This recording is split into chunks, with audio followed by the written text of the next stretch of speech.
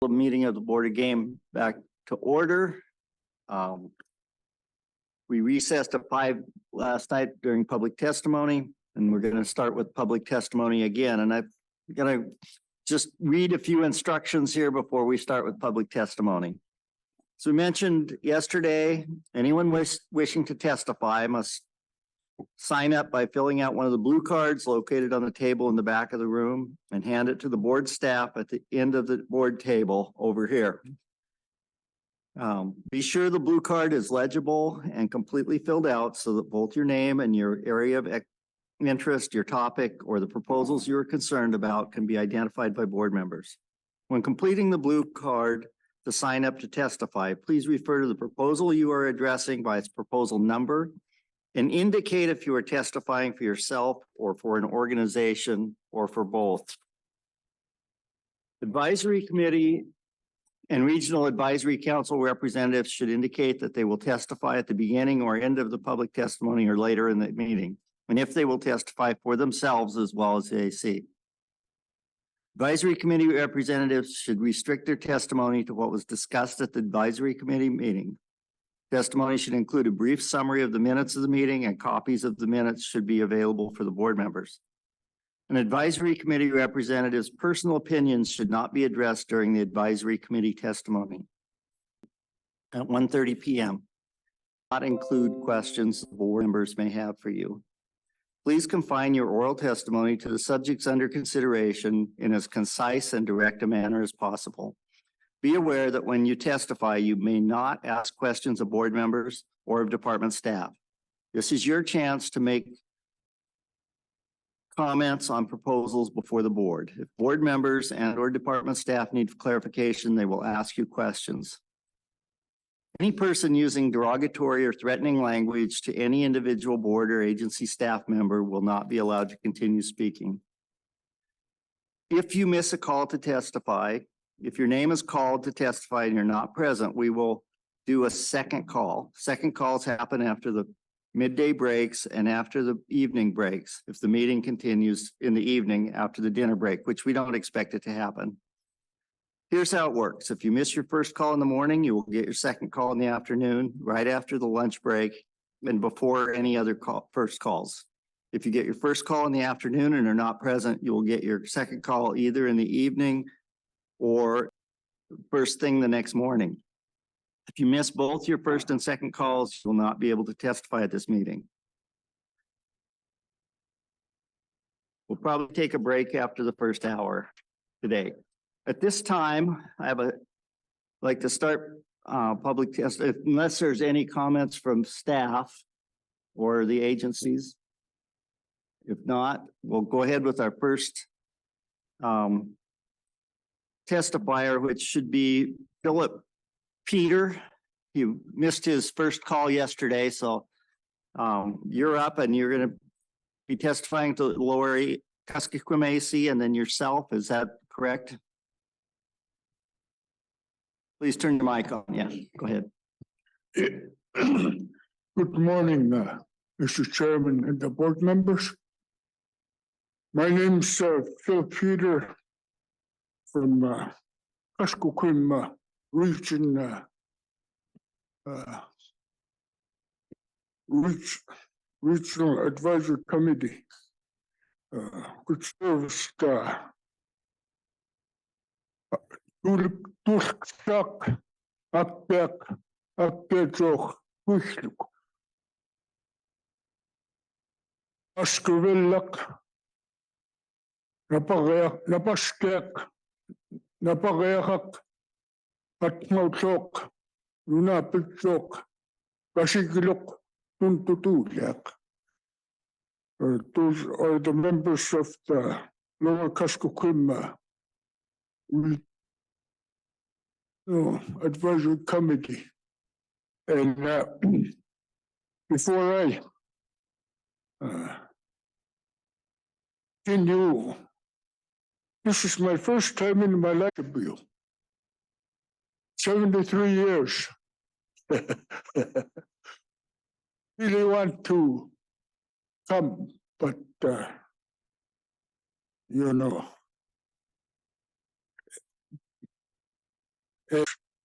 which we did on the meeting on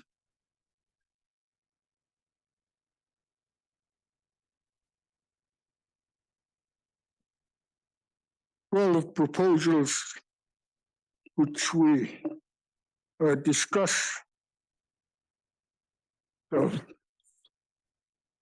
6 close to Melchetna caribou herd to hunting for 5 to 10 years in Unit 18. We have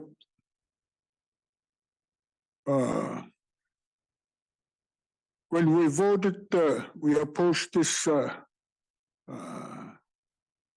proposal.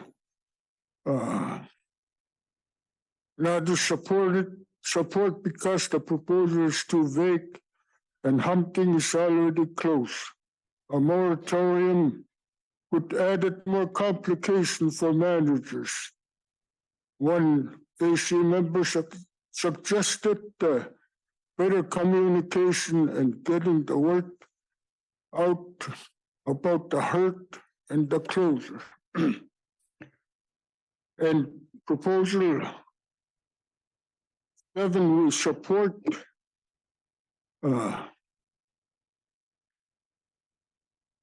length the resident only registration moose hunt RM 61617 in Unit 18 by 2 weeks to end October 15. This one we amended to include the Tuntutulak. There are often weather issues during the season and the moose population is growing, and more opportunity, more time will not hurt. And proposal number 8, extend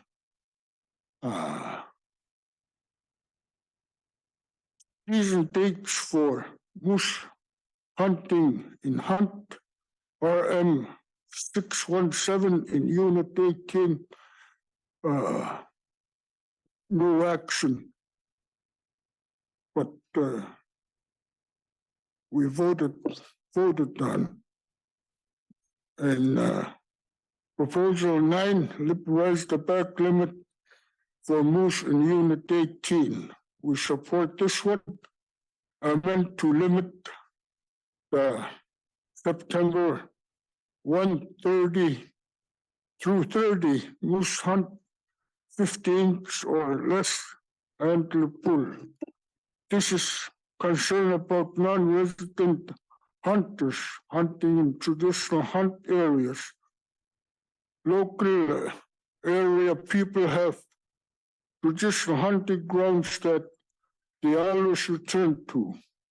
Now on non-locals are hunting those areas.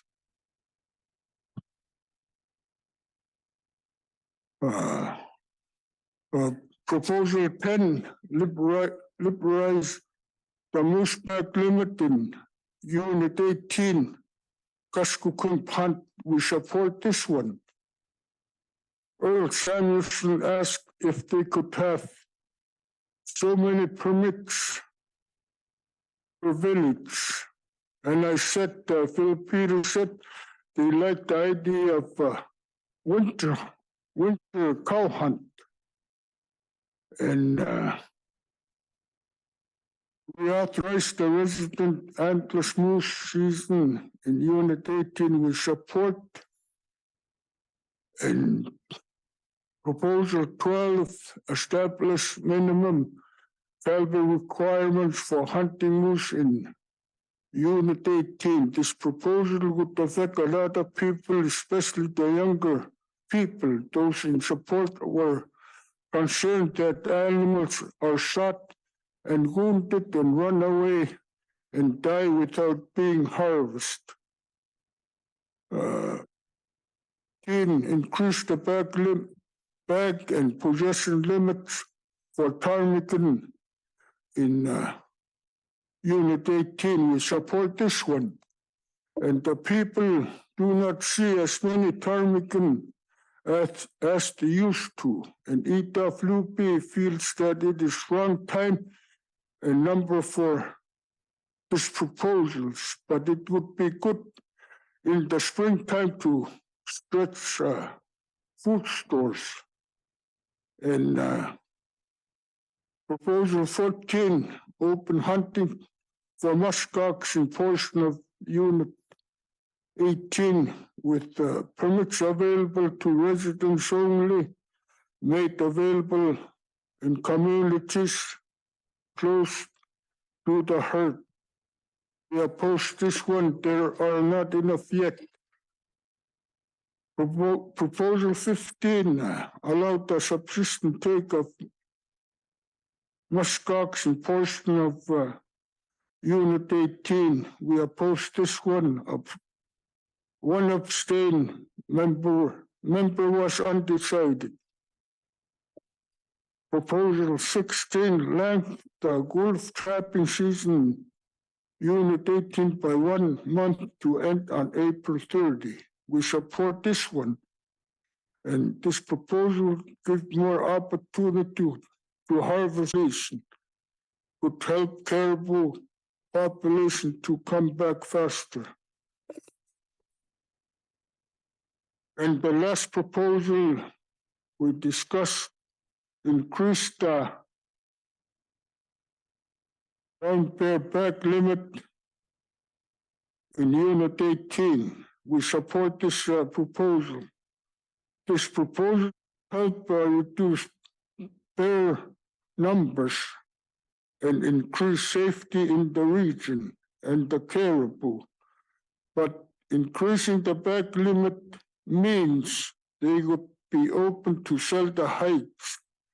It could end up helping with income, but could also bring in hunters that shoot a lot of bears for money. Thank you, Mr. Chairman. That's all the proposal we discussed and done. Thank you. And questions from board members? Philip, go ahead, Dave. Philip, thank you very much, and thank you for your service on the AC. I have a quick question on proposal number 9. Can I have And you had mentioned in the AC Dave, comments. Could you wait? Could you just hold? He needs a assistive hearing device before Oh, I'm sorry. he answer your question. Thank you. okay. Thank you, Philip, for your testimony this morning, your time of service on the AC. I had a question about proposal number 9, and that had to do with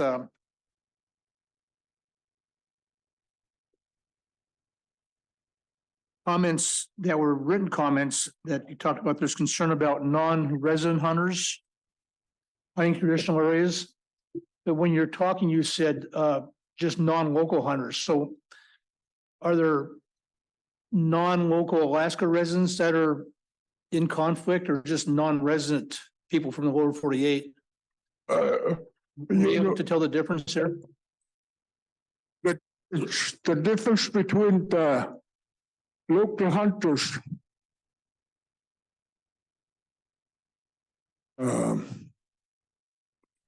Local hunters and also those local hunters, we call them non-members from the different villages. They come up to our hunting area. And also I don't see many non-residents coming from the lower 48 or anywhere to hunt in that area, especially those non-members coming up hunting in our area. Which is above Bethel, which is below Etichuk.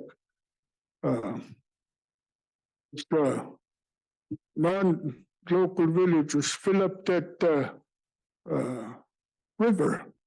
That's why. Thank you. Okay, that clarifies that. I appreciate your explanation. Thank you. You and any other questions from board members? If, go ahead, Stosh. Yeah, thank you, Mr. Chair. Good morning, Philip. Good morning. Yeah, thank you for your testimony. Are you or other hunters from your village seeing muskox near Akiachuk recently, last few years? Yeah, we've seen quite a few muskox right above us, but we don't hunt them. And some seen upriver above Tulakshak too, the muskox, but they never hunt them too. They're close. We all know that we're following the regulations. And I'm glad no violations all through the years. Thank you. Okay, Al? Yeah, thank you, Mr. Chairman. Good morning. It was a good testimony, but on proposal 13 to increase the bag limit on ptarmigan, you guys supported it and I'm not quite clear why you supported it with your comments, feeling that there's not enough ptarmigan out there, but it may be a good food source in the springtime. And those limits would be better for you in the springtime. You know,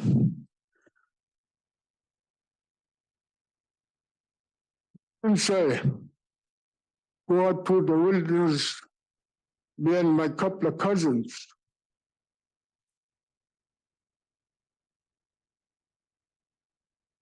we observed them, ptarmigans. Last 4 years in my area in Akiachuk, right back country. Some years they're plentiful, some years gone for quite a few years. And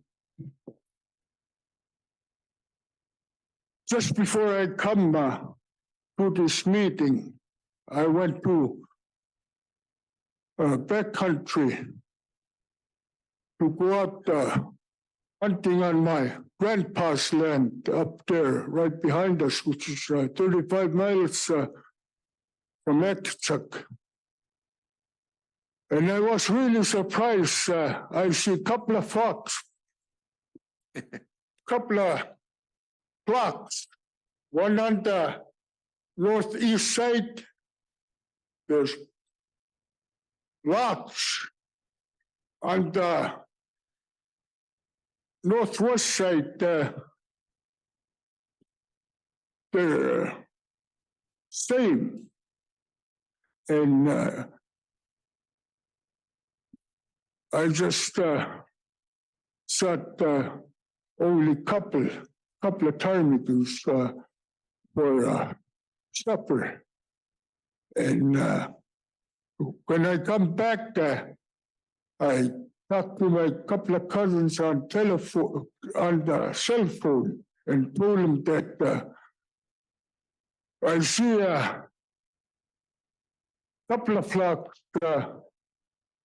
where our grandpa's land, and we're talking about and discuss it, and we said to each other, in springtime we'll have plenty dry meat for consumption. Thank you. Yeah, thank you. Any additional questions on the AC? If not, were you going to give your personal testimony? Personal testimony as well? Go ahead.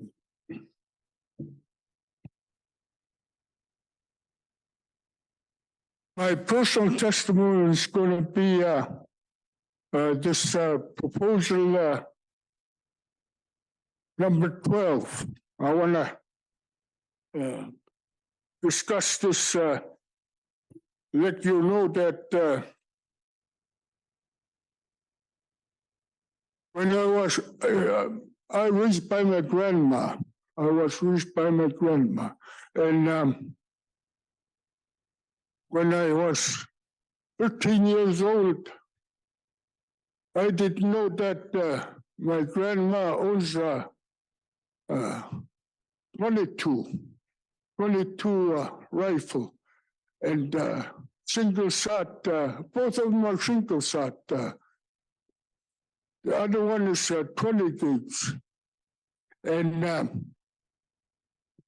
he said, grandson, he was holding this 22. And he told me, and she told me, this gun, 22, is a dangerous gun and also the powerful gun. It kills even us humans. It kills animal from the smallest to the biggest. It is 22. It kills. Every animal has a kill shot. Kill shot. It is 22. And I always talk, and I always explain it to my sons about this gun. It's not a toy gun. It's a powerful gun. My uncle catch with his 22 big moose. That's what he tell me. Also black bears, brown bears, grizzly bear. And one thing my uncle tell me that you have to shoot it.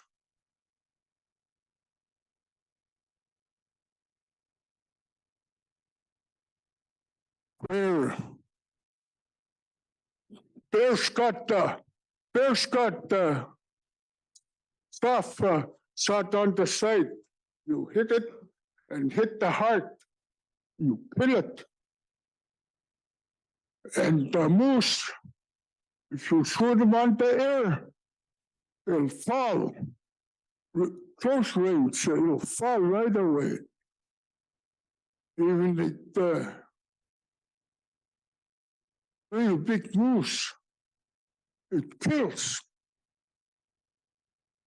And the other one,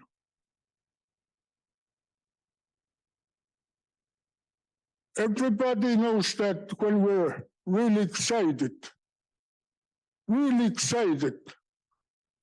we shoot those big animals.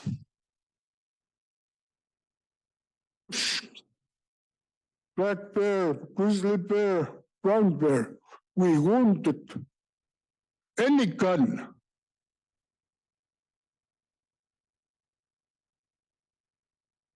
And he told me, my uncle told me, if you wanted the moose,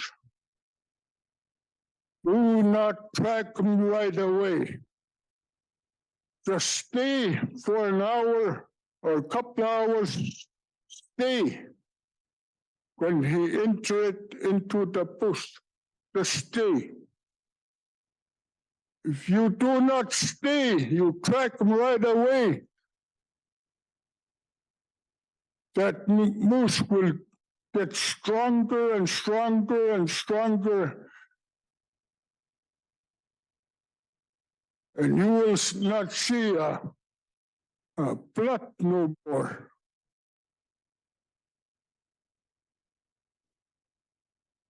That's why these things I don't forget. I put it in my heart. I put it in my heart. Okay, thank you. Your Thank you. time is up, but it was great testimony and any questions from board members? Al? Yeah, thank you, Philip. That was a very powerful and wise testimony. I really appreciate it, and that can go a long ways. I'm glad it's being recorded even, because that was a really good testimony. Thank you. Okay. We are. Thank you. Thanks again. Next on the list to testify is Charles Hugo.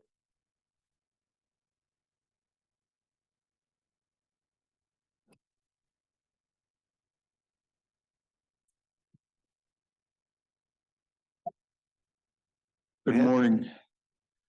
Thank you for giving me the opportunity. I am Charlie Solly Hugo. I am the president of our Nahalmi Tribal Council. I am here on their behalf.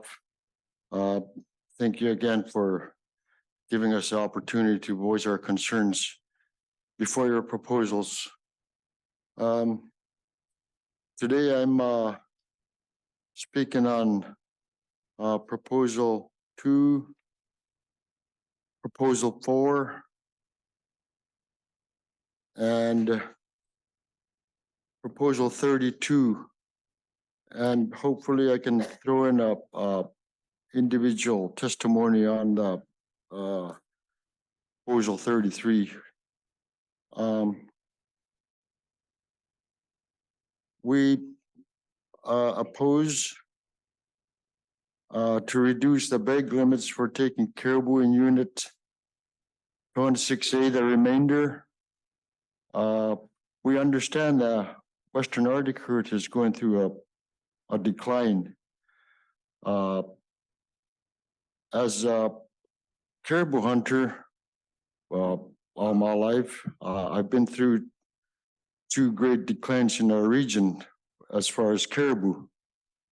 One of them was when I was a teenager, when they disappeared for about 4 years because they were overhunted, much like this Western Arctic herd is. They were overhunted to the point where they became non-existent in our region for up to 4 years during the 70s. And by 1980, they came back by the hundreds of thousands. I witnessed that also because I was stationed on the north end of the Brooks Range where the migration route was to keep the super cubs off the airports that were made by the drilling rigs, because they had tended to use those long ago for illegal activities. Caribou, when they crash, that happens probably every 70 to 100 years. And then when that happens, we tend to go either to the Western Arctic herd or to the porcupine herd until the Central Arctic herd comes back. When those happen, people may starve, and that's when we notice we have to move to the other herds because apparently we overhunted our caribou along with the sports hunters to the extent where they were non-existent almost, probably down to about 20, 30,000. That was alarming.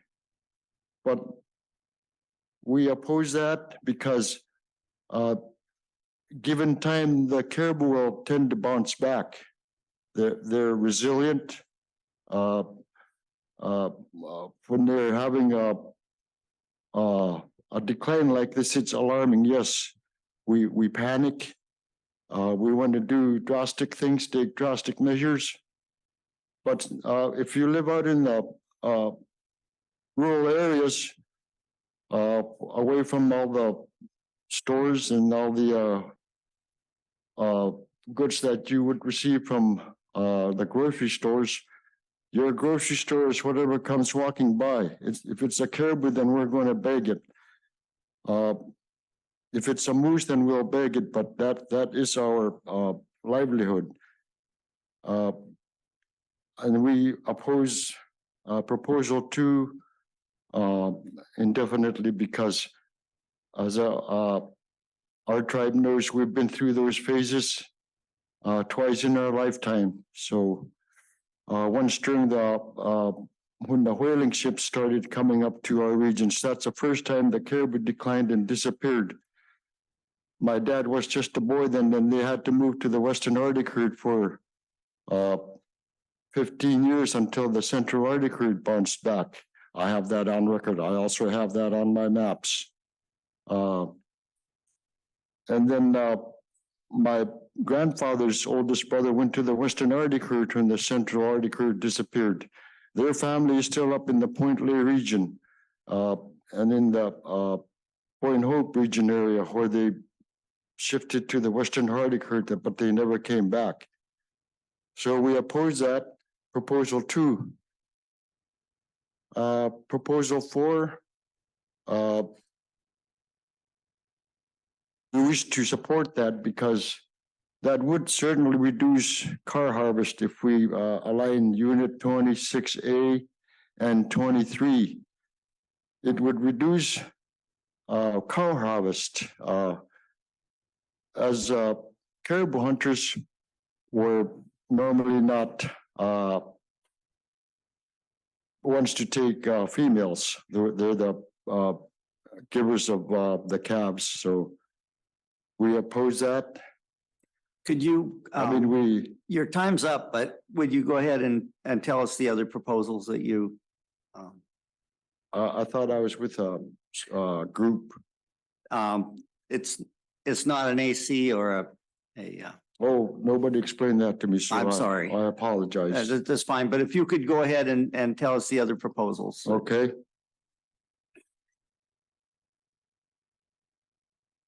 Give me a moment.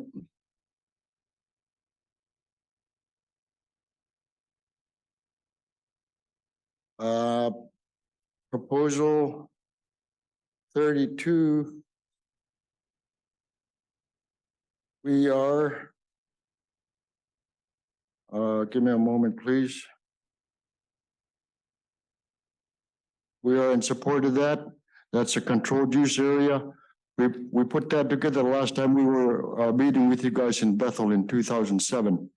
When we did that, that was a good tool that we used. We were able to catch some sports hunters that were illegally flying in, hunters from different regions without a commercial pilot's license. We had numerous occasions of that happening. So in support of proposal 32.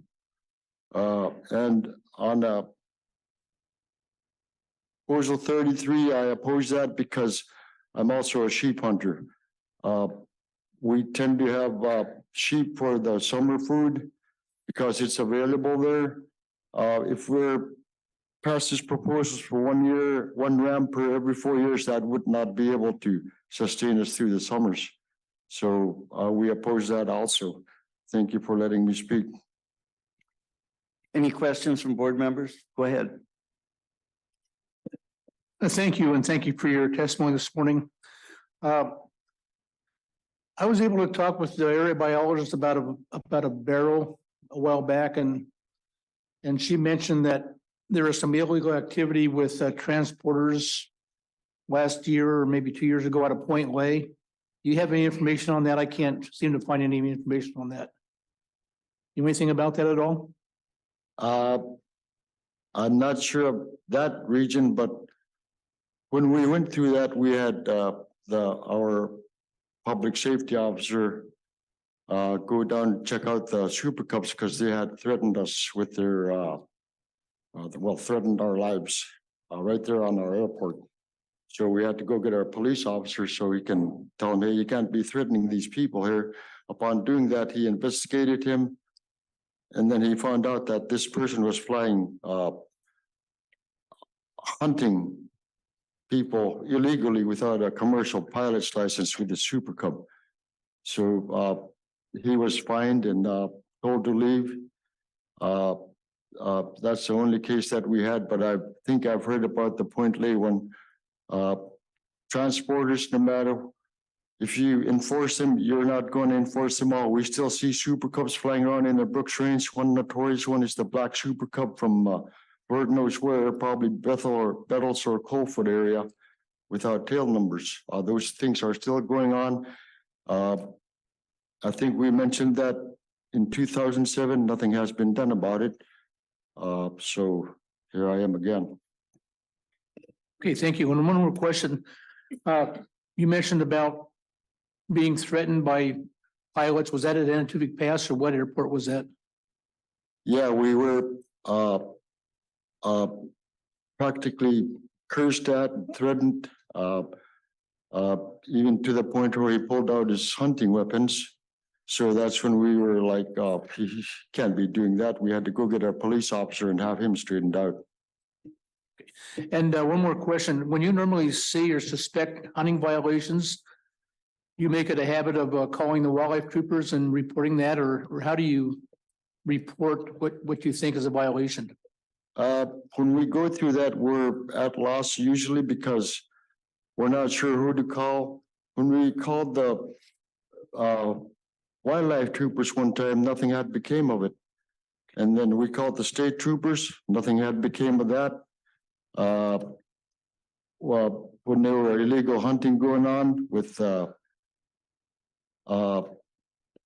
of the outfits that were coming up that way,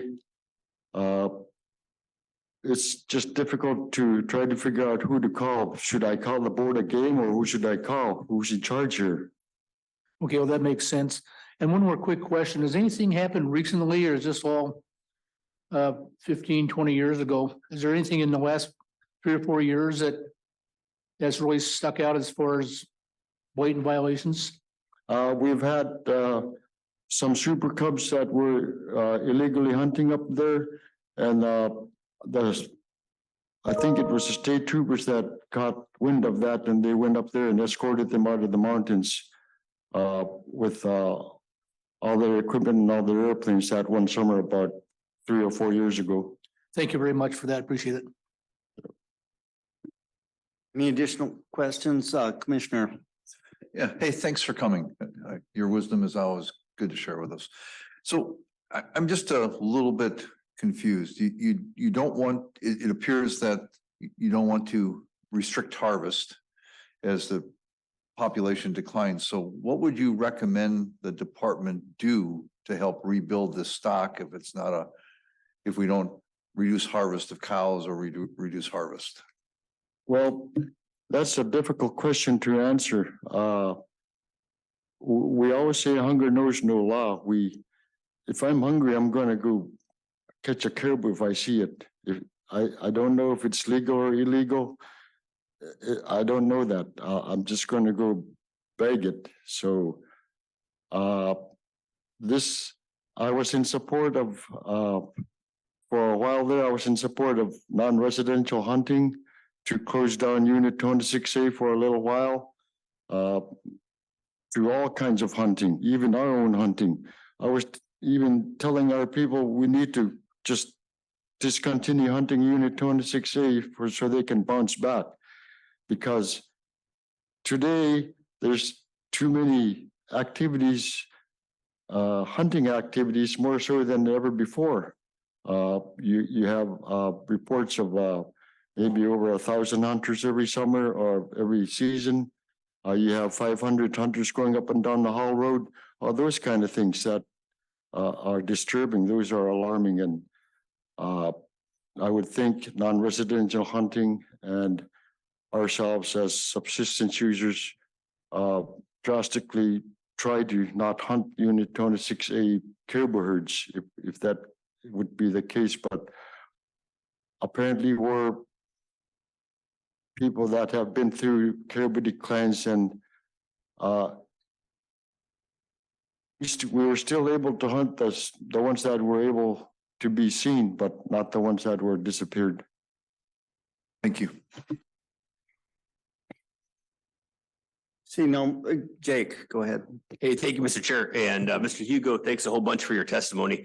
I know the light came on, excuse me, right when you were in the middle of talking about proposal 4. Do you have anything else you wanted to add on proposal 4? I know you kind of had to skip over that pretty quick. Okay.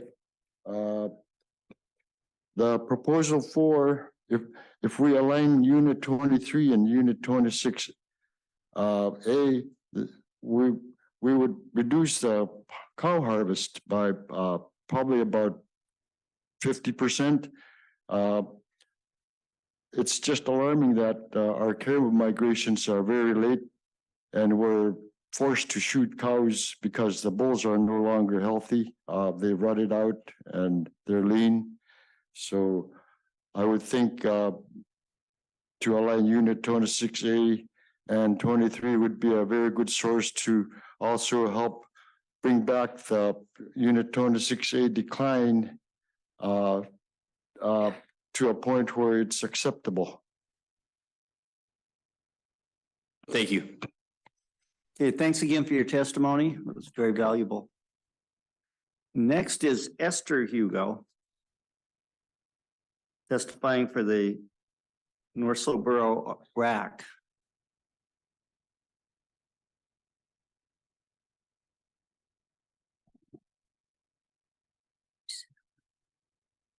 Morning. I'll briefly read what I wrote. I usually speak from my heart, but we got so less time, and 3 minutes or 5 minutes just go like that because we got a lot of concerns and Well, you're speaking for the RAC? no, yes, I am, and also for myself and for the community. Okay, for the RAC, we have more time. Yeah, you have 15 minutes for the RAC. Oh my God. Good morning. Thank you so much for inviting me. Thank you so much. I appreciate the time for myself and the rest of the people that are here to give their testimonies. I'll just begin. My name is Esther Hugo Ubanga Lunamiu.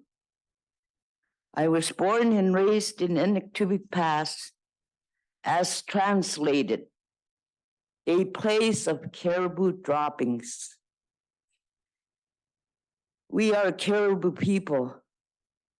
Tutu is very, very important because we depend on tutu, our main diet. Tutu to put food on our table to survive since time. We are also the last of the nomads, as written. The tutu is caribou in my language, and tutut is plural, it's more. Okay. The tutut haven't migrated as they used to by the thousands. Tashikpak, Western, Central, and yes, the porcupine herds. The porcupine used to migrate till the pipeline was built, because the porcupine come from Canada and they go by Barter Island and they come to us, the porcupine. Since 2016 and 2021, we have been sending our hunters to our nearest neighbors. That's Nuiqsut, Alaska. We did this because we saw our elders, their eyes, their hearts, felt hearts of our elders. Also the elders knowing no migration or they'll be late. So we charter planes, hotels, Hondas, rentals cost us there more than an arm and a leg. Even if only the hunters we sent catch 22 caribou, that's not enough to distribute a household of 96 households. We went to the community, all the ladies get our sharpen our ulus, and we try to distribute it enough, but it's mostly for our elders. That's who we took these charters to Nuiqsut. knowing that our migration will be late because the bulls will be rutted by the time they arrive.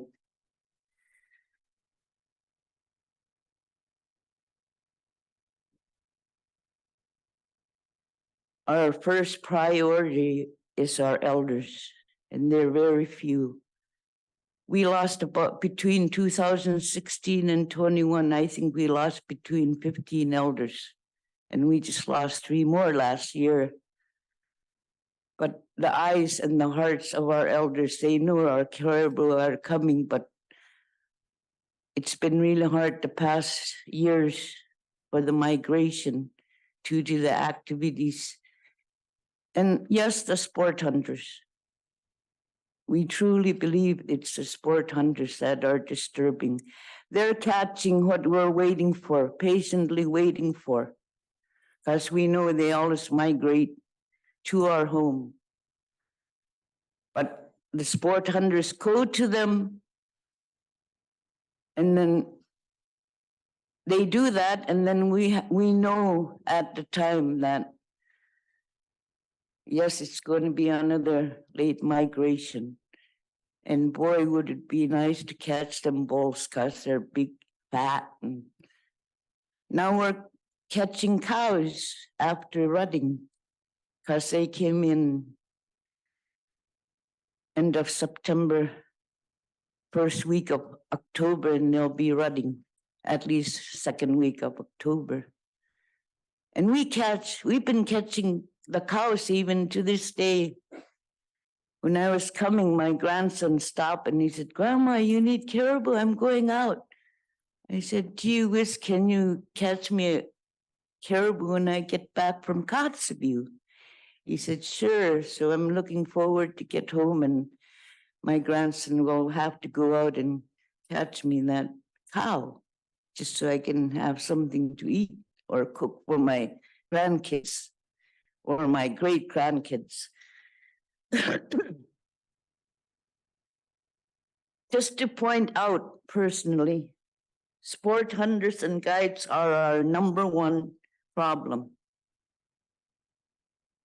It's been like that for over 40 years, plus since pipeline. Because they are going to them as we always had patience that they will come. Even after rutting, they will come. We hunt the cows last fall and the fall of 2022. Example, September 22, 2022. Tutut were heading our way, passing Umiat, about 25, 50 miles south, heading towards our home. But by September 6th and the 10th, they all turned back above Nuiqsut in the Tashukpak area.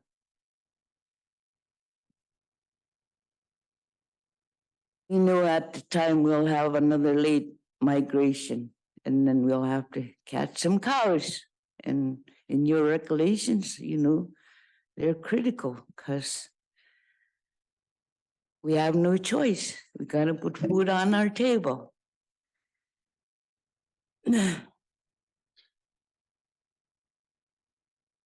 Also, when I was growing up, one of the things that when we were waiting for our caribou, there's no, we didn't have much snow machines and stuff, ATVs and Hondas, 4-wheelers like we do today. But when I was growing up, our parents, uncles, aunts, everybody, the hunters, even our dogs were, their dogs in the outside their yard, they were quiet. We had to keep the dogs from howling or, you know, we don't have dogs loose. Our parents, they tell us, keep the dogs quiet. Our caribou are coming. And they do come, but not today or not the past 40 years. We had hard time because we are the caribou people. We are. It's been like that since time. And I feel like we're being taken away that our food. And we're struggling. Our native store, we're in the third world at home in our native store because all the shelves that used to be full, we barely get anything. So nowadays we're personally getting food, what we need, the necessities, coffee, tea, sugar, milk. And we have to order them from Fairbanks. And that costs also for freight. And a lot of us, like me and my family, we hardly depend on the microwavables or, because there's a caribou, and when you eat caribou, you won't get hungry for a long time. I know that happens to me and my family.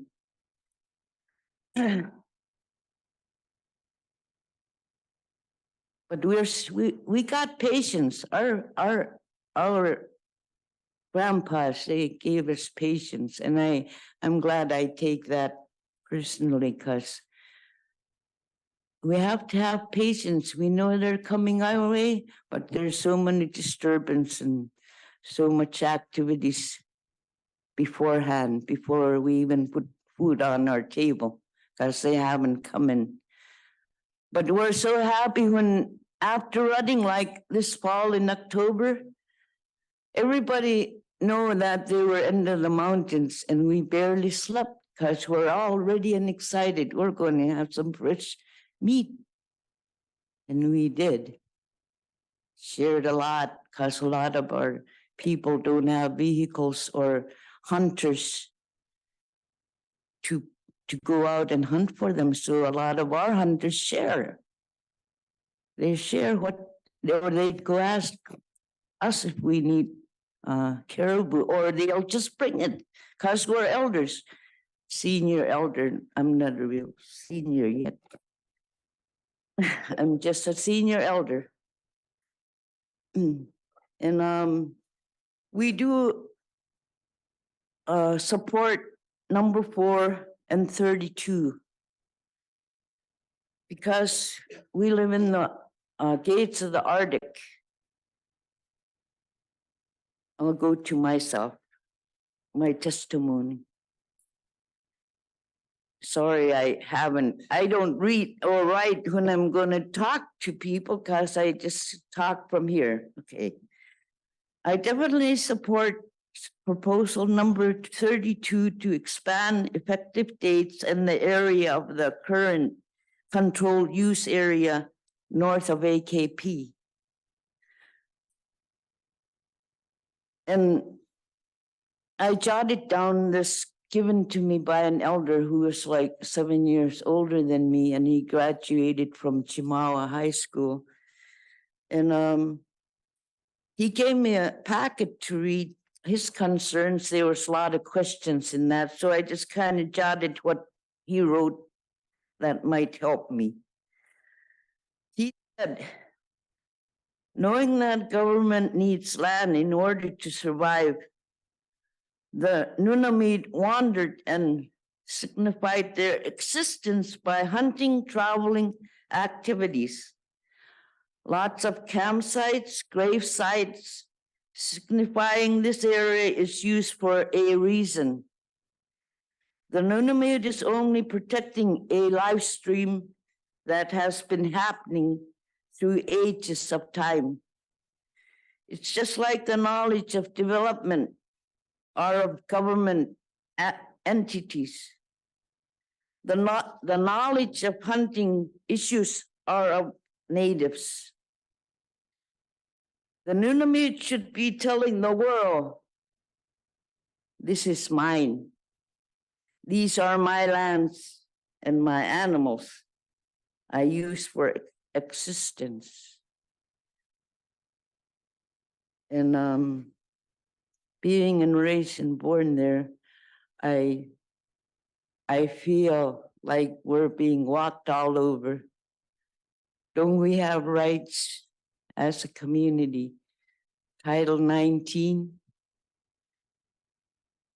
We're being stomped on. They're taking away what we always had since time. That's how I feel. How would you like it if I went to maybe a farm and I start getting what I need? That wouldn't be acceptable. But let the sport hunters or whomever, because we know over the gates of the Arctic, it's all state land. But you know what? My people walk there. They roamed with the caribou. We have campsites and we travel all the way to Border Island. That's where my great-grandparents are buried. And we got a lot of relatives at Nuiqsut. That's where my father-in-law was born. But I feel like we're being stomped, where nobody listens to us. And that hurts. It really hurts down very much. And I just wanted to share that. That's how I feel personally. I mean, maybe my aunt and uncle do, they do. A lot of people at home, they're taking away what was ours. And it's just in a piece of paper that state owns the lands north of us, which we call the NPRA. Our people roam with the caribou and they'll go as far as Border Island, maybe Barrow, and they'll trade. They'll trade with their clothing, or they'll trade with their furs just to get some muktak or seal oil. They did a lot of trading back then. So I'm happy that I'm able to come and tell you all this. And this is my last time I had testimony was back in 2012, and we're still struggling with this issue. And I'm trying to help the community before maybe I leave. I don't want my kids or my grandkids or my 10 Amaos and more coming. Amaos mean great-grandchildren. I don't want them to be stuck where I'm at, or my parents or my grandparents. Because we have those rights. We live up there. That's our home. And Eniqtuquk Pass, as I'm told by a lot of people I travel with, they said, that's God's country. And I believe that. It's God's country up there where we live. We're so far. Thank you. Thank you. And are there questions from board members? Go ahead, David, and then Stash. Esther, thank you very much. And it's really good to see you and the rest of the group from Eniqtuquk Pass up here in Kotzebue. Thank you. You had mentioned in your testimony earlier when you were testifying for the RAC that the porcupine herd quit coming towards Eniqtuquk after the pipeline and Dalton Highway was built. And you just think that was because of all the really heavy industrial traffic that was on the road that kind of scared them away, or what do you think that was? Possibly the road that was built. Yeah. And it's just that we heard from Mr. Don, what's his name? Jim Don, the guy that did biologist near Ambler, and the studies he did. I feel he's right. Okay. And can I have a follow-up question? So what do you think the migration is coming later now than it has in the past? Is it because of weather or changes in climate? I mean, insects are, I know that drives migration. What in your vast knowledge do you think is causing the later migration to Eniqtuquk? The sport hunters, the guys that are catching our catch that we've been waiting patiently for. They're a problem. You guys should, one of you should come fall time. Maybe check out Dalton or Umiat or somewhere. They're our problem. And, you know, maybe someday we'll get together and hunt together and maybe we'll say, we'll go show you where you can get the biggest racks you can put up. Thank you. And one more follow-up. Esther, thank you for that. You mentioned that Umiat, that the caribou in your testimony would come to Umiat, then they would turn around and go back up to Nawitsit. Are you aware of the large number of helicopters being used out of Umiat by the federal agencies all summer long? And then maybe that might, could that be a possibility that there's some disruption there because of the constant back and forth, the helicopter traffic? Yes, but we found out last fall that there's an outfit or a guide there at Umiat. And we went down there end of August. I forgot to mention, end of August and all of September, we stopped traveling north. No Argus, nobody gets to north side of the mountains, end of the mountains. But I just believe that it's the sport hunters. Sorry to say. Well, thank you very much for that explanation. Tosh. Good morning, Esther. Thank you for your testimony. And I know you're Caribou people, but other than caribou, do you guys eat moose or muskox or Dall sheep? We rarely eat moose. We don't really catch moose unless we have to. We do depend on the sheep and fish, but when I was growing up or up to today, we don't really catch moose. We that's a very last resort for us. Thank you for that. Another question. I know it varies, but in your area, when after the caribou rut, when do you start hunting the bulls again? If when do they come out of rut and you hunt them to eat them again? In April. So what was the question again? Sorry.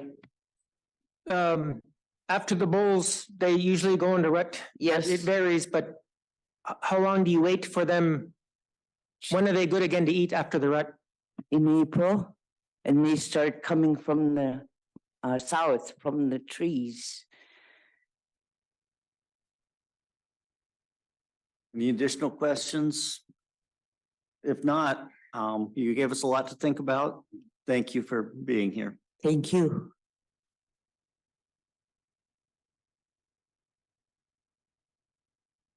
And next on our list is Will Weiss from the U.S. Forest Fish and Wildlife Service. Good morning. I'm Will Weezy, U.S. Fish and Wildlife Service representing Selkirk National Wildlife Refuge. We submitted written comments on proposals affecting the Western Arctic caribou herd, including proposals 2, 3, 4, 5, 36, 37, and 38. It's public comment number 530. As I mentioned on Thursday at the work session, one of the ANILCA designated purposes of Selkirk Refuge is conservation of the Western Arctic herd, including participation in coordinated ecological studies and management of the herd. And that's why I'm here presenting to you today. I'm not going to go through the individual proposals we submitted comments on, as I expect the board has reviewed those comments, but I'm happy to answer any questions on those comments if you have any. I do want to clarify and highlight a couple of things. First, Selkirk Refuge supports sound management and best management practices, including development and adherence to management plans. Lucky for us, we have a really good management plan for the Western Arctic herd that was developed by the Western Arctic Caribou Herd Working Group, last revised in 2019, and signed off by all the working group members and endorsed by the agencies, ADF&G, Fish and Wildlife Service, Park Service, BLM. There's really good detailed recommendations for management in the plan, including harvest recommendations. And I urge the board to look closely at the plan and making their decisions. Next, there's broad support from agencies and advisory bodies for a reduction in cow harvest to allow the herd to recover. If we look at the best data we have, it doesn't appear likely that a reduction in cow harvest in only a portion of the range would be enough to bring cow harvest below what's been kind of talked about as a harvestable surplus. So with that, I'd urge the board to look closely at considering regulations in all the units of the Western Arctic herd, or at least all portions of all the units that the Western Arctic herd are in, to bring that cow harvest down. My part, and for Selwyn Refuge's part, we'll continue to work closely with ADF&G and our other partners to get the word out that now's the time to limit cow harvest for the future of the herd, and regardless of the changes the board may or may not make. And we'll continue to work with our partners to get better data, get better information on the herd for future management decisions. And finally, we don't currently have enough information for me to confidently make a prediction on what the magnitude of effect of some of these changes would be, i.e. if some of these proposals were we go to 4 total caribou per year are put into place, I can't really predict if the total number of bulls harvested per year would be in the magnitude of the tens or hundreds or thousands with the information we have. What I can say with certainty is if some of these proposals go into effect, they're really going to affect people that we've heard from today and yesterday and are sure to speak soon. And people who really need caribou, and we've heard that. You all have the really difficult job, the difficult decisions to make about how those people are going to be affected, who will get to harvest those caribou they need and when. And I really appreciate your service in that role and your consideration of my comments, and especially your consideration of the comments of all the people who came here today from this region, the North Slope, Seward Peninsula, and other places. Really appreciate you carefully listening to them and taking seriously what they have to say. And finally, I'll just say thanks to the Department of Fish and Game for all the incredible work they do on gathering data on the herd, managing the herd as best they can, and all the other partners that we work with, and we'll continue to work hard to steward this herd and try and help it along so that we get back to a place of abundance in the future. Thank you for your testimony. Questions from board members? Go ahead, Al. Yeah, thank you, Mr. Chairman. Thank you, Will. That was good. Just 2 questions. One, as refuge manager, how are you help implementing the 907 permit? Through the chair, thank you for the question. Selwyn Refuge, we do a lot of outreach. It's one of our strengths at the refuge. I don't do much Facebook, but we have a big Facebook presence in the region, and we put out there, get your 907 permits. On Facebook, we work closely with ADF&G, Park Service on our outreach campaigns. We also have employees stationed right now in Selwyn Village only, but that employee has been able to issue permits in the past, or we've had staff that have been able to issue permits there. I know ADF&G works really hard to have agency vendors in each village, but it's hard to keep that going, and so we try and assist with that. Just one more, Mr. Chairman. How do you account for the harvest being the manager of the refuge? Can you clarify, like, do we count harvest on the refuge separately or? I'm not Well, sure. no, but you're in charge of an area. You know, harvest is a big part of how you make comments and how you make suggestions and how you manage your refuge. So I was wondering if you have any accountability of the harvest in the refuge. The answer is no, we don't count harvest separately.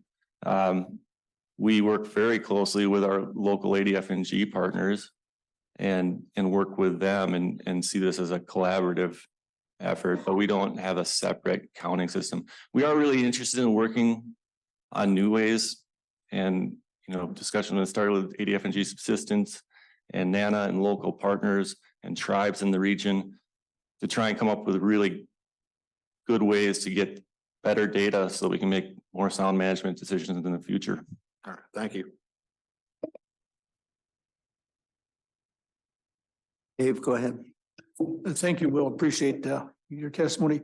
To follow up on Member Barrett's last question, does the refuge actually do household surveys similar to what ADF&G does in some of their villages to come up with, different forms of nutrition for the village? We don't do ongoing surveys like the subsistence division does. We have done some subsistence harvest surveys of types in the past, but we don't do our own surveys. Again, we've been in close communication with ADF&G about how we can support their efforts and how we can really work together so we're not duplicating efforts or interfering with each other's efforts, but we're completely on board with getting that household information. And a short follow-up. If you don't do specifically that, there are other agencies, other groups within the federal government, be the Park Service or Fish and Wildlife Service that does do that would capture that data within the villages in the refuge? I can't really speak to what the Park Service does or other federal agencies, but to my knowledge on Selwick Refuge, we don't have other federal agencies or other federal partners doing household surveys. So with the information you do get, though, you share with Fish and Game, your partners with Subsistence Division? Because we're really struggling and trying to find out how many caribou are actually we need for subsistence needs. Yeah, absolutely. If we go forward and do anything, it'll be in close collaboration with our partners. And I don't see, again, in this region, we have a really good working relationship and I don't see any reason why we would try and keep data from Fish and Game or anyone else. Thank you very much for that. Appreciate it. Any additional questions? Commissioner? So it appears to me when we're looking at this question of rebuilding this herd to get back to a higher number, that we need to take some action on the harvest side of it, even though it impacts subsistence. The question comes down to is how much do you impact that by removing cow harvest versus bull harvest? Do you have any information on the refuge, what the current harvest is in terms of cows versus bulls? So that if we actually did place a restriction on the number of cows that could be harvested, are we actually impacting the current use levels of caribou? Through the chair, thank you, Commissioner, for the question. It's a really great question. The best information I have to go off of is from ADF&G, from the information that was shared yesterday by Subsistence Division and their household surveys. I appreciate that. I was just asking, as the refuge manager, I'm sure you're hearing things out there and you're on the grounds a little bit. I just didn't know if you had any information that was anecdotal to our surveys.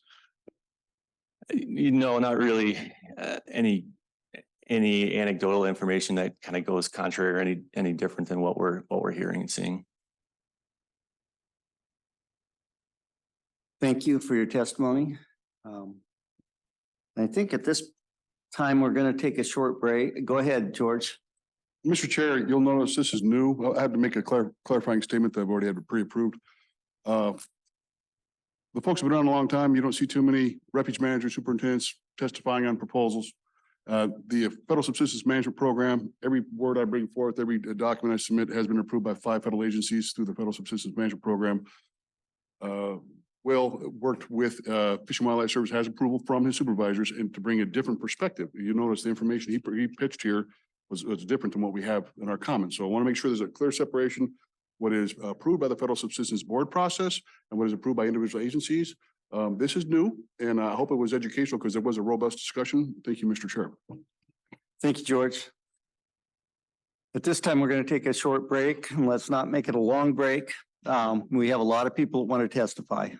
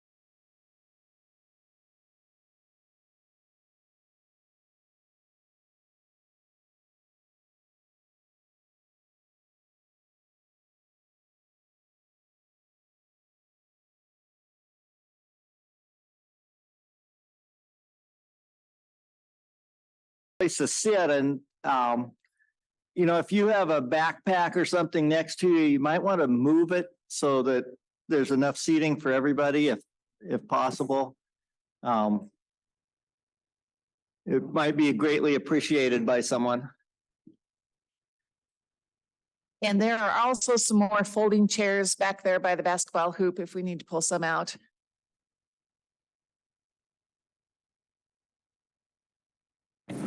Thank you. So we're going to go back on the record now. It is 10:10 a.m.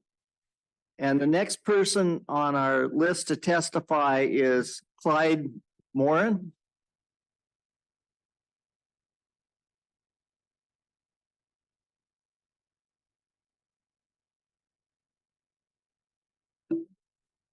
Good morning. My name is Clyde Morey for the record from Onoktuvik Pass. And this is my first time coming to one of these meetings, so forgive me if I don't understand all these proposals. So they just explained what they meant to us yesterday.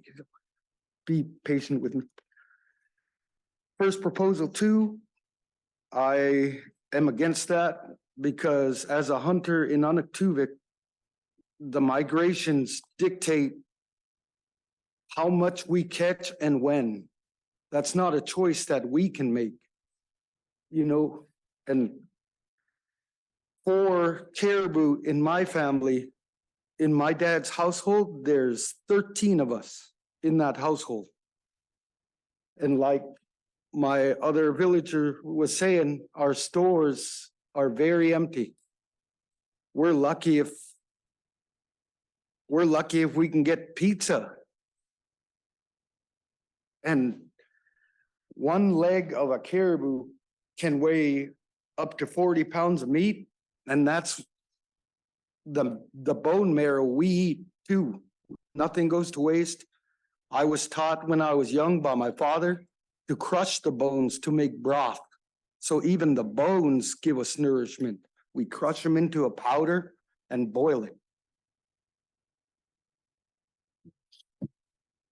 And on proposal 4, or let me go back to 2. Since our caribou has not come to Onoktuvik since 2019, that was the very last time it went to Onoktuvik. And ever since then, we have taken drastic measures. They had sent 5 of us young hunters to Nuiqsut to sustain the caribou that didn't come. So we had to go there to get some for our community. Your guys' proposal of 4 caribou, 5 caribou, and let's just say Onoktuvik is 300 people, right? And let's say not everyone hunts, and forgive me, I'm really trying to put my thoughts together. But anyways, so 5 times 300 is what, 1,500 caribou were allowed if this goes through. But last year when we went to Nuiqsut, we caught 22 caribou for 350 people. We have nothing else to fall back on. We don't hunt moose. My parents, I tried to when I was younger, but they said no. I don't know why. Like they said, that's only if we really have to. We do sheep, but it's very hard to get. You have to climb 3-4 mountains. You have to be in very good shape. And I'm for the proposal 4. Like I said, I don't really understand that so much, but I'm for it. And on proposal 32, I support that as well because caribou, they go by scent, right? They follow a trail. And if the first caribou deviates from Onoktuvik, goes to the west or the east, they're gonna follow that trail. They don't second guess which way they go. And we observe that. So we always let the first herds pass. And yesterday I was listening to some of the comments that you guys had made about teaching wildlife safety and gun safety and all that. Can you guys put in teaching the migration, the importance to let them pass with that? Can you guys incorporate that into that as well? I guess that's what I'm trying to go at, is when I look at proposal 32, that's what comes to my mind. Like if we say it's okay to hunt, we'll have no problem with anyone who goes in there as long as they let the first ones go by. And I just wanted to make that short and sweet and just say what I came to say. Thank you. Thank you for letting me speak. Thank you. Any questions from board members? Dave? Thank you, Mr. Chairman.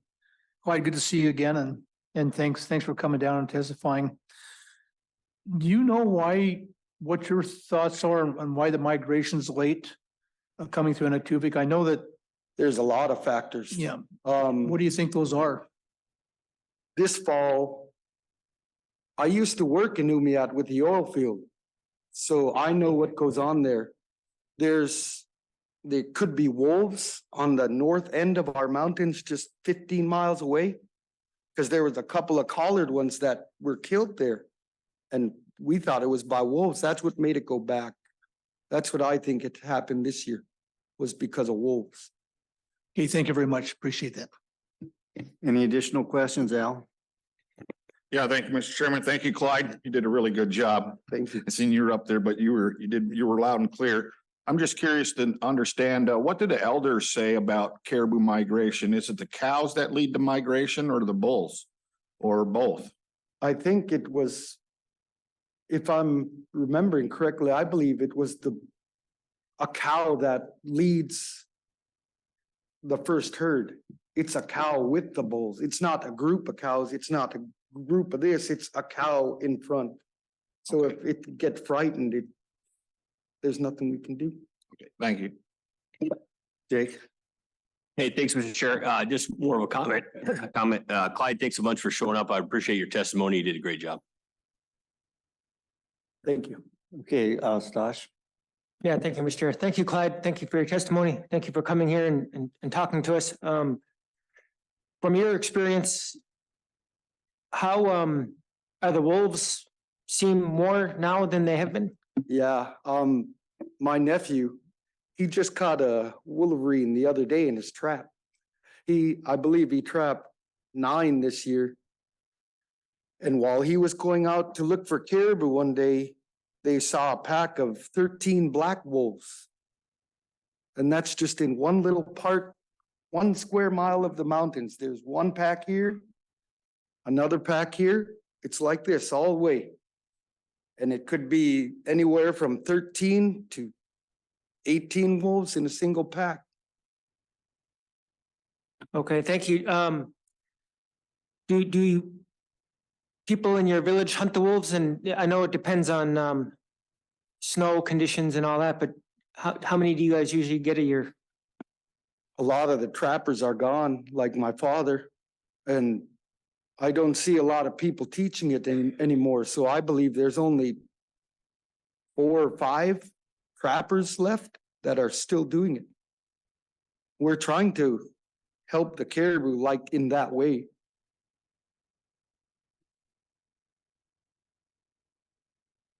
Again, thank you for your testimony. I don't see any more questions, so Thank you for good the job. time. And Jack Williams.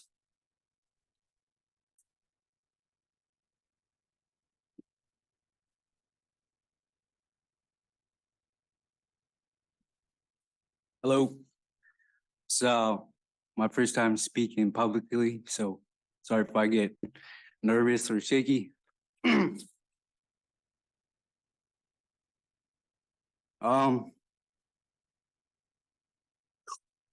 you, Mr. Chair, board members. My name is Jack Williams. I'm from Anaktuvik Pass. I work for North Slope Borough Housing Department. I was raised there and lived there all my life.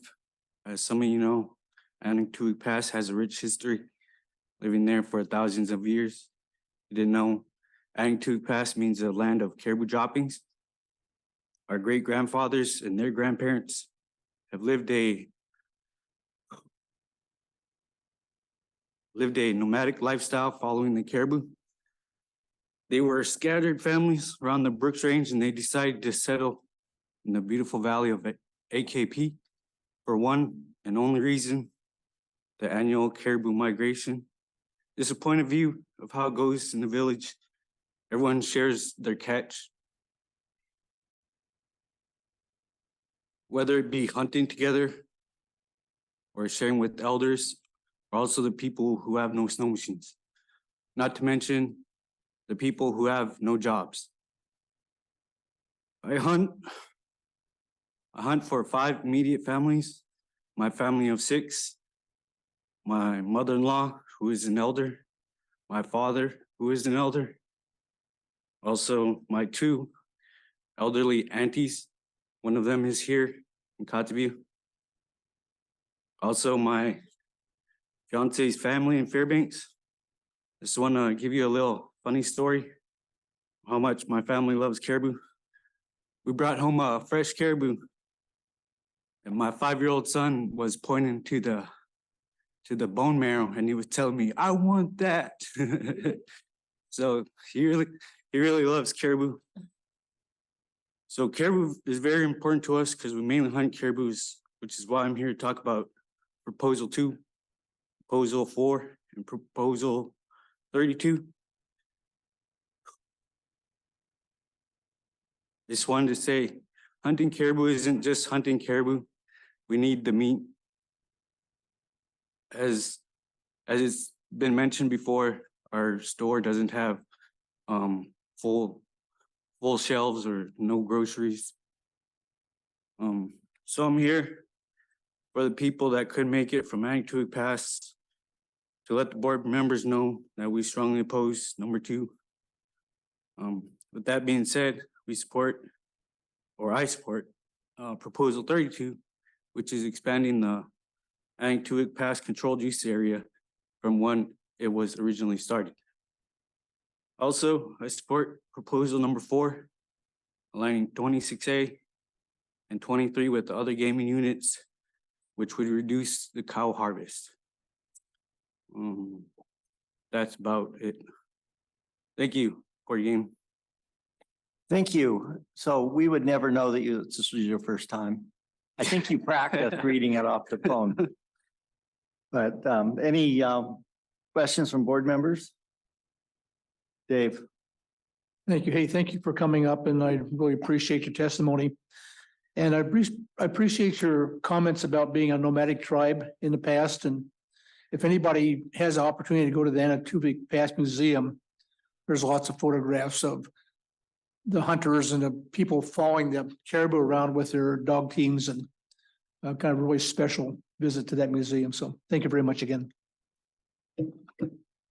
No other questions? Al, go ahead. Yeah, thank you, Mr. Chairman. Thank you. That was a really good testimony. You did a really well job. In supporting Proposal 2, which would limit you to 1 cow, I've heard other testimony today that, due to late migrations, the bulls are rutted by the time they come through. It would be you would be limiting yourself even more by only being allowed to take 1 cow. Is it on? Oh, I'm sorry. I meant to say oppose. Oh, I'm sorry. okay, thank you. That was I don't know what I was reading. Okay, thanks again. I think that's all the questions for you. Thank you. Violet. You made that so hard for me. Hello. Good morning. This is my first time speaking, so excuse if I'm just gonna read what I have because I talk a lot, so. Hi, my name is Violet Kakinya. My Inupiaq name is Nungaluk. I'm from Aningtuik Pass and I lived there all my life. The subsistence way of life is the only life I know. My people are connected to the land. We've been there for 2,000 years, more than 2,000 years. I'm also our preschool teacher at our local school. It's my 2nd year teaching. On another note, I I oppose proposal number 2 because we feed 10 households. When we hunt, we think of our community members that don't have hunters in their household, and most of all, our elders are number one. With anything in our lives, we look at our elders. Second reason, get our fall migration in time. By the time the caribou reach Eniktuvik, the bulls are already rut. Only other option we have are females. Since 2019, our migration comes too late to hunt bulls. For a solution, proposal number 32 would fix this problem because it would eliminate disturbances in our migration for the caribou to Eniktuvik. We don't have any other big game animals our community is accustomed to eating. Tutu is our way of life. It's our main dish. Our local store is usually empty. When they do get groceries, you have to run there to get whatever they have. If you don't, sorry, wait till next week or next month. You know, it goes that way depending on weather and if the planes have enough room. So usually we eat caribou quite often, daily to be in fact, every household. Now let's go with what I support. I support proposal because in 2016, the same proposal worked for the Tushipuk herd. From my grandma's huge library of Nunavut knowledge, she said the caribou herds always have fluctuated. When I told her the Tutu numbers were low, she wasn't alarmed. She knew that it's going to go low and it's going to go high. No matter what we do, I know we have to take precautions, but she knew. She's been living there all her life. I also support proposal number 32. Caribou are easily disrupted. We do everything we possibly can to prepare for our fall migration, which includes refrain from traveling north. In the beginning of August, we don't travel north from our village. We close off our dump road leading north. The only people or things that go there is our dump truck and our wastewater trucks. That's it. No one else goes there. We keep our dogs quiet. We send a scout daily to our lookout point where they look and wait to see caribou all day long, no matter the weather conditions. They stay there and they look and watch for us every day. We know our land and we know when something is wrong. We communicate with our nearby villages and local hunters to track our migration. Every year they migrate down to us. They always stop at Umiat for some reason. We don't know why. We're starting to figure out why. There's a lot of airplanes and helicopters and who knows what. We can't see it from our area. We have to travel with Argos, four-wheelers, snow machines, and it's a rough country. If you don't have a trail, it's really rough and tough, especially for the older people. Well, they stay up near Umiat for at least a week longer, then slowly make their way down to our valley. By that time, they're rutted. And we know when the time is, our people, we know it, it's in our bodies. We don't look at books or nothing. We were told by generations behind us or before us. In our culture for generations, we were taught to always let the first herd pass. It's our sole rule. It's always been there. Our people know. And after that, the rest of the caribou will follow. They always do. It's a proven fact. I feel our caribou are being disrupted before they even get to us by outside hunters, planes. Who knows what all happens in Umiat? That's state lands, what I was informed of. The time frame of usage in that area is the same time our first herd is passing near there. It's the same time they connect and somehow it's always turned back. They can fly to nearby lakes and flat ground, disturbing the route. I mean, we don't have such things like that in our village. We can't just hop in a plane and go look. Our ancestors taught us to wait for the caribou to come to you. That's all I have to say. Thank you. Questions from board members?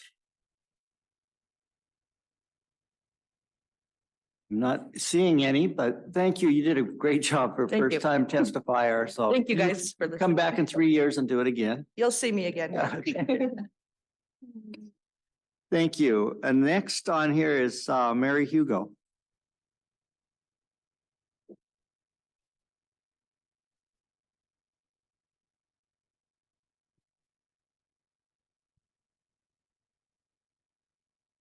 Hi. Before I begin, I wanted to point out that I've been hunting with Violet and Jack. They're my best friends since we were young. But I'm really proud of them. And as you can tell from me speaking, we're all really nervous. I'll begin.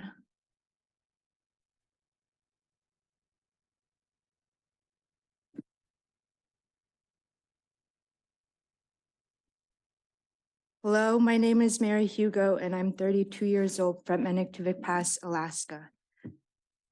I am full Nunamute and I was raised in Eniktuvik Pass and currently reside there.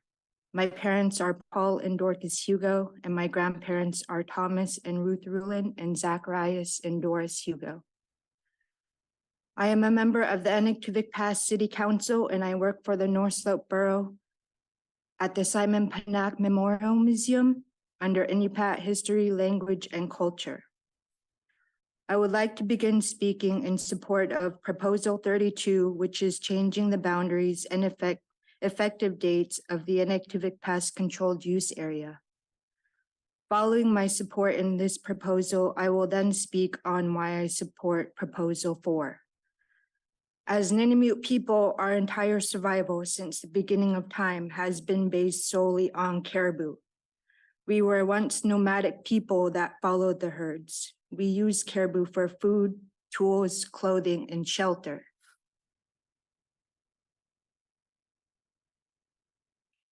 It has only been 75 years since we have settled as the last remaining band of people in the Brooks Range area. 7 original families that came together from all areas of our valleys. We are not just from a tiny village on the United States map called Eniktuvik Pass. We are the bands of the Kaligamute, Kungmaligamute, Ulumute, and the Konganigamute people that survived from the north, east, south, and west of the Brooks Range Mountains.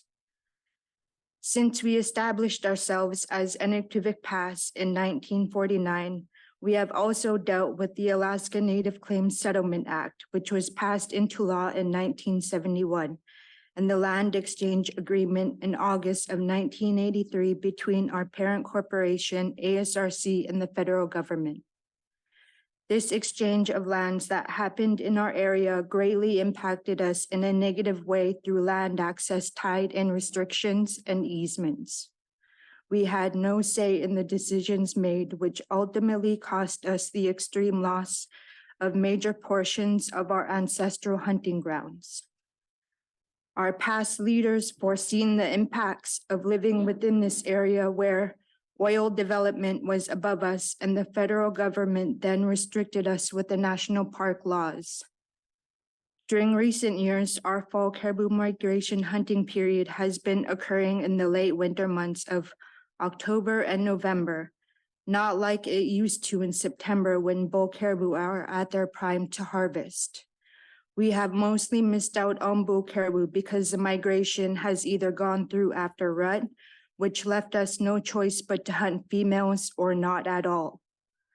Our traditional network of customary practices, teamwork, and sophisticated knowledge passed down to us from thousands of years ago is why we are alive today. Every person in a family and within the community had a position and significant role for a successful harvest. We learned and studied migratory patterns of the caribou as well as caribou behavior. The complex hunting method of using Inuksui human-like stone figures while funneling caribou for miles into corrals or lakes is just one example of our ingenuity. In present time today, our community of Eniktuvik Pass still practice the value of teamwork and sharing, as well as incorporating generational knowledge from our elders. We often get together before our annual fall caribou hunt to deliberate and discuss our course of actions to feed our families and entire community. It is imperative you take into account the ancient ties we as Nunamute and the caribou hold together in cohesion. that was the end of my testimony, but I wanted to add a couple points in present day of the issues that we face. Some of the actions that we take are emergency orders and notices within our village and air traffic control. Inside of our community, we practice the method of limiting loud noises through vehicles and daily essential operations to a minimum. We also temporarily close off our road to the landfill that goes out north of our village. Through air traffic control, our local entities work with the operations and schedules of businesses that deliver fuel for our village and daily passenger/mail flights. For buying food and basic necessities in our village, we already face the long-term issues of shortages and empty shelves in our local stores. Most families, like myself, are left to resort to ordering food and necessities through businesses in Fairbanks and Anchorage. The process of ordering food and essentials online include paying the fees to the shopper and total cost of the order, and then paying the cost of freight, which runs at 92 cents per pound. And I also wanted to add that the price per gallon of gasoline in Eniktuvik Pass is $7.12. Okay, thank you very much. Any questions for Mary, Commissioner? Yeah, hey, thank you for coming to testify. So you said early in your testimony that you go out and do quite a bit of caribou hunting. So how hard is it to fulfill your needs, taking a portion of the available harvest as bulls only? Does that really impact your subsistence, your ability to provide for subsistence? Through the annual caribou fall migration, Yeah, just It's- basically when you go out and hunt, if you're restricted to some portion of your daily harvest to be bulls only, how would that impact your ability to meet your subsistence needs? well, it's very hard for us to get bull caribou in general during the fall migration, so we rely almost fully on the female caribou, which is, I mean, we don't have a choice. If it were up to us, we would be hunting primarily bulls, but they just don't pass through like they used to. And it's later in the winter months, and that's all we have to eat and rely on. Okay, thank you. Any additional questions, Stosh? Thank you, Mary. I appreciate you guys coming from Eniktuvik, you and your people. You did a very good job, and Thank you. on my years on the board, I think this is the first time I've heard from Eniktuvik people, and I understand why. You guys have, a big issue in front of us we're trying to deal with, and thank you for coming here. Thank you so much. No other questions. I want to say you need to continue to be proud of Jack and Violet, and they need to be proud of you. Thank you Okay, so much. Thank you. Sorry. And next on our list is Gary Colbeth.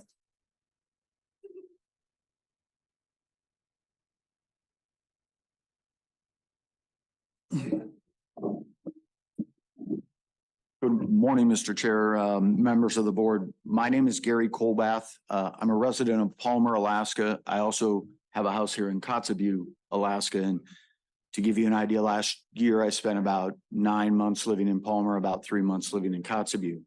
I am the manager and a co-owner of Arctic Air Incorporated. We are big game transporter, license number 121724. We submitted public comment, and that can be found at public comment 019 within the materials. I also, as an individual, submitted proposal number 5 before you. And so with the chairman's permission, I'd like to speak both on behalf of my business, Arctic Air, as well as myself. Well, you will be speaking on behalf of both of them, but I don't think that's any extra time for person speaking for their business. All right, thank you. Then I will try to stick thank you. closely to my comments. I'd like to start by highlighting a few of the numbers that have already been put before you, and that is that the resident harvest has consistently and over the last many years, a decade or more, been consistently determined or averaged to be 12,000 animals. It sounds like reporting, though, has been also consistently and statistically low, so that number can be uncertain. Conversely, for the last decade or more, as the numbers that I could find, and from what I've heard in the last 2 days, the non-resident harvest has averaged just under 300 animals in Unit 23 and Unit 26A combined over the last many years. Unlike the resident harvest, though, reporting has been very, very accurate, 98 to 100%, and that's because it's required under the licensing scheme, and it's very closely monitored. By way of example, or to understand my perspective, my clients last year, of the 285 animals taken by non-residents, harvested 135 bull caribou. There were also 3 misidentifications and 3 cows harvested. All of those were recovered in the field by the hunter, brought into Kotzebue, self-reported, and the meat turned over to non-hunting households. I can't over stress that I'd like you to understand the economics of this, the economics for a business like mine, but the economics, more importantly, for the Department of Game and Fish, for the Western Arctic herd, for the communities and the people. Over the working meetings on Thursday, over the presentations yesterday morning, one of the recurrent themes I heard was, as the management, the study, the biology, the science of preserving, which I think is everybody's goal, preserving the Western Arctic herd, one of the common themes I heard was biology, science, management, household surveys, whatever the case may be, your decisions are driven largely by information. And that information comes only if it is brought to you, and it's only brought to you if there's funding for it. Almost to a person, each person that testified in those groups said that their data, their ability to provide information was in part or largely sometimes impacted by the funding that they have. Compared residents to non-residents, the few hundred non-resident hunters that hunt in Unit 26A and 23 contribute millions of dollars into the resources to the management of this herd. The easiest example I can give is it's about 400 hunters it takes to, based on harvest success, to harvest those 300 caribou annually, and just their licensing fees generate, when added with federal dollars, federal matching dollars, contribute between $1 million and $2 million to the Alaska Department of Game and Fish. That money is used by them, by the agency, to manage and study and promote programs that do nothing but help this. It's used by, it's given to grants to several nonprofits who have similar interests. It's funding that is crucial and critical. Besides that, that doesn't account for the money that's brought in outside of that to the communities, to the area for food, for lodging, for travel, for those kind of things. I think beyond the economic impact, which is huge, there are benefits otherwise. Of the 135 animals that we harvested, for instance, clients of mine donated the meat from 28 of those animals to over 20 non-hunting households here. As was stressed in the household services, the sharing of meat, the sharing of animals, critically important. And that's no different for sportsmen, whoever they are, whether they are subsistence hunters here or sportsmen from afar. The concept, if you're a hunter, of sharing game and sharing those with others is vitally important. So I'm here in opposition to proposal 3 and 38 and in support of the one that I authored, number 5. Thank you for your testimony. Dave has a question for you. Thank you for coming. I do appreciate your testimony. Early on in some of the staff reports, predation was one of the larger parts of the reduction in caribou. along with, unknown factors and also hunting. And on your clients or your people that you bring up, do very many of them shoot wolves or non-residents that or non-locals that shoot brown bears? I know non-residents, big guys, but what do you see there? Through the chair, and thank you very much, Member Loring, for the question. 100%. What I see is 100% because I run a transport business. You're right. My clients are not allowed to shoot bears without a guide, and we don't have a guide license. Any that express interest, I certainly encourage them that there are too many bears in both Unit 23 and 26A, and if they have the resources to hire a guide and hunt, I encourage that. But to your question and to your point, I would say that of the because they're limited to caribou, the only other real big game animal that any of my clients can harvest is a wolf.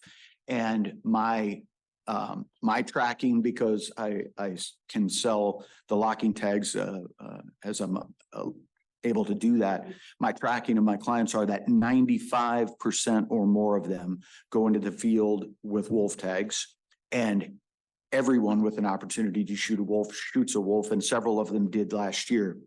I think that's a critical factor, not only because it just generally helps, but they, as I guess you know, we primarily use airplanes. So we fly into, we don't fly near the villages. We don't hunt on the native areas.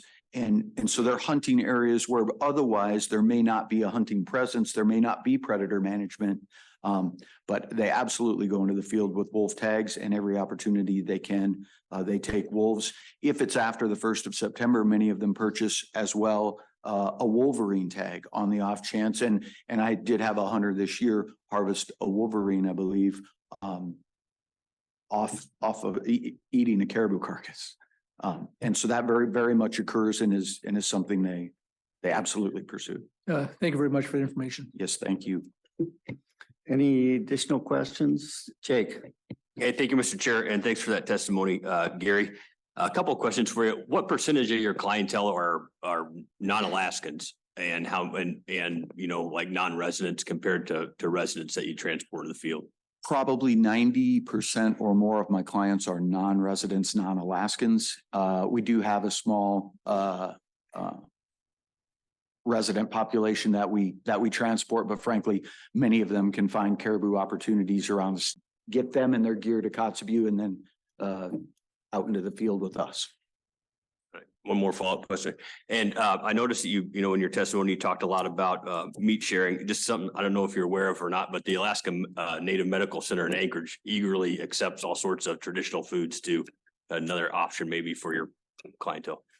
Yes, well, that's good to know. We would appreciate it. The house that I have here in Kotzebue is adjacent to one of the elderly housing facilities, and then just down the road as I drive to the airport every day, there's another one, and they're non-hunting households and the elders of the community are the absolute first ones. But we have many clients inquire about, can they do something? Can they leave part of the harvest to people that need it. Dave? Thank you, Mr. Chairman. One other quick question. You're based here in Kotzebue, but how far to the east do you go with your, you get as far as Howard Pass or Ivatuck or anything that far or no? And if you don't, who's over that way?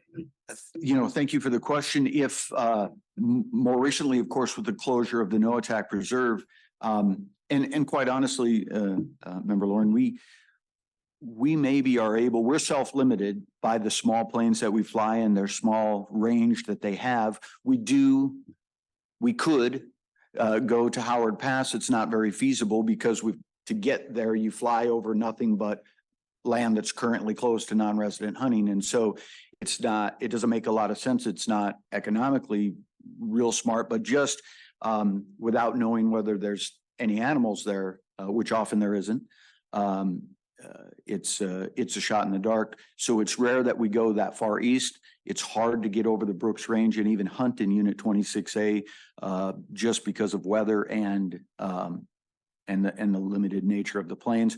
We don't enter the gates of the Arctic. We don't go certainly that far east. But there is a small amount, each week there's only 30, 40, 50 people. They're spread out over a 9-week period. There's 30, 40, or 50 people spread out over basically from Howard Pass to the coast. So it's minuscule little areas that get hunted, but we can reach 10% or less of the range. And that's become even less with the no attack closed. So not east at all, away from the large group of caribou that typically inhabit that area and north of that area. Thank you very much. All right, thank you. And no additional questions. Thank you for your testimony. All right, thank you. Next is Doreen Levitt.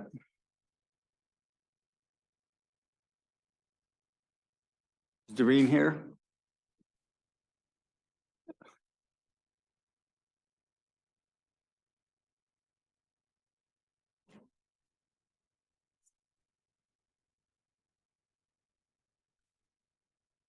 And not seeing Doreen, so did she go to find her or, yeah, we'll give her a short time to get back.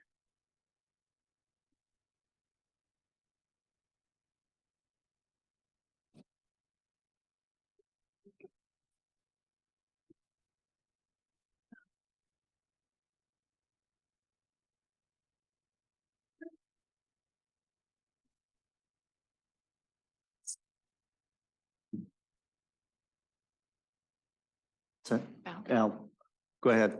Yeah, maybe I can make a suggestion, Mr. Chairman, because we have a lot of very new testifiers that if they want to bring a friend up, they give them some more confidence that we're not opposed to that.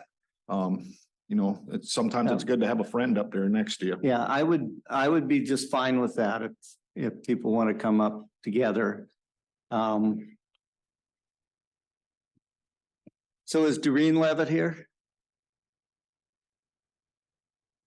Okay, so we'll go to the next person on the list then. Who is Reed Harris.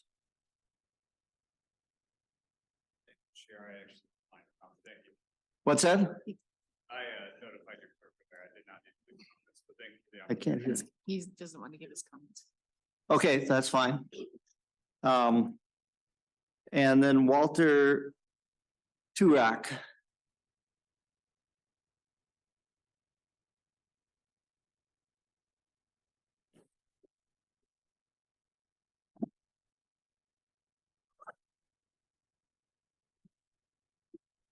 Go ahead. Good morning. I'm Walter Turok III. I'm from Eniktuvik Pass. And I like to support my family and community. Just to let you know, I know it's really hard to catch bull caribou during fall and all that.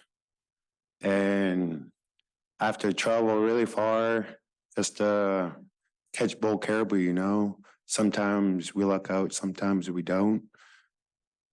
And you want us to catch 4 caribou a year. It's really hard, especially if you have a big family. 4 caribou ain't enough for a big family. And I hike a lot, so sometimes I luck out on a vehicle to use. Sometimes I don't. I walk, hike, and it's really hard, especially when there's no caribou passing by, especially fall time. And I sheep hunt a lot. If we don't get caribou, I go hike for sheep. And it's really hard, especially when you put a lot of effort into it. And especially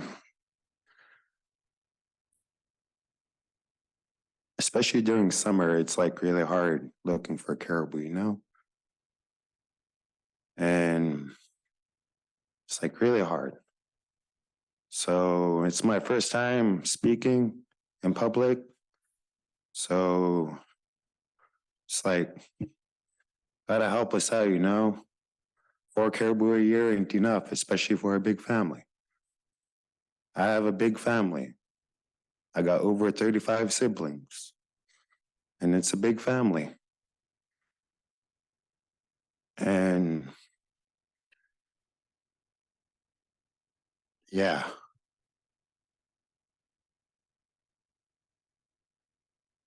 That's all I gotta say. Al, you have a question for him? Yeah, thank you, Mr. Chairman. Thank you, Walter. Did a good job. Glad you're out here supporting your family and friends in your community. How many caribou do you generally harvest now annually? Well, it depends. It really depends. Do you know? generally take more than 4 a year? Just to be honest, if we luck out. Yeah. Okay, thank you. Thank you for your testimony again. Dave? Walter, again, thank you very much for that. Some of the other testifiers mentioned that moose is not one of the major food sources for the village.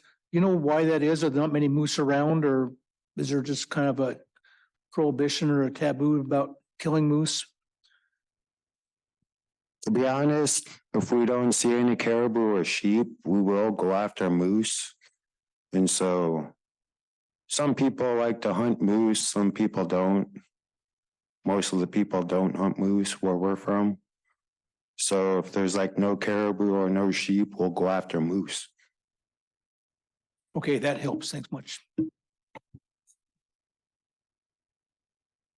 Well, seeing no other questions, thanks again for your testimony, and don't worry about being your first time. You did just fine. Thank you. Next is Kelsey. Yeah, do you have something to say? Oh, thank you guys. Thank you, Chairperson and Board. Kelsey Ivanoff, next.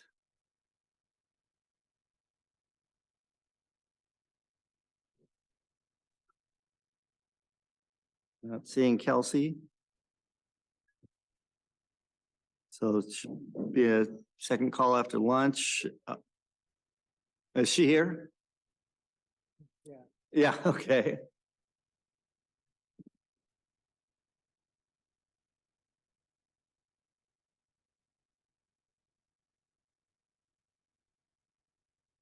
I see you brought your helper. Thank you. Which one of you is testifying? Okay.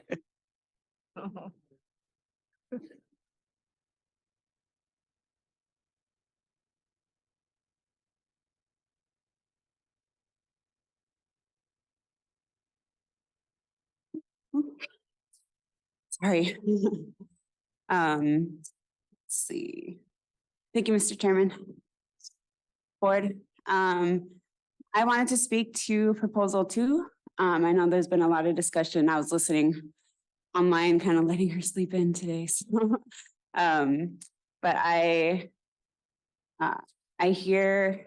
really hear everyone's concerns, and I grew up hunting this herd. But with the change in migration, Unlickly adopted, we don't hunt. If people want to hunt, they go 300 miles north to hunt this herd. They used to come right into our South River Hills when I was young. I shot my first caribou when I was 11, but we adapted. We hunt moose more than we hunt caribou now. But what I keep on thinking about in this proposal and in these talks is about our future generations. And we might be struggling, but the caribou are too. And hunting is just not putting food on the table. It's culture, it's livelihood. And I want her to be able to experience that. We were taught to wait too, and we thought that we were the ones scaring the caribou north. But we have to realize climate change is real and it's hitting us hard. And I think that plays a big part in their migration. Let's see. And I hate to mention it, but I really think social media plays a big factor in this too. People are always so anxious to be the first one to catch and the first one to show everyone. And we've really lost our values in not being prideful anymore. Let's see. If we do pass this, if this proposal does go forward, there needs to be a big push for education on proxy hunting and talking to a lot of people. We proxy hunt at home. We do for caribou and moose and talking to people, a lot of people don't know about proxy hunting and hunting for, say an elder can't go and get their limit. One of us will go and get theirs for them. So I think if it goes forward, you really need to emphasize on teaching people about being able to use that. And then, sorry, I don't have the proposal number, but the caliber minimum proposal. I agree that hunter education is important, but working in public service, I have learned you can put all this education out, people are still gonna do what they're gonna do. Until there's a regulation that requires them to use a bigger rifle, I don't think it's going to happen. We've seen just with how the steps we've gone to protect our moose population, I would hate to see them be, shot and then go die in the woods or shot and then they're living wounded, so they're prey for bears and wolves easier at that point. So I do support that.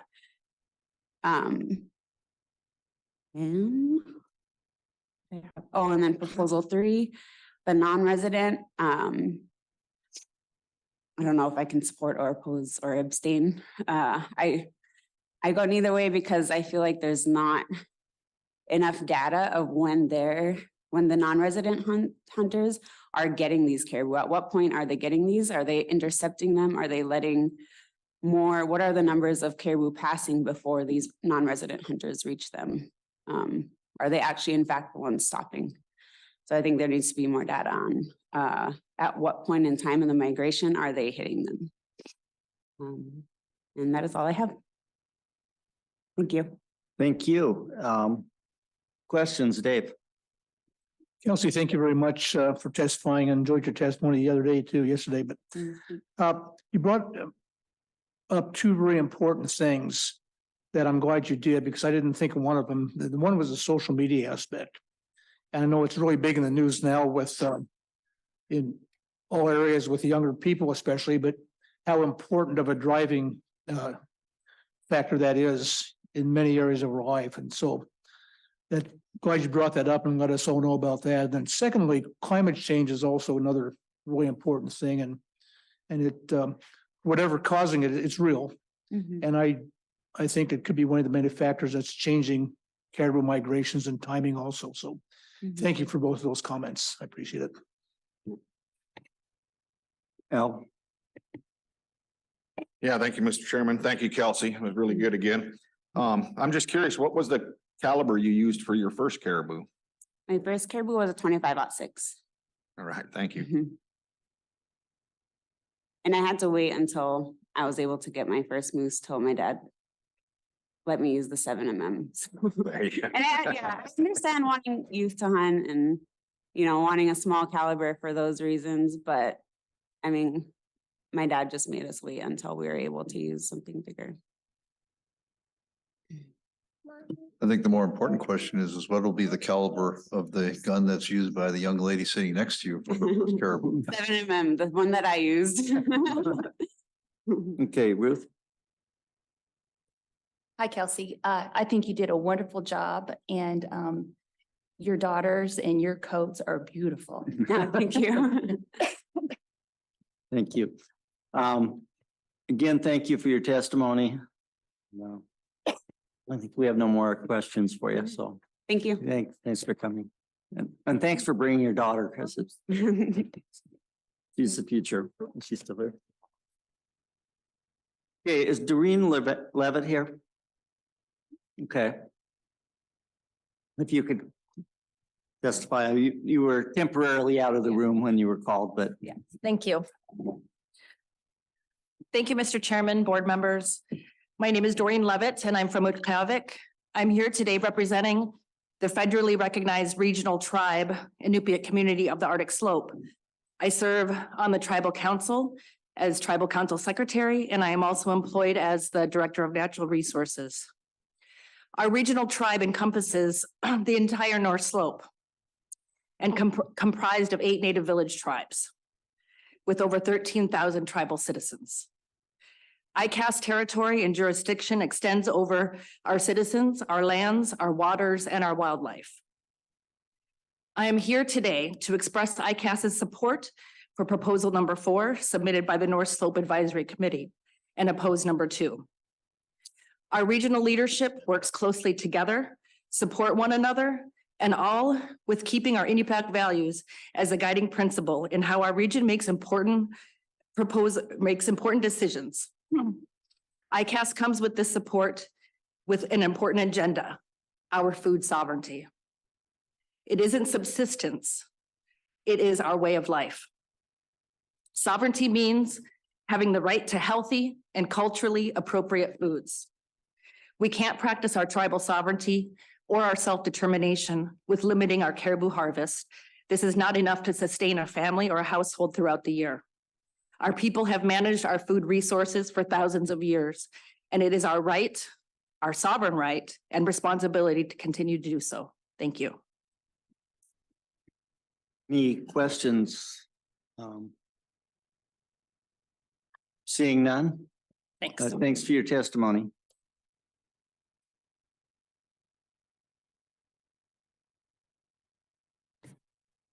Next on the list is Ernest Nagowik? Nogak, okay.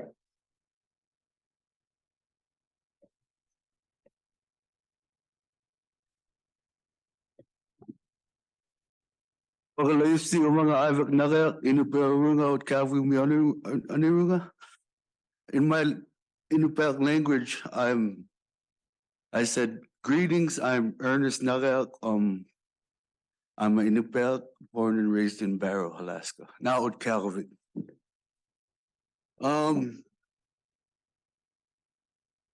Subsistence is really important to me and our community. Ever since high school, I always been involved with wildlife. I started off working with the state fish and game. And I was there, I was in the plains scouting. I was there when the caribou were almost 500,000. I was based outside of Kotzebue. We would go out and fly on nice days, and sometimes we only have 1 or 2 days, but they got to think about their methods of counting, because we had 2 or 3 planes that would go out and look for a herd, and we would tell the other plane that has the camera on it where the herd was, and they would go and take a picture, and they would send it to some technicians to go and pinpoint every caribou. And I don't know if they still do it that way, but I was also collared and captured caribou and put collars on them via Ambler and also with the helicopters on the north, and would have Tashikpa collars, herds all the way near western coast. They don't know their boundaries. They all commingle and go wherever their first herd goes by. And I'm opposed of proposal 2 because 4 caribou is not even enough. We hunt seasonally. We hunt 1 caribou for me would be dried caribou.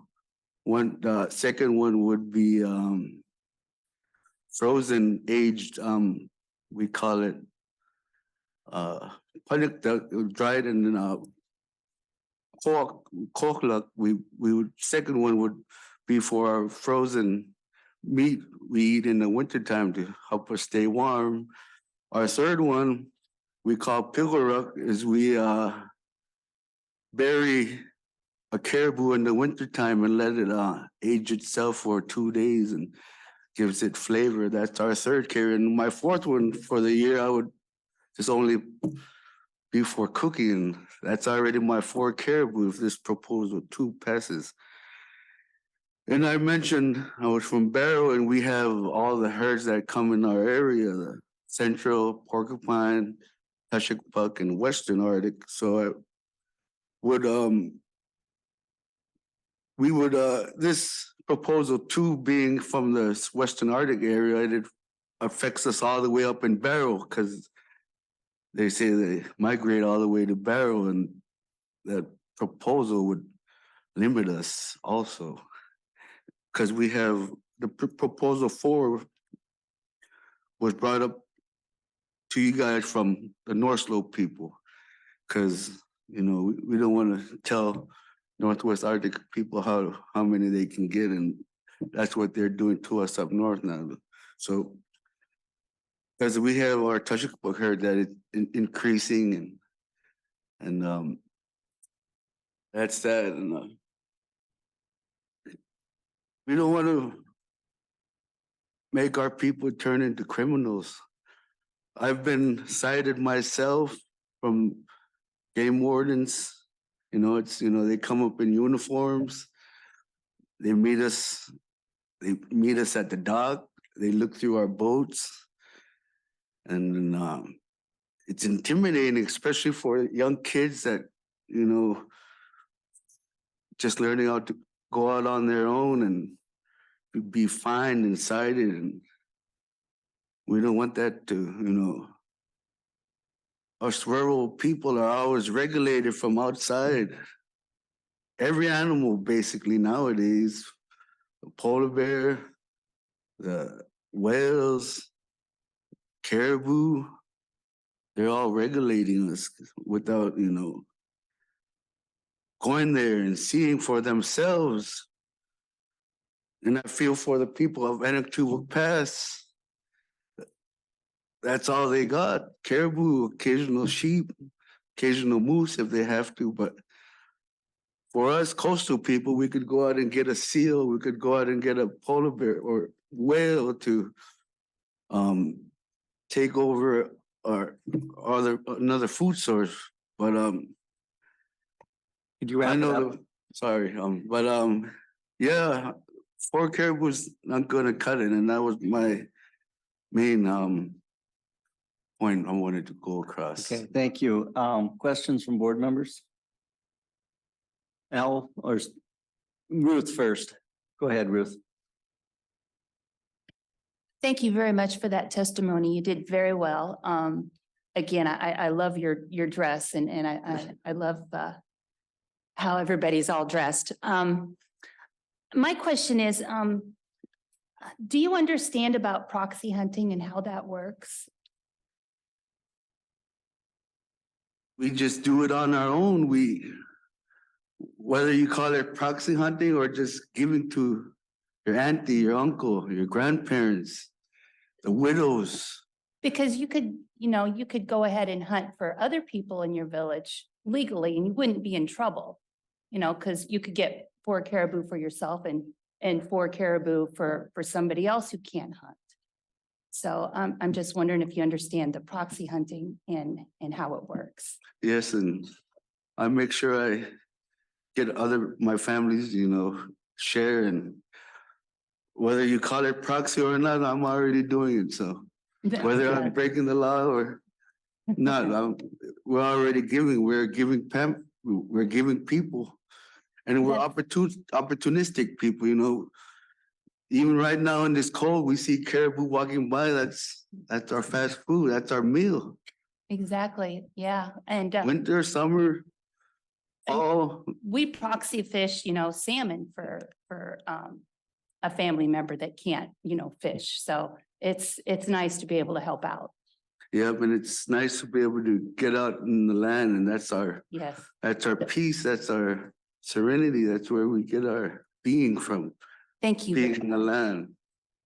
Good, Al. Yeah, thank you, Mr. Chairman. Thank you, Ernest. That was good testimony. I'm just glad you brought a fan club with you.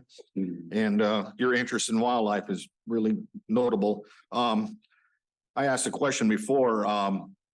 Do you typically take more than 4 caribou a year? 4 a day, 4 a day? yeah, 4 years, All not right. enough, because like I said, 1 caribou will not even last us a week, because Right. the shelves, I don't know how you guys would feel if we limited you guys to 8 hens a day at cars, it's Thank you. no putting a number on it. Thank you.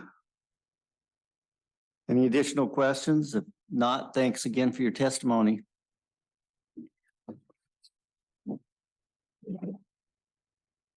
Thanks for your fan club. Joe Levitt. You here?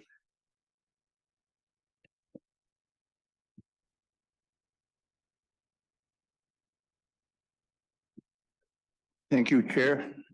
Members of the Board of Game, I'm Joseph Levitt. I'm from Barrow. I'm a whaling captain, a hunter, and lately I've been an advocate for hunting. And I'm the AC chairman for the North Slope. So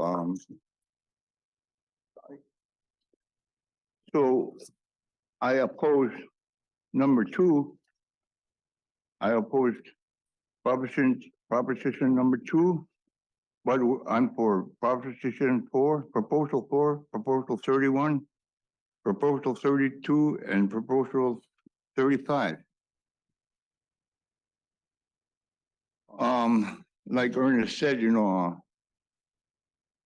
we really oppose number 2 because 4 caribou a year is not enough for our needs.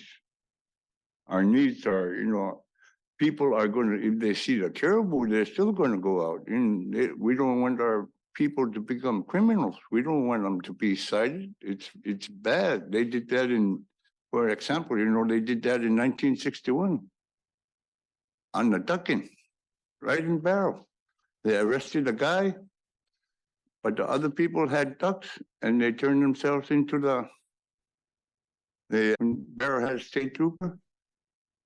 And then they put a season for ducks in Barrow in December. In December, there's no ducks around Barrow. That's just an example, that's totally wrong.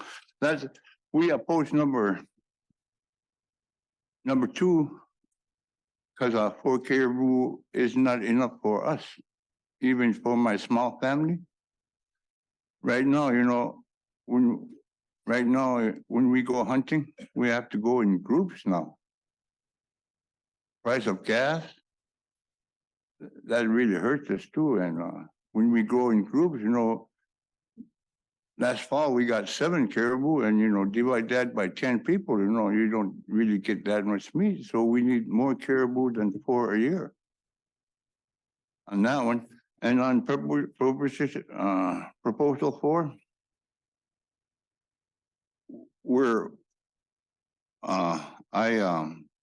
I'm for proposal 4 because it allows it simplifies management unit 26A and portion of game management 23.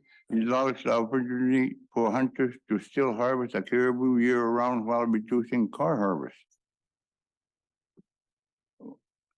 It really simplifies, that's towards Point Hope area. And, we have to, us on the AC, we represent all the villages in the North Slope. And on that one,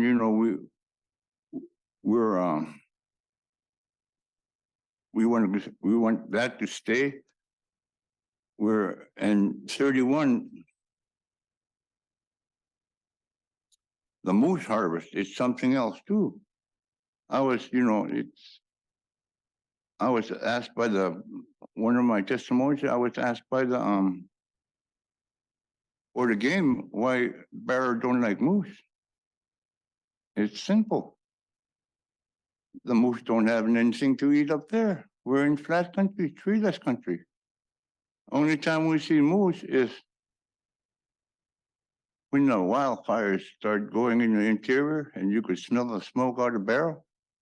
That's when you finally see a moose in our area.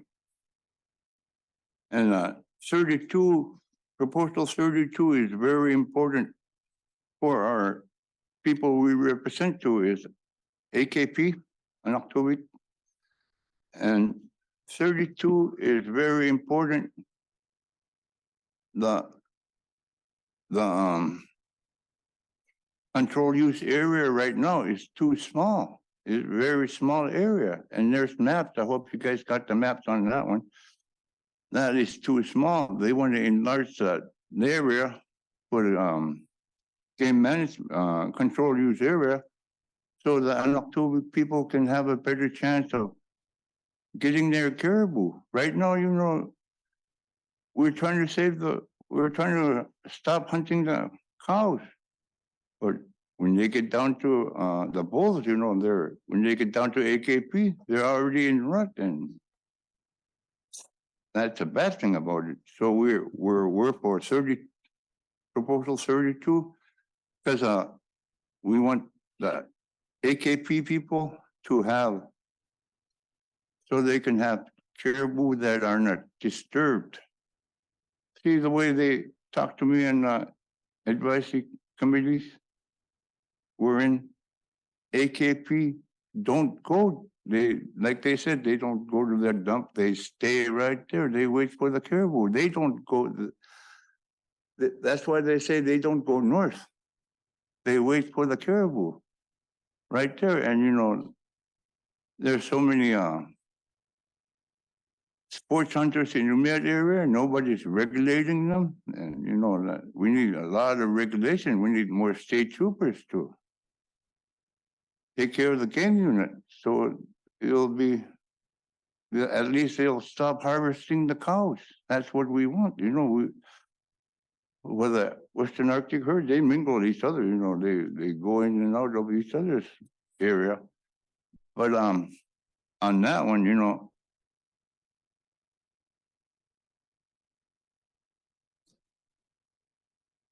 when AKP knows that they don't want to catch caribou, you know, if they catch cows all winter,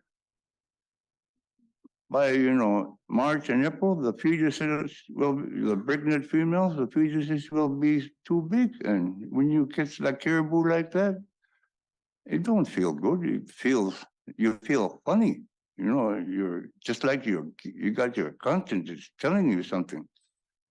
So on that one, we want the control use area made bigger, so we can AK people can actually have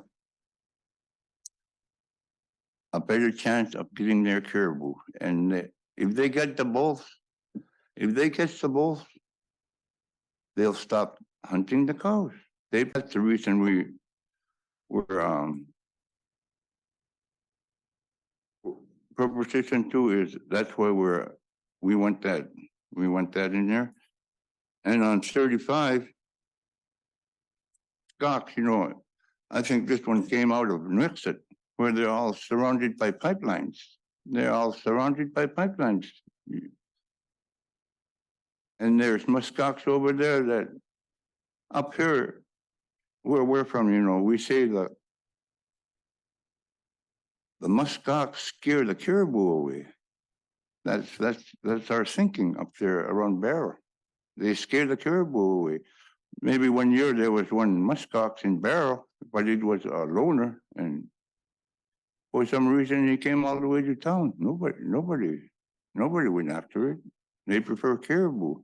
Caribou is something that even when maybe last 2 years, during Kerwick, we were actually making 3 graves a week for the longest time. You know, our elders are mostly gone. And, you know, like, where people hunt moose, they get to have their potlucks, you know, if somebody passes away. Caribou is like that for our people. We have to feed the people who are mourning and everybody goes to a potluck, potlatch like, what they do to the moose. But, you know, it really hurts us when we need the caribou so bad. And I'm going to give my own testimony. Okay, first, are there any questions from board members for his AC testimony? Al?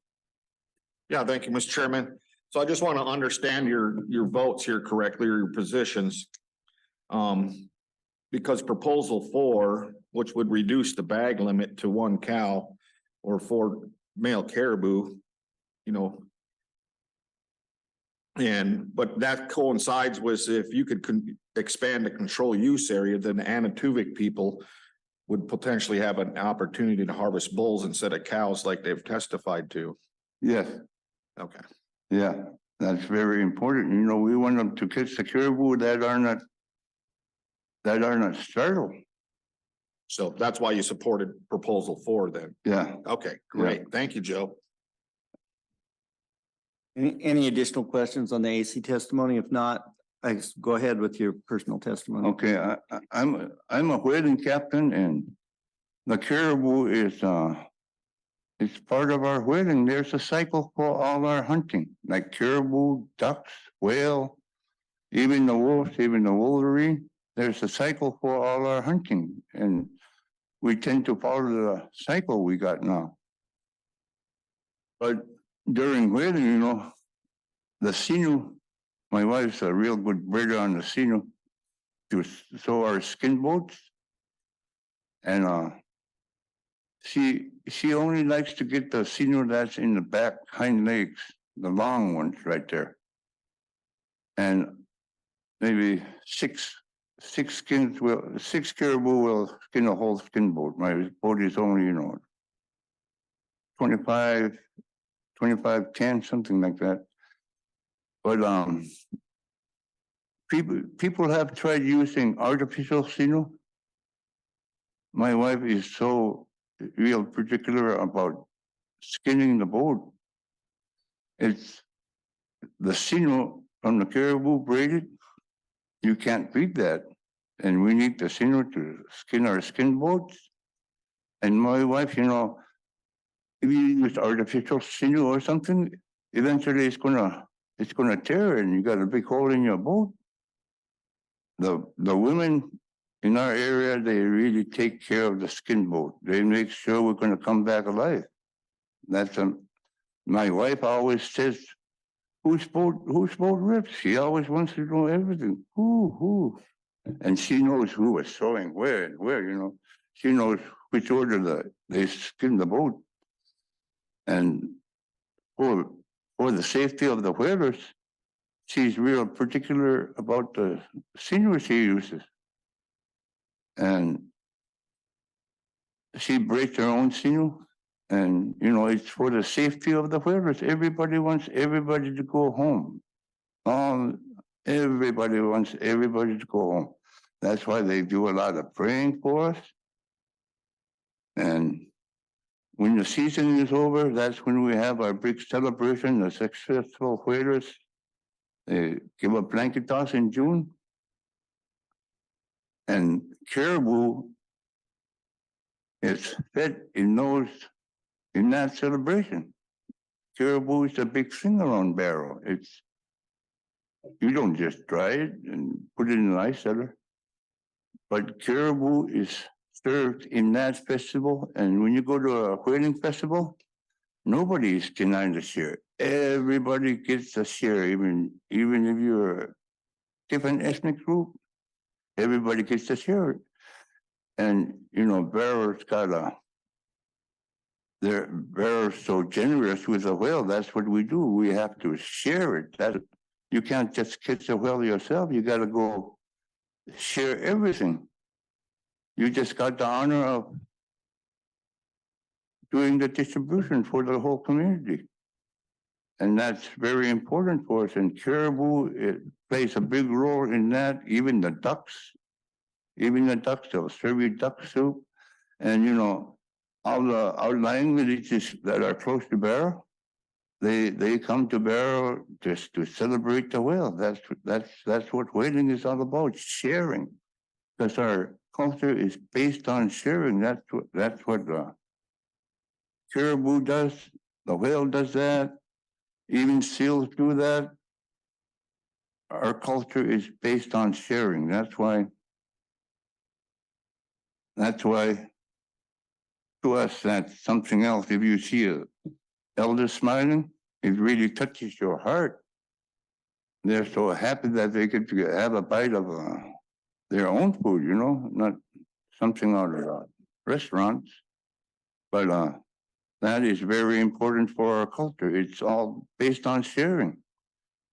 That's why when you catch a whale, example, you know, when you catch a whale, a lot of people from the village or town, they'll go help cut the whale. It's our job.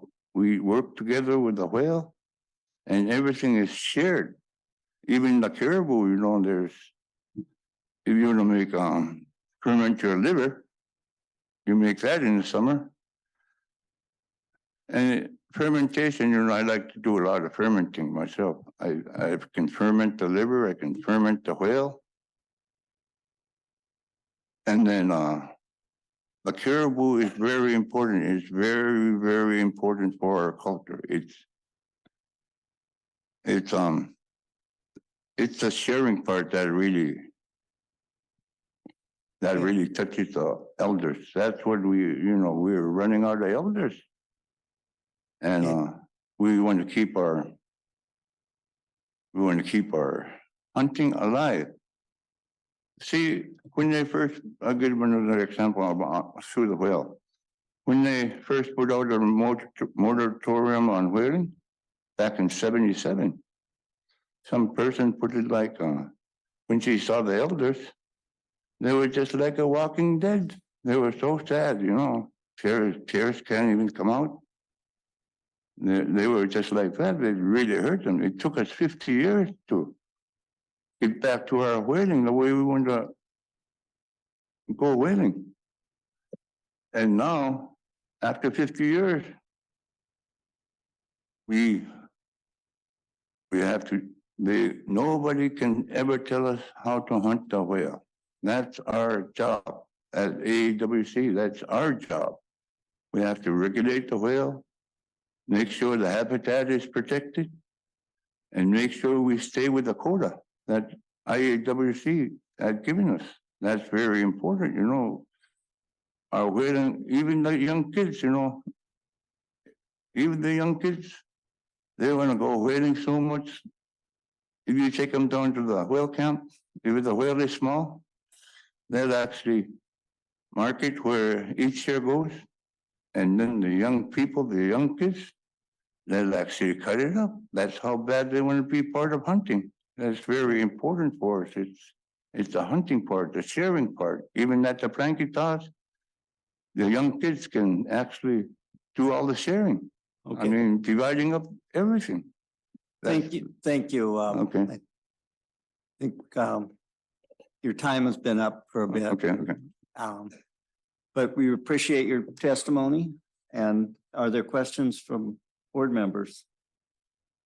So it sounded to me like you're making an analogy between the whaling moratorium and if we were to restrict caribou and how it would affect your people. So I think that's a valuable lesson for us. Mm-hmm. Thank you. Okay. That's all? Okay.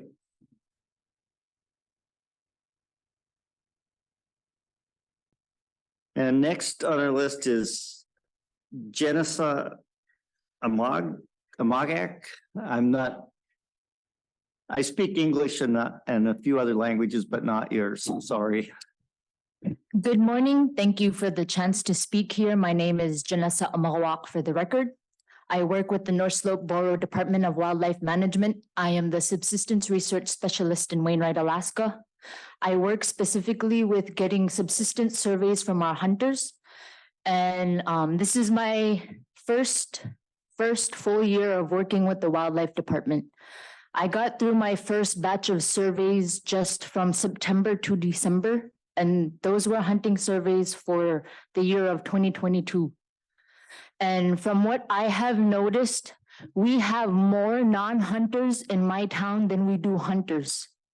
And with that put into consideration, majority of these hunters only hunt enough for their household alone and the elders in their immediate family. The ratio is about 20 to 30, with about every 20 hunters, there are 30 non-hunters.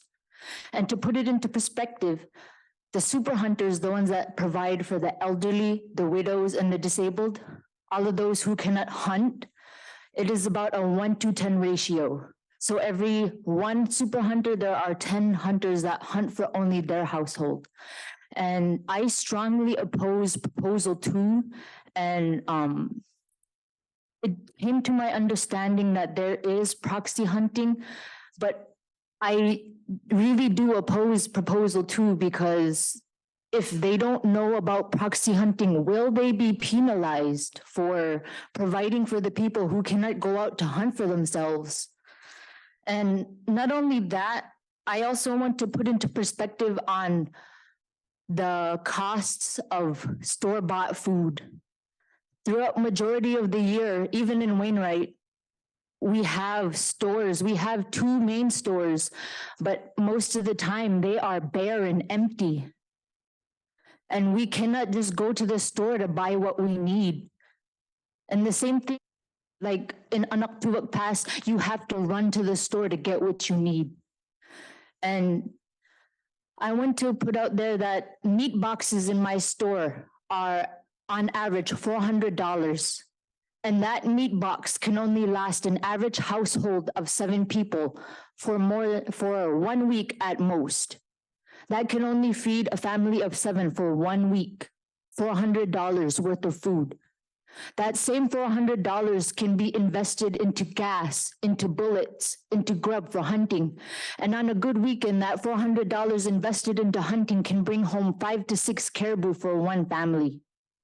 And that 5 to 6 caribou will last between 1 to 2 months in the average household of 7 people, compared to the 1 week at most with the food, with the meat boxes. And this is mainly coming from food insecurity. It's become more of a problem in my community. And we rely on caribou just as much, if not even more, than the bowhead. And the bowhead is a pretty big staple. And I just want to add that the proxy hunting, that seems reasonable, but at the same time, we also need to put into mind for the people who don't really follow these regulations and just go on what they've been taught by their ancestors. And this proposal can also cause repercussions like Joe had mentioned. The caribou, it's used widely, not just for food, but it's also used as clothing. It's used as insulation. It's used for anything that you could think of within our community, from art to other hunting gear. And specifically for my view, I come from a whaling family, and that caribou fur is used for insulation, for surviving out on the ice for days at a time. And also the meat is also used out on the ice to sustain our men that are out there risking their lives to provide more food for our community. And I just want you guys to know that the caribou is a really big staple with us, and having these regulations will make it harder for not just the hunters, but for the entire community, and will cause a lot of repercussions.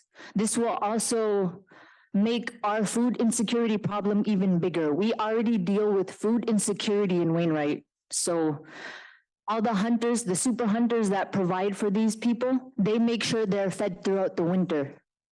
And I just want you guys to realize that this is a really big issue. Thank you. And thank you. I have one question for you, and that is, you're doing household surveys. Does your department, you and your department have a way of tracking what the total harvest of caribou is and how it's distributed between bulls and cows, for example? Yes, when I do my subsistence surveys, so there are two surveys. One is a subsistence survey that is done for all subsistence throughout the entire year. And we have one made specifically for caribou harvests.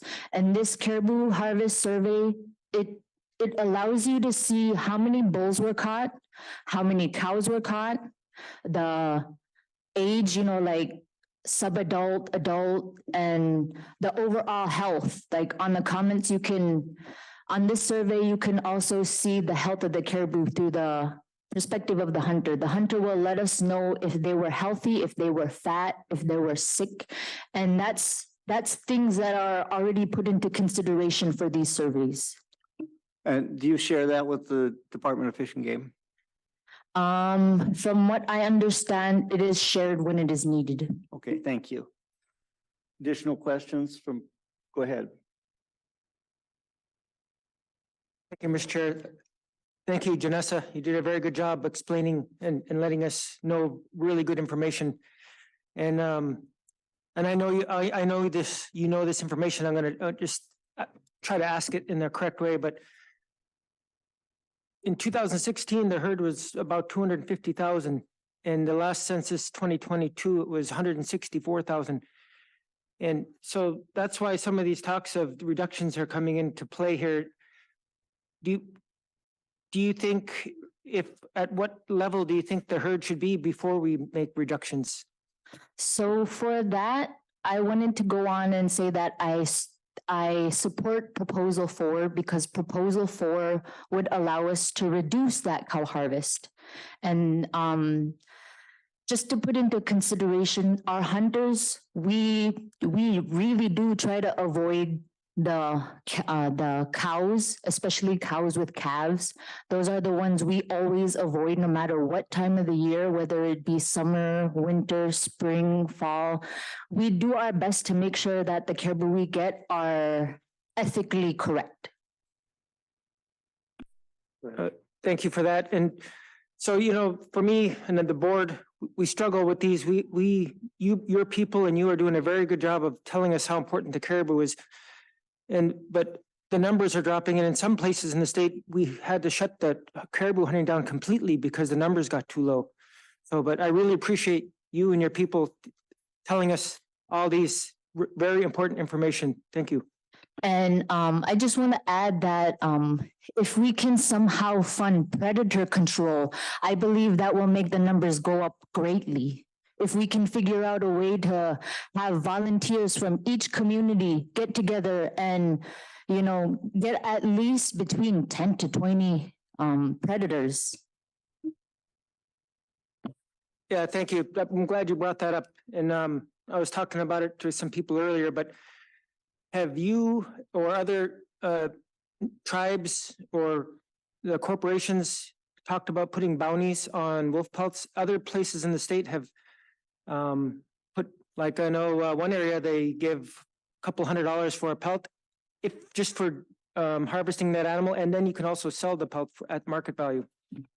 I don't have any current understandings on any bounties near Wainwright, but I'm blessed to come from a community where people take predator control very seriously. We have adults teaching younger adults that are younger than me how to take care of these predators and how to keep the caribou around our area. And I truly believe that predator control is probably the number one reason, or predators are probably the number one reason why the numbers of caribou are dropping, alongside with the climate change, because as stated before, we are getting more rain throughout the winter, which is causing a sleet of ice to go over the food that caribou need to eat. And I'm not sure if we can really do anything to counteract the climate change, but we can at least try to do something for the predators. Thank you. And Al, you had a question? Yeah, thank you. That was a very good testimony and very passionate and very knowledgeable. You mentioned right off the bat that you have less hunters than you have people in the areas. Is that traditionally something, or has it been declining? There's been less hunters coming Our in? numbers in hunting, I guess it varies. Some years it declines, other years we see more younger people stepping up to hunt. But the way it seems, we're going more in a downward trend and having less and less hunters. And the same can be said for our whaling season. On average, we only have like between 20 to 30 people out on the ice helping us with the whales, which makes it hard. And, you know, not having a lot of guidance can be very harmful and yeah. Okay, thank you. Thank you again. Dave, you. Hi, yes, thank you very much. A couple questions. Are you able to fulfill your need for taking those fat bull caribou early in the season? Or are they sticking around for you? Yes, so with the caribou, like I said, I come from a community where we take predator control seriously. So we do get caribou going near our town a lot. And we also have an inlet which allows us to go boating into the rivers near our community. That's also one way we hunt the caribou is through boating. And I feel like Wainwright is probably one of the more blessed communities within the North Slope and probably the whole entire state of Alaska when it comes to caribou. But that is also because we like to take care of them. Okay, thank you very much. And one other short question, if I may.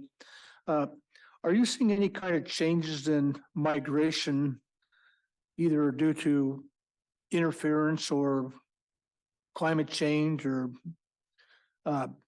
changes in the timing of when the bugs show up or whatever causes migration? What are you seeing there? And what are you ever seeing there in Wainwright? So in Wainwright, I have noticed when we're out boating out in the country and you know, we're like 40 miles away from our town, there are planes that do pass by. And I just want you guys to put into consideration that we do our best to figure out what outboards work best for our boats, you know, the quieter outboards, because if we don't have these modern quiet outboards, we're scaring away the caribou before we can even reach them. And if that's happening from our boat motors, what's happening to these caribou when the airplanes are passing by very low and they cannot be spotted on the flight radars because they're flying too low for them to be picked up on? And of those aircraft, are they mostly just your scheduled air carriers like Wrights and those people that are up there, or who's flying those planes? From my understanding, majority of these planes are for our regular airline services. But there are some days where we notice an unknown aircraft passing by and on unscheduled times, which can also be extra sections, you know, bringing in extra freight for our stores and our mail, stuff like that. But it's really good to put into consideration that airplanes do cause disruptions within the migration of caribou, because if a boat motor can scare the caribou away from you before you even reach them, what can a plane engine do? I appreciate your insight. This is very good. Thank you very much. Any additional questions? I'm seeing none, so thank you very much for your testimony. Thank you.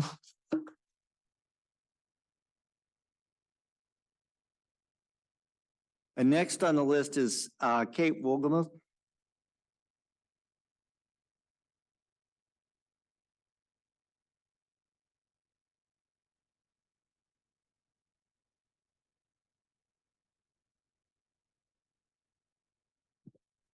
Hello. I'm very nervous, so I apologize if my voice is shaky.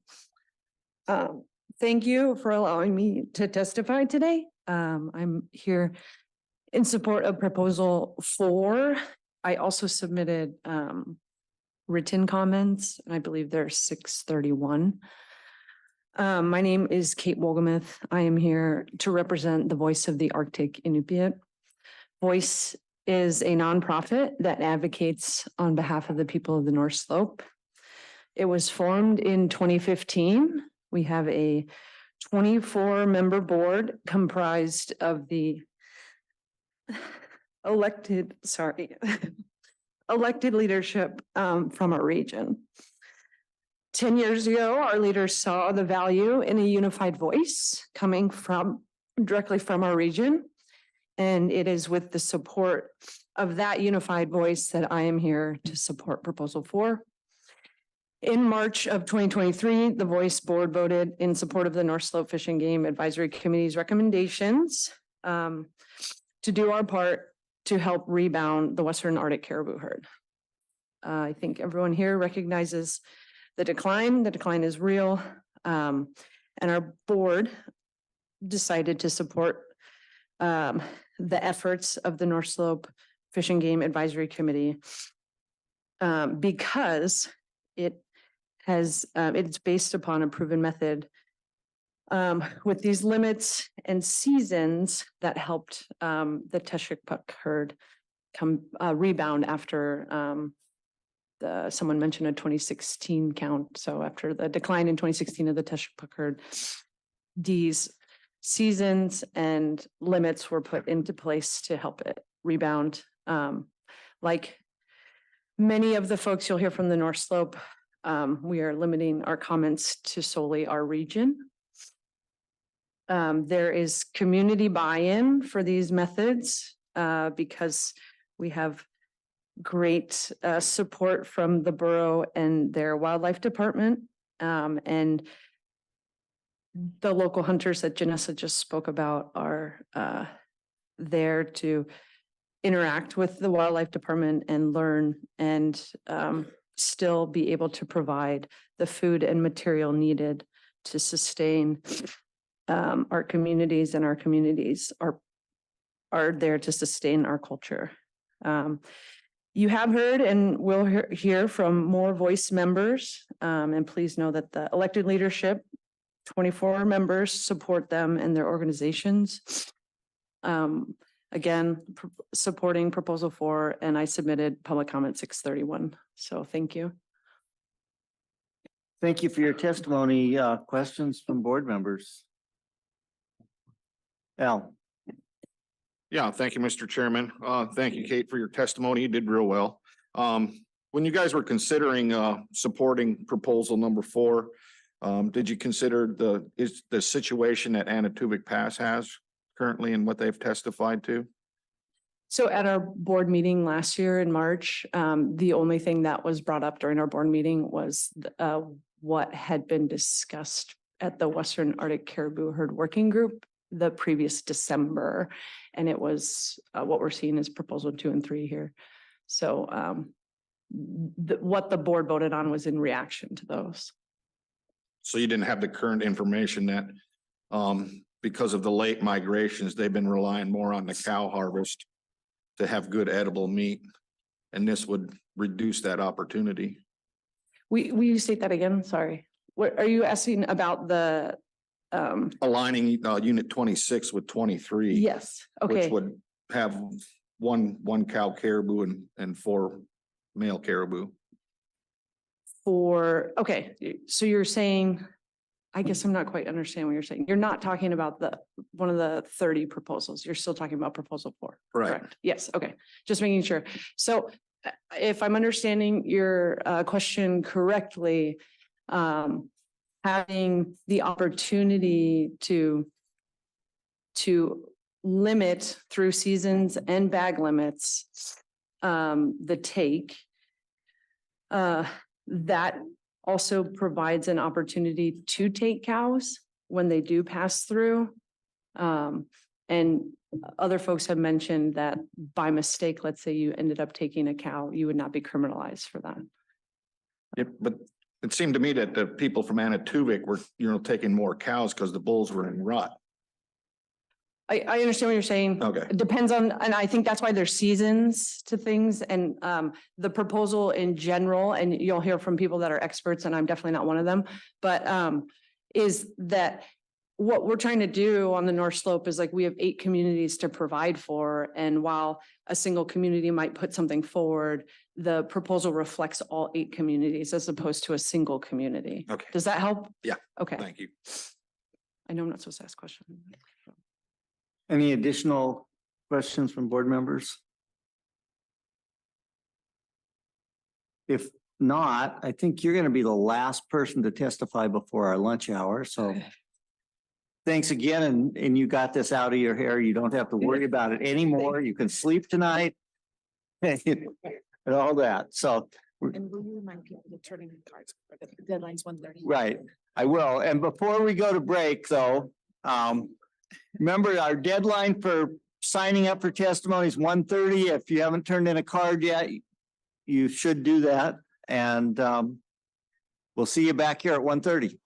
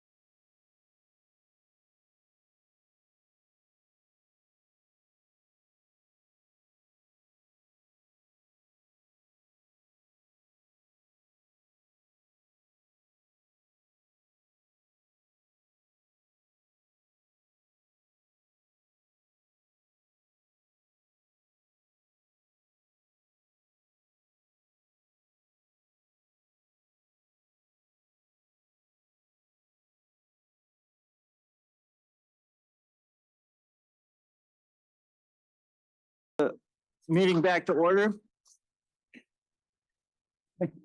And we're going to go on with public testimony. We've gone through 30 people so far and we have 51 on our total list. So next person up is James Smith.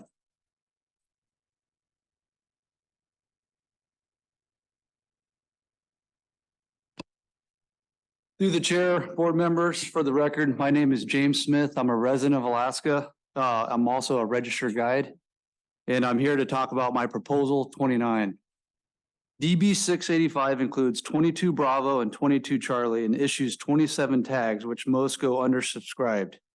Fish and Game references 22 Bravo as 22B West and 22B East because of the Darby Mountains that divides the area. 22B is roughly 165 miles by 86 miles.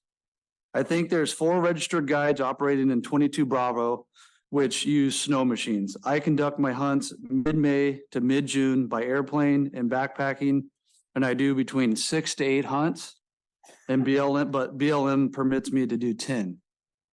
I would like to see a change from a draw to a registration unlimited or an increase in tags from 27 to 40. I think majority of the harvests come from 22 Charlie, which is the Nome area, which is very, very far from where I operate. There are abundance of bears in 22 Bravo, and this would allow more user opportunities for non-residents and next of kin. It would be nice to see 22 Charlie on a separate draw system as well, since majority of the harvests occur there. If changed to a registration, there would be less paperwork for myself and for the department, as in not having to submit hunters for the draw or all the paperwork for undescribed applications after the draw. Another thing is the surrounding GMUs 21 Delta, 22 Alpha, and 23. They're either registration or over the counter. And I wanted to close by saying, you know, if you guys do increase the tags or turn it to a registration, I will be the first one back up here if there's a huge population decrease because of the change. Thank you for your time. Thank you for your testimony. Any questions from board members? Al. Yeah, thank you, Mr. Chair. I didn't quite catch you. You're allowed to harvest 10 bears under your concession. And you only use how many? So it's not a concession, it's BLM land. So with my operating permit, I asked for 10 permits and they awarded me to conduct 10 bear hunts. So I could go back to BLM and change my operating plan and ask for more, but my plan is not to, so. Okay, thank you. Okay, thank you for your testimony. Thank you. Carmen Monagold.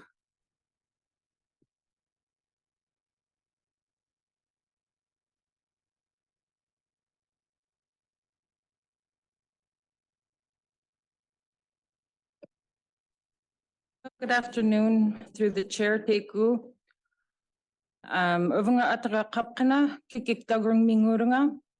Hello to you all and welcome everyone to Kotzebue. My name is Carmen Monagold and I was born and raised here. I'm on the Kotzebue Sound Subsistence Committee, but will be speaking on behalf of myself.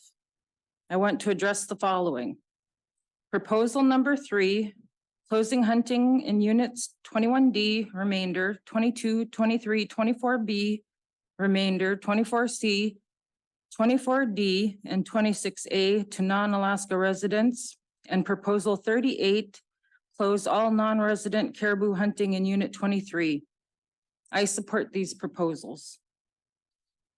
Short-term hardships are in order for residents and non-residents alike. If we want our herd to rebound and stop the decline, we all need to work together. I grew up with a guide family and know the importance of non-resident hunters for financial stability. Guides have options with other animals on the land. They also can go to different areas of the state for caribou. Our locals don't have such options for food security. Working together, we all need to take cuts and make sacrifices to give the caribou time to bounce back. I understand residents only take roughly 250 to 300 caribou a year. That may not seem significant in the grand scheme of things with the herd population of 152,000, but please consider this. Village population estimations in the Nana region are as follows. Deering about 170, Buckland with 470, Kivalina with about 380, Noatak with 420, Norvik with 650, Kayana estimates are 390, Selwick is about 700, Ambler at 233, Shungnak at 230, and Kobuk is at 167 residents. Some of these villages would be fed all winter with that amount. Stating 300 caribou isn't much is unfortunate when each of these villages would be thankful for that. And we are also proposing each resident go from 5 a day to 4 a year. Most villages will get less than 300 with the new laws if passed. Stating 300 isn't significant is like saying 4 of our villages aren't significant because of their numbers. As I stated before, we all need to make sacrifices for the future of our herd. We are heading into food insecurity as spoken by various folks in the last 2 days. These proposals will help in that effort. State of Alaska has rural preference. This is critical. This is the critical time to enforce that. Hopefully this will be a short-term goal for all of us. And in the future, we can revisit non-resident hunters and open their hunt in the future if you decide to close it. Teku. Thank you. Any questions from board members? Seeing none, thanks again for your testimony. Leonard Barger.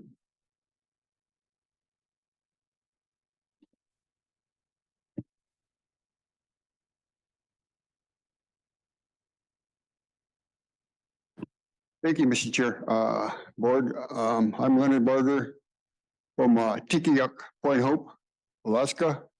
And I'd like to thank you for this opportunity for me to talk and speak on behalf of Alaska people that we hunt our caribou. And it's not being brought that, you know, caribou is a medicine, animals and plants, and it's not being taught no more. Our elders has passed on, and they used to live on, you know, animals and stuff and plants for medicine, and it's not being taught to our younger generation. And so, you know, the Athabascans, the, you know, Eskimos, Indians, and all those people, you know, they have certain types of medicine for all kinds of things, you know, like the velvet on the caribou. That's a medicine. It's not being, you know, taught. So, you know, I've heard a lot of people that, you know, we, you know, share. And, you know, I know other people talked about, you know, whaling and stuff. During the whaling time, you know, it's caribou. It is our food for our feast. You know, the fat, we use that for akutuk, Eskimo ice cream. You know, and all that other kind of delicious stuff. So, but I'm in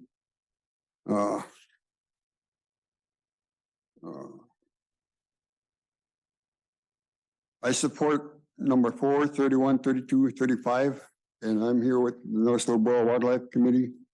You know, I'm a board member on their group and stuff, and I don't support number 2 because, you know, like other people say, it's not enough, you know, 4 per year. A lot of people say the statement that, you know, it's not enough, but I know the lady over here said, you know, it's you could go hunt for other people too in the family. Yeah, I get that. And stuff, you know. One time, one elder, you know, told me to go get him a caribou. I said, wait, I have to go get my license first before I go get the caribou. And he told me, no, don't get license. Just go get it for me. I said, no, I don't want to get in trouble. You know, and that's the system nowadays. You know, he told me that, you know, long ago, they didn't have those rules. They know how to manage the animals. This last summer, you know, I was fishing during August time. I was fishing and my wife texted me, go get caribou, they're getting caribou up in the hills. I was probably the last person to go over and get, and I just, you know, a lot of guys were coming with, you know, 2, 3 caribous on the four-wheelers. And, you know, I went down and they stopped by me. Oh, they're over there, they're over here. So I went over there. Other people passed by me. Oh, they're over here. So I got there at the last hill before the river crosses. I went on top that hill and I saw them crossing. In the corner of my eye, I saw one right here. And I put my scope and I saw a baby. And I said, I'm not going to shoot it. And you know, when I've been taught not to kill a mother with a baby, I saw that and I went to my wife. I said, I saw a caribou, but I didn't want to kill it. There's a baby. I'll wait till it grows. And that's how I've been taught growing up. I'm sorry, you know, for crying, but I didn't want to. But I'm here for my people. And I know people talking about sport hunters. It's really, it's hurting. It's hurting our people. I know that there's a lot of people, sport hunters, guides. I know Eric, these guys, you know, I know they want to make their money and stuff, but it hurts us as Native people. And it, you know, but I thank you. And like I said, you know, these animals gives us medicine and it's not being taught to our people. Thank you, Mr. Chair. Thank you for your testimony. Any questions from board members? We're being a little quiet on questions, but I think your testimony was very clear, so Al has something. Yeah, thank you, Leonard. That was really, really good testimony. Do you have an idea why the knowledge and the wisdom hasn't been passed down about the caribou being medicine? You know, those elders that are passed on now, you know, it's just, you know, like the beluga and all these, you know, the aged muktuk. You know, I was just telling a friend of mine, you know, I had COVID. When COVID came in, I had all the symptoms. You know, I had the bone ache, chills, runs, sore throat. And I forced myself to, you know, walk. And like my niece, you know, called me and said, hey, what do you want me to send? I said, I wish I had aged muktuk, the green blubber. And it came that same day. And, you know, I ate it and put me to sleep. Next day, I was all cured from all those symptoms. Nothing. I went back to the hospital, did my COVID, negative. And also beluga, you know, the blubber, you know, I had earache just like 3 months ago. I had, you know, earache and it was, you know, draining. I went to the clinic, did that, you know, the drops. It didn't help. That beluga oil, I put it in there. My wife, man, something smells. I was like, oh yeah, I just put beluga oil in my ear. 2 hours later, no more draining. You know, and also the caribou, you know, the bra, you know, when you're sick and stuff, that helps you with your body. You know, all those things, but like you said, you know, it's not being taught anymore. I wish there was you know, things about, you know, I've learned from these elders, you know, baking soda. Also, baking soda is, you know, when you're a baby or adults that are high fever, put that baking soda on your chest or underarms. And one elder lady from Kivalina told me, you know, if you want to know you're pregnant,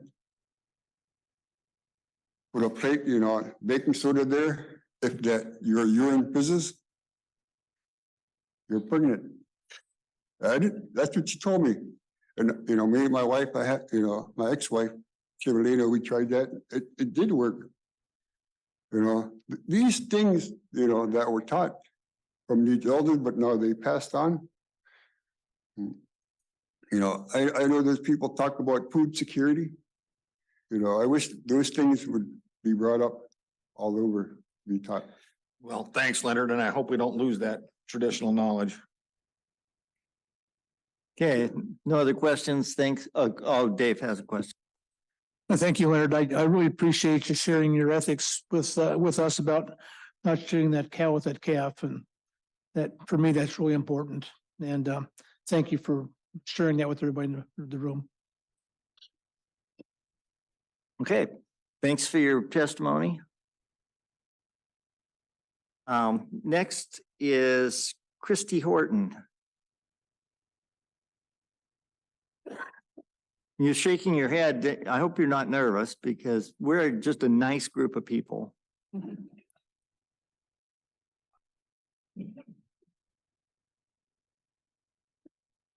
Good afternoon, and thank you, board members, for the opportunity to speak here today. My first time at the rodeo. So my name is Christy Horton. I'm here to testify on my behalf. My husband, Justin Horton, spoke here yesterday, and our combined public comments under 251 can be referred to for further detail. I am the other H in H&H Alaskan Outfitters. I have a vested interest in the longevity of our business. As an Alaskan resident of 30 years, I also have a vested interest in the sustainability and management of our resources. And having enjoyed many years of employment with NANA Regional and Chugach Corporation, I always get emotional, many of the shareholders becoming my second family. I have a deep respect for the heritage and am compassionate to the subsistence needs of Alaska's First People. I am here primarily to address Proposal 28, but while I have the chair, I want to be on record as opposing Proposal 3. I approve Proposal 28. Bears are a problem. The predation of caribou, moose, and muskox calves is a problem. Residents have not been harvesting bears in 22D and E, even after increasing the bag limit to 2 bears, and still grizzly harvests are down. The current DB 690, with its 21 tags available to non-residents, are being applied for by hunters who are also applying for the limited DM 855's 5 to 7 moose tags. In essence, attempting to create a combo hunt. If they don't draw the moose tag, they're not coming up just to hunt 22 D&E's fall bears. Also, if one of these combo hunters didn't draw moose but did draw bear, when they apply for the moose next year, they will not be allowed to apply for the bear, reducing bear harvest potential even further. The outcome of DB 690 will continue to be unfulfilled bear tags. Fish and Game's proposal of increasing the tags from 21 to 40 does not meet the needs of these combo hunt-seeking hunters. Increasing tags is not going to be enough enticement for hunting these particular bears in this particular unit for the same reason the current 21 tags isn't working. If we are serious about addressing predation, let's recognize the asset of using non-resident hunters. Possibly an unpopular thought, but we believe that changing from a draw to over-the-counter tags will be enticement enough to bring in more serious bear hunters. Another incentive, in addition to over-the-counter tags, would be going after these bears when they are most abundant and accessible in the spring. As a bonus, those hunts could be intercepting predation of new moose, caribou, and muskox calves. Spring will entail using snow machines, which for grizzlies is not the same as it is for caribou, wolf, or wolverine in 22 D&E. If the current motorized vehicle law is followed by contract guides, I believe there will be an acceptable harvest that helps out the area's ungulate population. We do not want to see the draw turn into a limited quota registration hunt. Again, we are dealing with non-resident hunters that are not going to invest in a hunt that would be at risk of an emergency closure. In closing, Proposal 28 offers teeth in knocking down the bear population. Thank you for your time. Thank you for your testimony. And, Yeah. you know, you might be the first time, but you did just fine. Oh, thank Don't you. worry about it. Next Well, time you'll do much better. Next Yeah, time. right? You won't be nervous. Yeah. a lot So of pressure. Dave has a question for you. What you do, Dave? Don't go anyplace, Christy. All right. Thank you for your testimony, and like Jerry said, you did real well, got your points across. The question I have is the folks that come up for either moose by themselves or moose bear combination, do they also look for wolves as a possibility also? They do, wolves Maybe and also wolverines? Wolverine, yeah. Have they taken those in the past? And No, they have not taken to, bear, yes, but they have not taken, wolves. okay, but there's a possibility they would, and that would also Yeah. help in some of the predator control issues. Yes. Okay, thank you. Ryan, Thank you, Mr. Chairman, and Christie, I'm gonna get on that bandwagon and say you did a great job. Thank you. Yeah, and your husband may have mentioned this yesterday, just a curiosity question. What do you see as far as your non-resident hunters that go moose hunting with you guys? Do they take most of the meat back or do they leave a bunch of it here and what happens to it? So this is my favorite topic. Oh, Because I handle that aspect. I'm firsthand at that in Nome, and we've got quite the network. If they could take every scrap moose, a scrap back with them, they would, but that is not the reality. We have a network in Shishmaref, Bregvig Mission, and and Teller and Nome, and quite the network in Nome is one family in particular is every year. He's feeding his neighbor and his neighbor and his neighbor. And when we come in with the moose, whatever the guide is, or the hunter isn't taking back with them, it's right there. We might look like a drug dealer right there in Nome, passing, but it's of major importance. I get that meat back as fast as we can. We get it to where it needs to go. And that call goes out. I'm sorry, this is just my favorite thing. And if for whatever reason they are not able to meet up with me, I know that the fire department also takes that on too. So it's never wasted. That's outstanding. And you know what? It's okay to get emotional. I do. Alaska's So wildlife emotional. elicits that from all of us. Yeah. Thank you. Thank you. All right. any more questions for her before she runs away? No.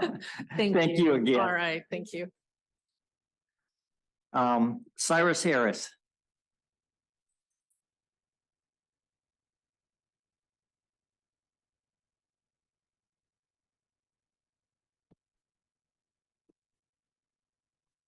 Thank you, Mr. Chair, members of the board.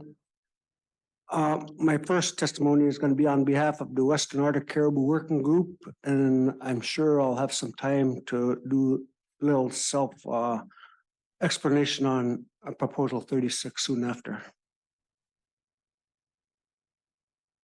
So the Western Arctic Caribou Working Group, I'll be sharing information on proposals 2, 3, and 5. The Western Arctic Caribou Herd Working Group submitted 2 proposals in April of 2023, both of which are currently under consideration. These proposals recommend changes to caribou regulations due to the data from Alaska Department of Fish and Game wildlife biologists that illustrate a decline in the Western Arctic caribou herd. At our annual meeting in December, we again learned that the Alaska Department of Fish and Game biologists of the herds continue to decline. The 2023 photo census for the Western Arctic caribou herd was 152,000, down from 164,000 in 2022. 188,000 in 2021 and 244,000 in 2019. We are commenting today to reaffirm our support of Proposal 2 and Proposal 3. We are reaffirming our support for these proposals because we see the immediate need to address the current herd decline by limiting the harvest of both bulls and cows by both residents and non-resident hunters to allow the herd population to recover. Furthermore, the Western Arctic caribou herd reviewed other proposals under consideration. We do not support Proposal 5. We understand that the intent of Proposal 5 is to reduce liberal harvest limit for residents while also continuing to allow access for all hunters, non-residents, by instituting quotas and chances monitoring. However, we stand by our Proposal 3. We believe that if harvest reductions are placed by Alaskans to allow the herd to recover, there should be reduction for non-resident hunters. So those are the three proposals from the Western Arctic Caribou Working Group, and I'd like to share a little bit of information about the proposal 36 and where it developed from, how it really got started. It really came from the Kotzebue Advisory Committee. And that proposal was intended for only Unit 23. And so we heard loud and clear from our folks up in Unit 26A who hunts off 4 different caribou herds. And so this intent was not to be stepping on other people's feet. And how do you resolve issues such as that? And also define a little bit about this proposal. We heard a little bit about proxy hunting. We heard a little bit about, super hunters. We heard about families of 13 and how you're going to feed 4 per year. Well, there's a definition behind that. I mean, it's per person, not per household. And we got to also keep that in mind. And when the departments are creating these like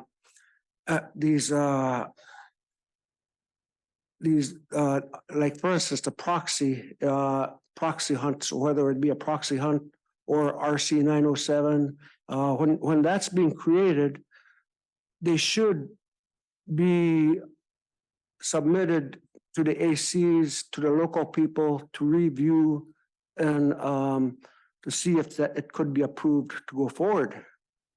A lot of stuff, a lot of that really just haven't been happening. So on the RC 907, I've heard from many of our hunters that, on the kill site, you need to pull out your pencil and mark your kill. Hands are bloody, 20 below, caribou needs to be butchered. That's strongly on our mind, is to keep that caribou meat fresh. And we don't carry no pencil. Of course, we got our harvest ticket. So just stuff like that, that's written in really small, fine print. And also, when I first got to RC 907, I had to sign up for it, not realizing that I'm signing out my rights to hunt caribou if I don't turn in my form. So just stuff like that, we have to get the local people to review what's submitted, on the proposal, on the, I'm not too sure what you call it, the tickets that we have to carry and, and stuff like that. It should be reviewed by the people to approve, and it should be considered from both sides. So that's my statement. I'm here to take a challenge on any questions. Thank you. Okay, Al. Yeah, thank you, Mr. Chairman. Thank you, Cyrus. Been a long time since I've seen you. You look a lot wiser now. Did the Western Arctic Caribou Working Group talk about proposal number 4, which would allow 5 caribou with 3, which may be a cow? That was discussed, but what I got here is statements from the group that I'm going to be presenting on this one here. So I couldn't really answer that question right off. There were several people before me that were going to be sitting on the seat who didn't make it in. So at the last minute, I got bumped in, which I don't mind. Great. Well, it's good seeing you again. Yeah, you too, Al. Is my hair going to get that white coming up here? Seeing like how you're here for the 1 year now? But yeah, thank you for the opportunity to, and I really appreciate and thank the North Slope folks being here to, say their 2 cents on these proposals. This is a complicated issue, and we got to keep in mind, the indigenous people are a part of the ecosystems, just like the wildlife got no boundaries. We don't have any boundaries either. So it's something that's being brought up on us from the Western culture as far as part of colonization. So.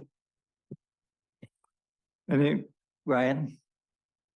Thanks, Mr. Chairman. And Cyrus, it's good to see you. It's a different place. Usually we're talking about birds, and they're not here right now, but they'll be here soon enough. Yeah.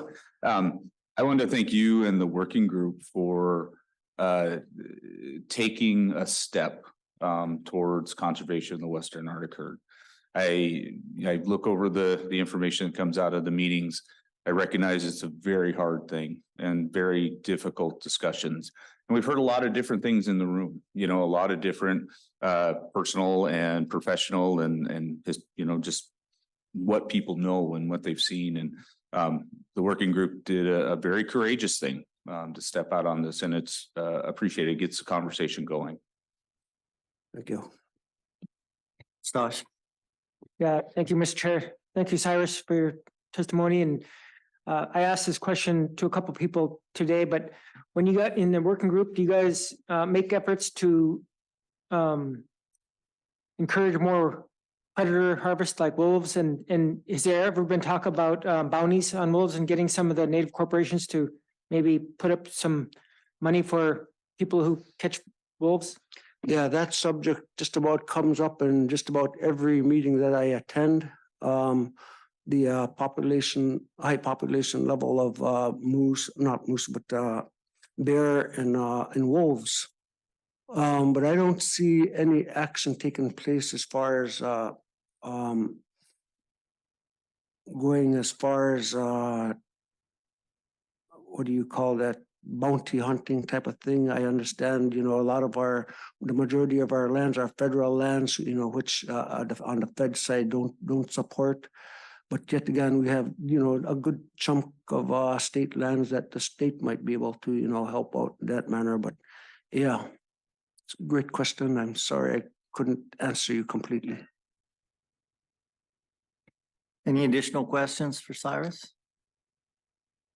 Hearing none. Okay, thank you. Lance Kramer.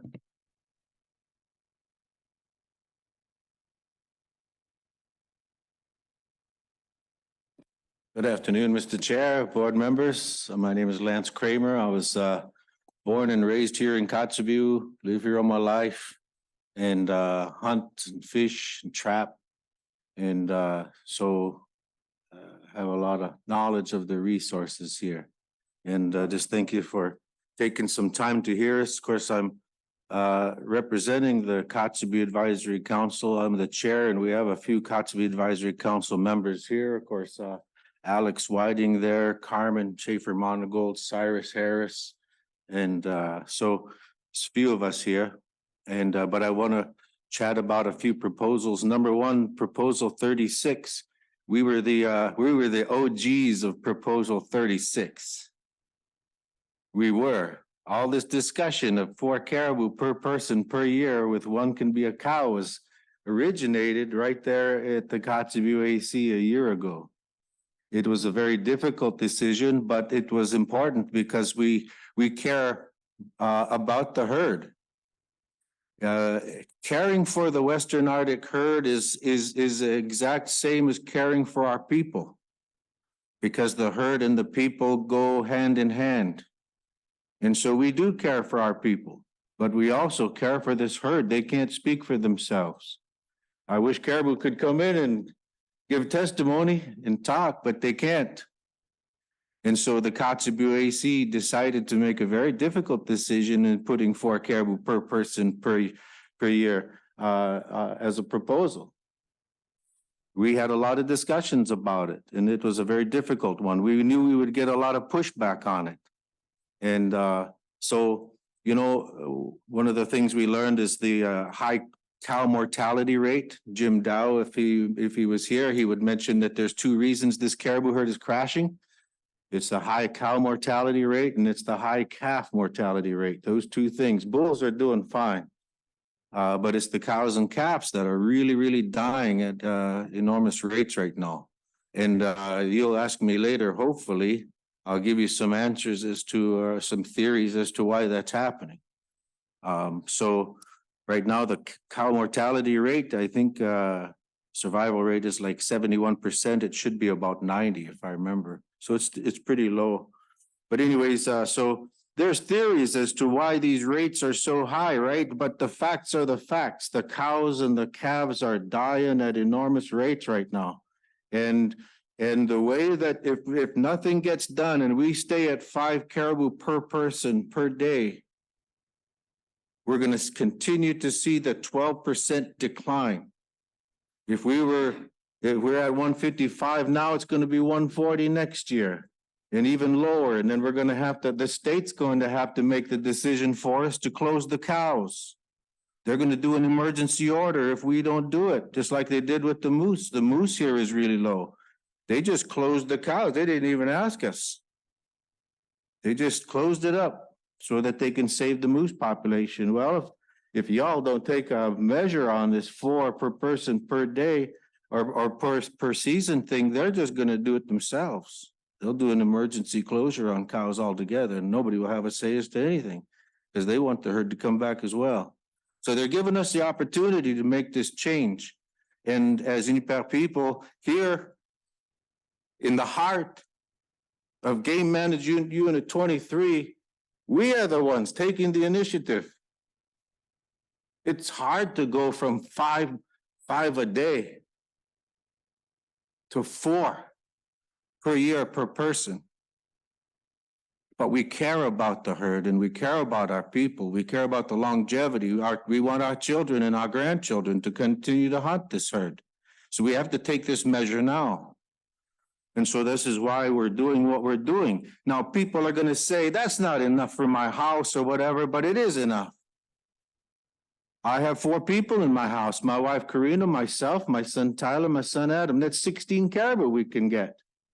That's plenty enough for my house. Somebody here mentioned they got 13 people in their home. That's 54 caribou for their house. Support it. It's good enough.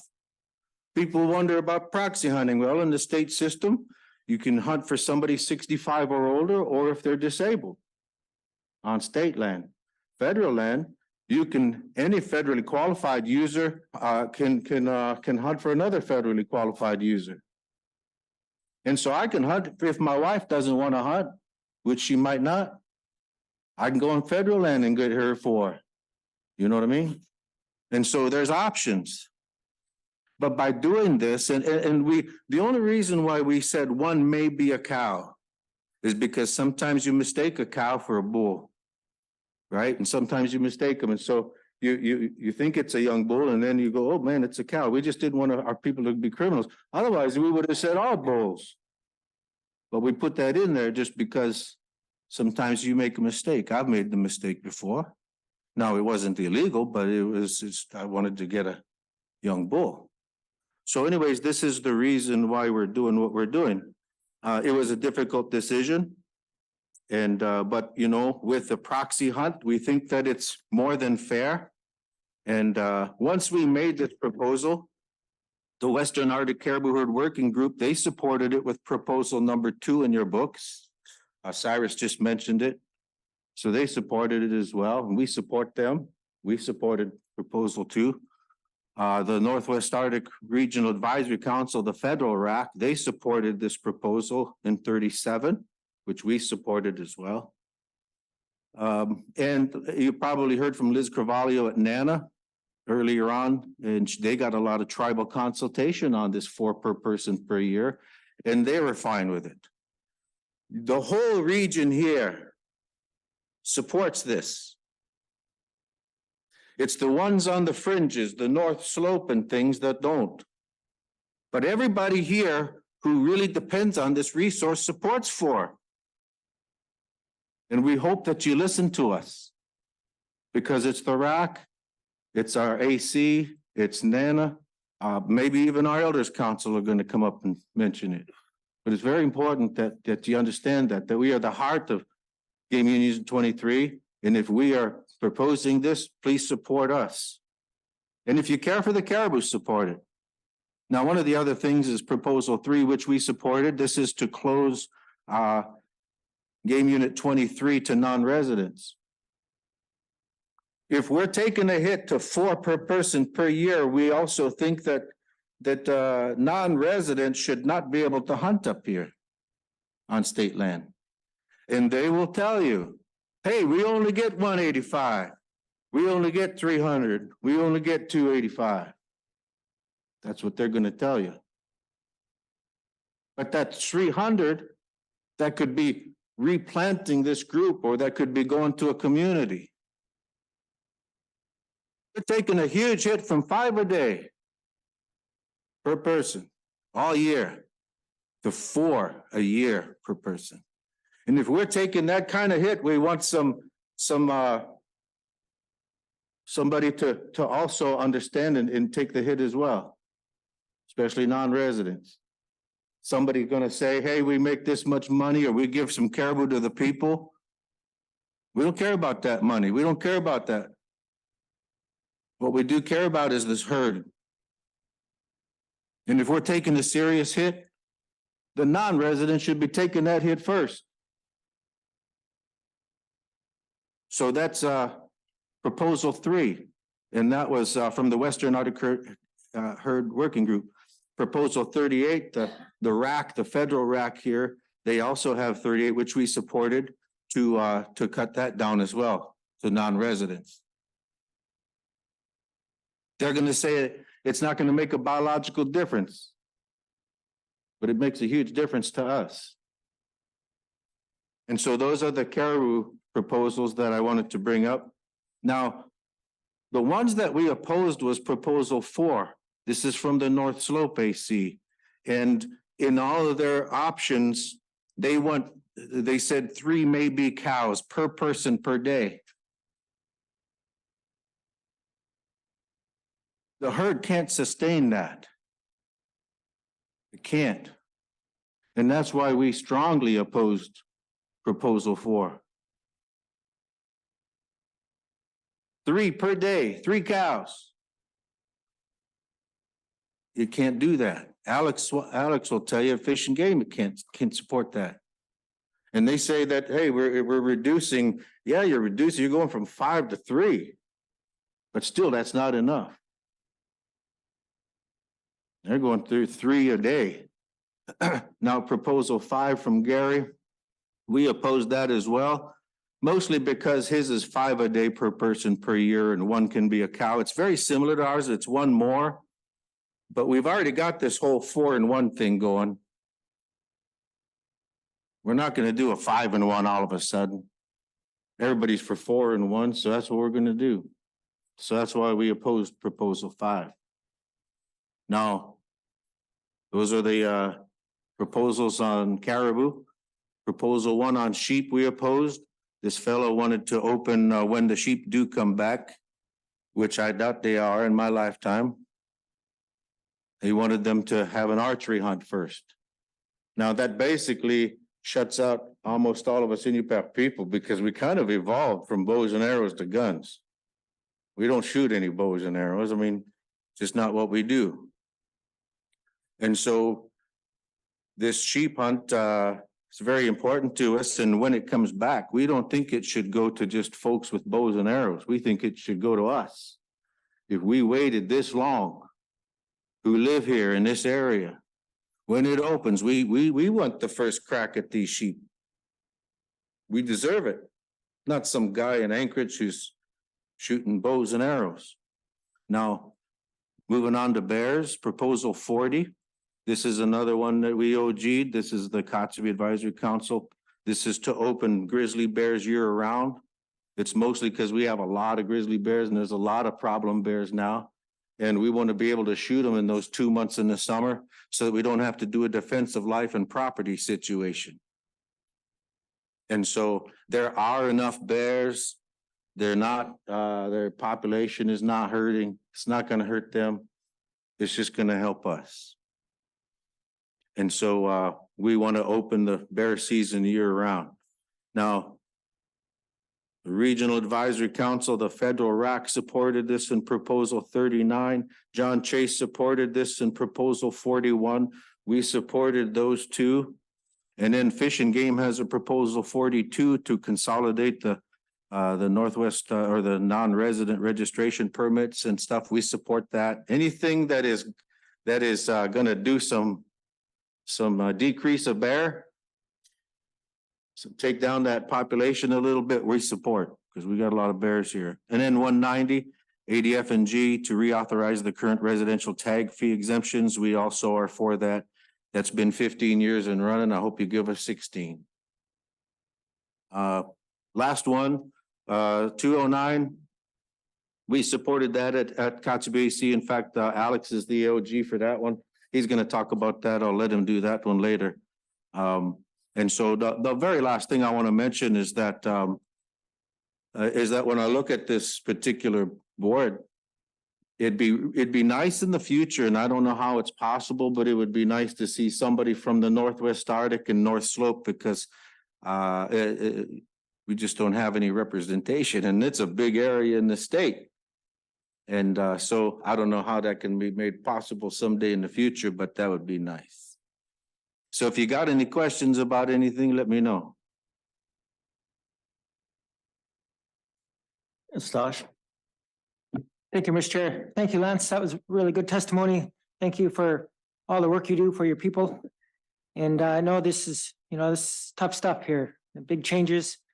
5 per day to recommending, 4 years, big change. It can't be easy. So, I've met you years past, and we've talked not here and there. And both of us have something in common. We like to go wolf hunting. Yep. And it's not easy. And back home, I think there's maybe 5 people that can do it consistently on a regular basis if the weather is good.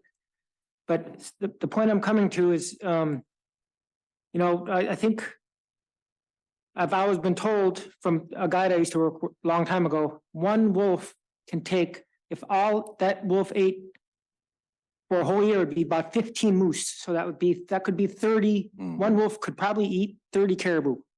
And so I'm just wondering if anyone's ever approached the NANA or ASRC or Village Corps to put a bounty on this, because I think that really works. To offset the gas costs. It's not easy going wolf hunting. It's hard on your equipment. It's the success. You really got to know what you're doing to even have a chance. So. Yeah, it's a great question. Gia, Hannah, myself, we both serve on the NANA board. And we did bring it up one time, and I think, and it wasn't an official vote or anything, but it seems like most of the 23 board members were for some type of predator control on NANA land. We know it can happen on state land. We know that you're for that. And but NANA land, again, we can bring it up to our board again, but most of them were pretty for it. Dave. Thank you, Mr. Chairman. Lance, thank you for your powerful testimony. I really do appreciate it. And you mentioned earlier that you had some opinions on how some of the mortality on both the cows and the calves was happening. I wonder if you can just briefly expand on that for me. Yeah, sure. So climate change is the biggest killer of these cows and calves. Climate change, not outside hunters, not even us. We take about 12,000 a year for subsistence here. But climate change is killing these cows and calves more than anything. And we know that because all 39 herds in the state are declining and those in Canada are declining. It's not an outside hunter or a road issue or anything like that. It's a climate change situation because climate change is happening all across the circumpolar north. So what's going on with climate change? Well, what happens is when you got warmer summers up in the summer range, that causes caribou to really come together in big aggregate groups. Alex Hansen, the fish and game biologist, will tell you that their photosynthesis are getting better. Why are they getting better? Because these caribou are getting close together in the summer range of these caribou. So what's happening to your question is that these the cows are dropping in enough calves. They're making enough calves, and these calves are surviving that initial start. How do we know that? Because we had a calf collaring study here for 3 years. I was the one that helped initiate that with Hillary Robinson with the Park Service, and she worked with Fish and Game to get that going. And we wanted to find out where the calves were dying, right? Well, it turns out that these calves were dying in the summer range, not on the calving ground, not on the migration route, not in the wintering area. They're dying in the summer range in the DeLongs up there, Trail Creek and that Cougar country. I was up there years ago. I was hired to protect these German filmmakers from bears. They heard that bears always eat Germans and then Japanese tourists. And so they didn't want to be a casualty, or what do you call that? You know what I mean? Statistic. So they hired me to keep the bears away from them. And it was interesting being in that summer range with these caribou, because and these Germans are kind of like us Eskimos. They like to stay up real late. The only thing is they like to wear leather pants and chain smoke, but it's like they're, like the old MTV videos. But anyways, they were up all night and we were out in this summer range at 1 a.m. And these caribou, what was going on is there would be these snowpacks. There are year-round snowpacks in these mountains. And these caribou at between 1 a.m. and 6 a.m. when it's cool, they would run like crazy and just switch snowpacks. But that was their time to switch. And we got down in the middle, down in there by this big boulder. And so we wanted to see if they're going to go right by us. And they'd go from here to you. And they didn't care about us human beings. Hundreds of them are passing by, and these German filmmakers are having a blast, right? And but the caribou didn't care about us. They would just stop, they would shake, they would snort. They got warble flies and bot flies all over them and mosquitoes. And that's all that's on their mind is insects. They don't care about us. You can go up and touch them and throw a rock at them if you wanted to. And so that's all that's on their mind in that summertime, in that summer range. And so they're going from ice pack to ice pack. And so it's my theory that what's going on is that as climate change happens, these ice packs that are out there year round, there aren't anymore. And so these caribou now, instead of going ice pack to ice pack, they actually just get into big aggregate groups now. And what happens when they do that is the mothers in the inside, they'll lose their calves. They'll lose contact with them when you got big groups of 5,000 or 2,000 or 1,000. And when the calves and the calves and the cows separate, the calves just sit and wait for mom to come back. Well, a lot of times mom don't come back. In fact, I was just talking to my Bart here, Eric.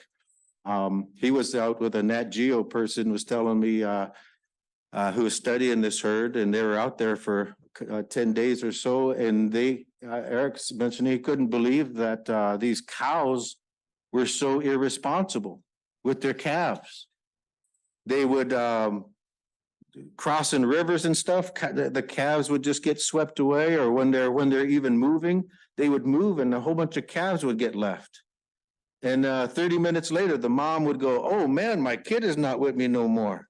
Where'd they go?" And then they would go back and look for their kid. Well, even looking for their kid, they were that interested. They were like, I'll just go back to the group.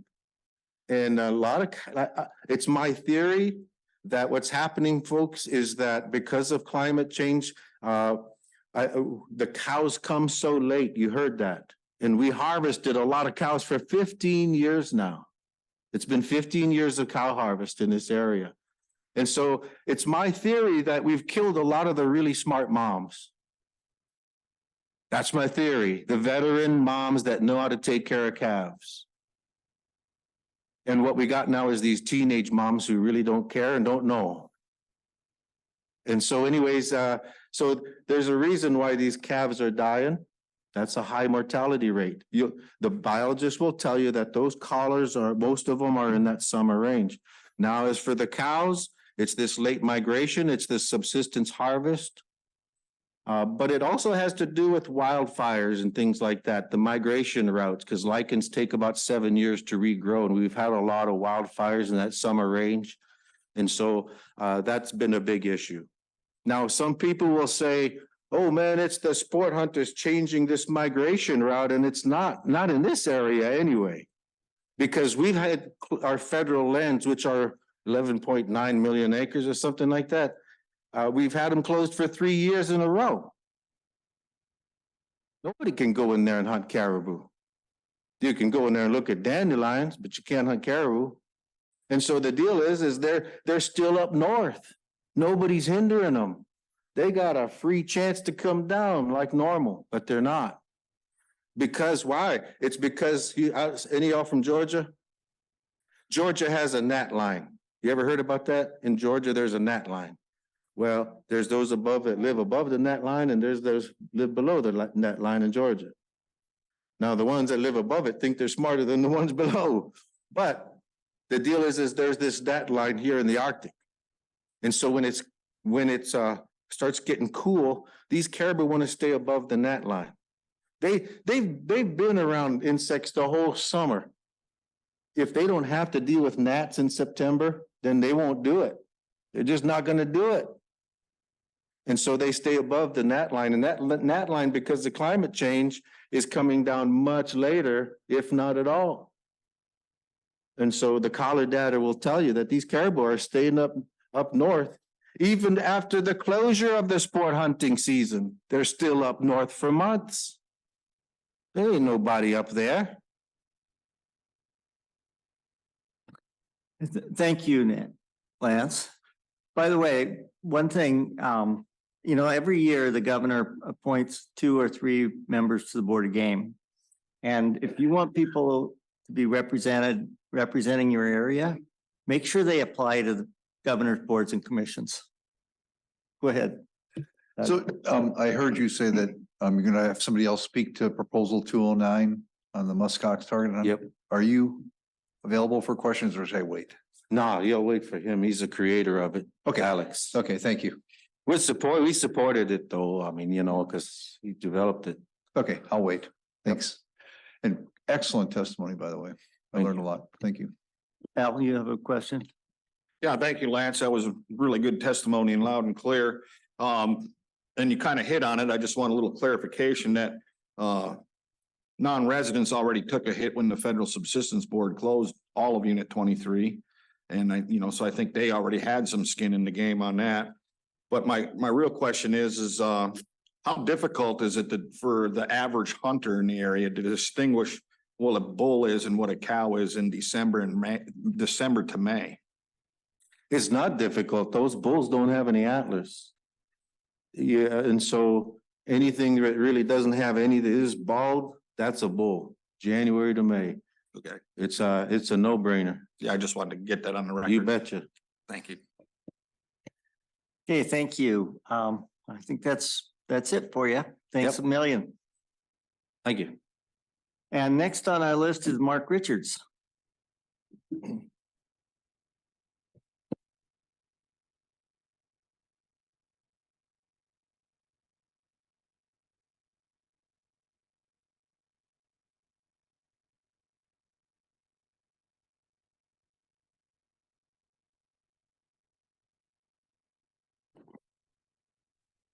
Good afternoon, Mr. Chairman, members of the board, department and agency staff.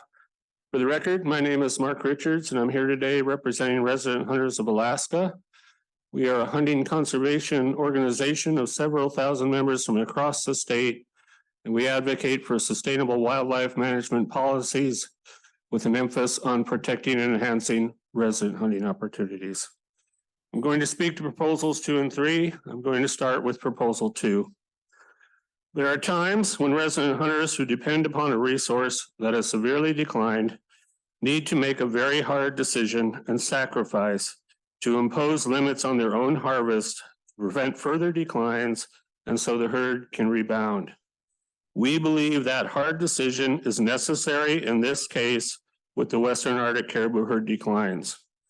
We want to say a huge thank you to the Western Arctic Caribou Herd Working Group, the Kotzebue AC, and the Northwest Arctic Regional Advisory Council, all of whom submitted proposals to limit their own bag limit from 5 caribou per day to 4 caribou per year, only one of which may be a cow. Your conservation concerns and willingness to sacrifice are not going unnoticed. We fully support the intent of proposal 2 to limit harvest, particularly the cow harvest, in order to benefit the recovery of the Western Arctic caribou herd. While eliminating all cow harvest might be the best option for herd recovery, we believe it's important to leave that allowance to still take 1 cow. We have submitted RC 12 with an amendment to our support of proposal 2. We would like it to only include units 22, 23, and 26A.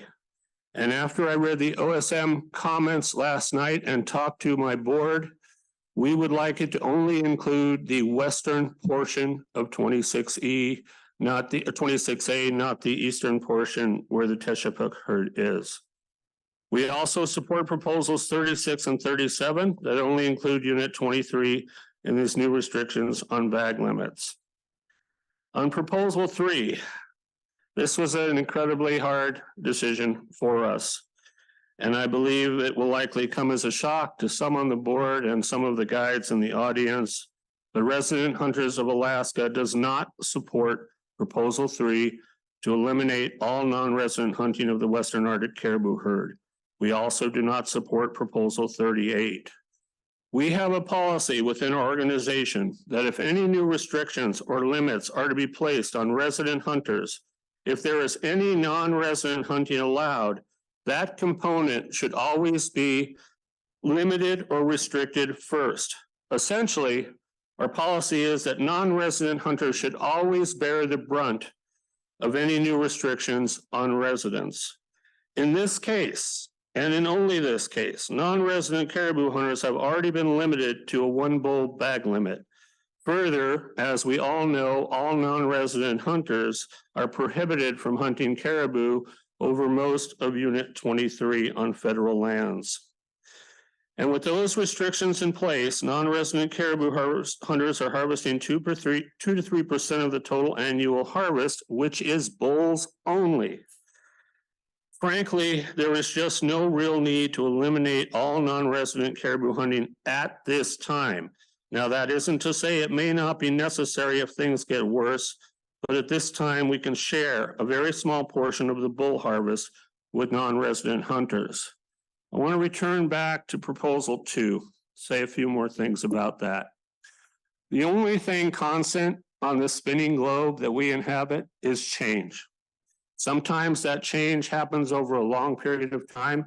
Sometimes it happens over a short period of time, but there is always change. Right now, the climate is changing and that will impact all of our fish and wildlife populations. The one thing that has allowed humans to survive on this earth for so long is our ability to adapt. And we are going to have to adapt to the changing climate that will affect our fish and wildlife populations. Part of the problem with us as humans is we're reactive instead of proactive. Our organization has been advocating for restrictions on cow harvest for several years now, and we did not do that. And so now we are at the point where we are at. There's been some issues that have come up that we didn't understand about the ANS. The ANS is 8,000 to 12,000 caribou, but it also includes the Western Arctic and the Teshepuk herd. We don't want to see if these restrictions were to go in place and they would be below the ANS. We don't want to go into a tier system. I just want to make that clear. We do not support going into a tier hunt. So if the board cannot pass these restrictions, we want to emphasize that what you can do is to restrict the cow harvest. That's the most important thing we want to see dealt with. Thank you. Thank you. Any questions for Mark? Al? Yeah, thank you, Mr. Chairman. I just had to get my map out. I didn't quite understand RC 12 with unit 26. Where were you dividing 26 west and 26 east? It was just go back to the OSM comments. We would refer to the OSM comments. We agree with what they said about separating out 26A east and west. Okay, thank you.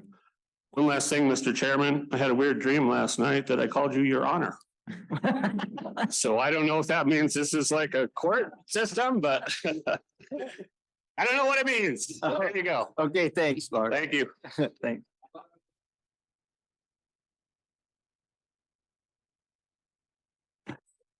Okay, next is Billy Adams.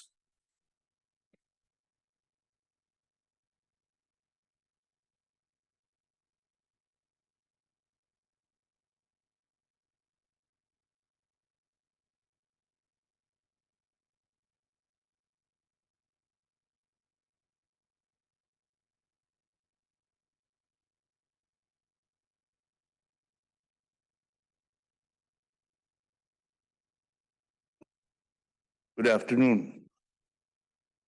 Can I invite all of my non-resident and resident friends? we're happy to have your colleagues at the table with you. If you need support, but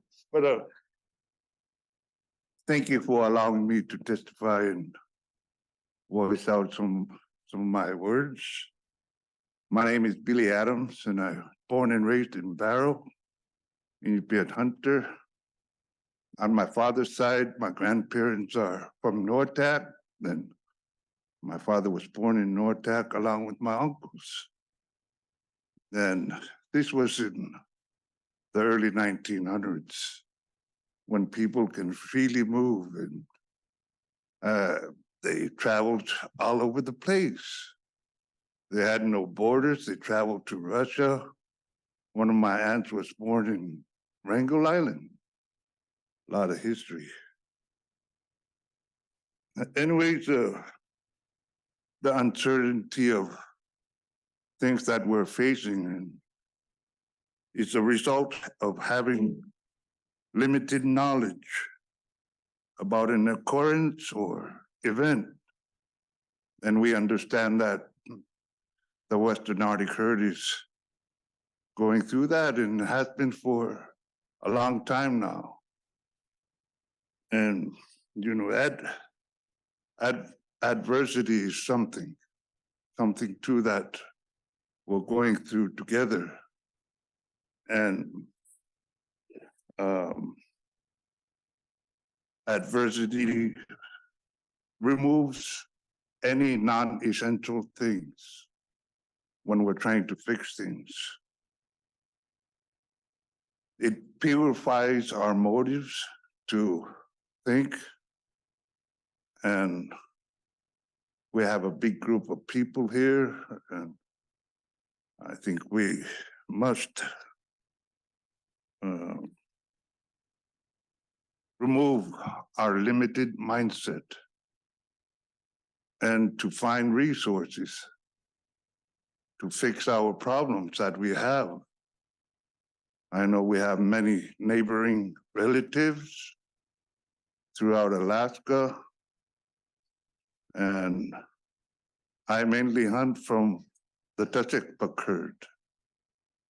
And we know movements that go into with the Western Arctic herd. We might have a few caribou that mingle with the Tachekpuk herd, but the Tachekpuk herd, through movement, information, they don't go too far around here. But just like the gentleman said, you know, over here, you know, climate change is something really big. In the early 1990s, we saw a lot of that. You know, for example, we had polar bears that came ashore in August and September. There was like over 90 polar bears that came ashore. They were a little shocked, but over time they adapted to the changes. The health of that population is great. And it's, you know, things adapt more than we think, but, you know, we understand that, you know, it magnifies on a herd so big. A lot of the animals that have perished are females and their calves. In our culture, our females are decision makers for our whalers. And we respect that. Females are very important. Just like in,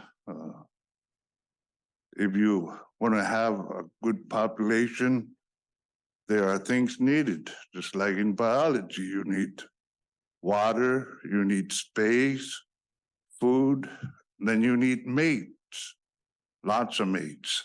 Mates are good. But and you know, a lot of my work is with polar bears and human bear conflicts. looking at the health of animals, over the years, we've bridged the gap between using local experts into going into helicopters with our federal agencies to be part of the research and survey studies. And that has gone a long way. And bridging these small gaps has made a big difference in the way research is being done. My other work is with the Alaska Eskimo Whaling Commission. Look like I'm done. But Go ahead and finish your thought there.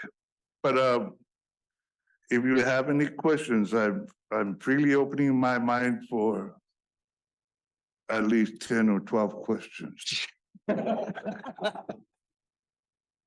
Okay, well, then I'll have to call on Dave because he usually has that many. But any questions?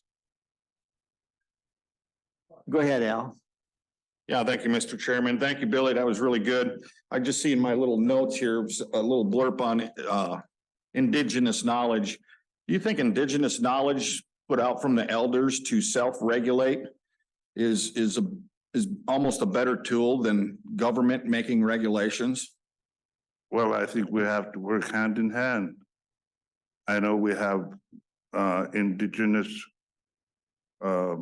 calendars with many different animals have seasons just for like caribou. You know, the females, they start to get pregnant and they do their action in October. Then right now they're little, the unborn calves are maybe 8 inches long by now.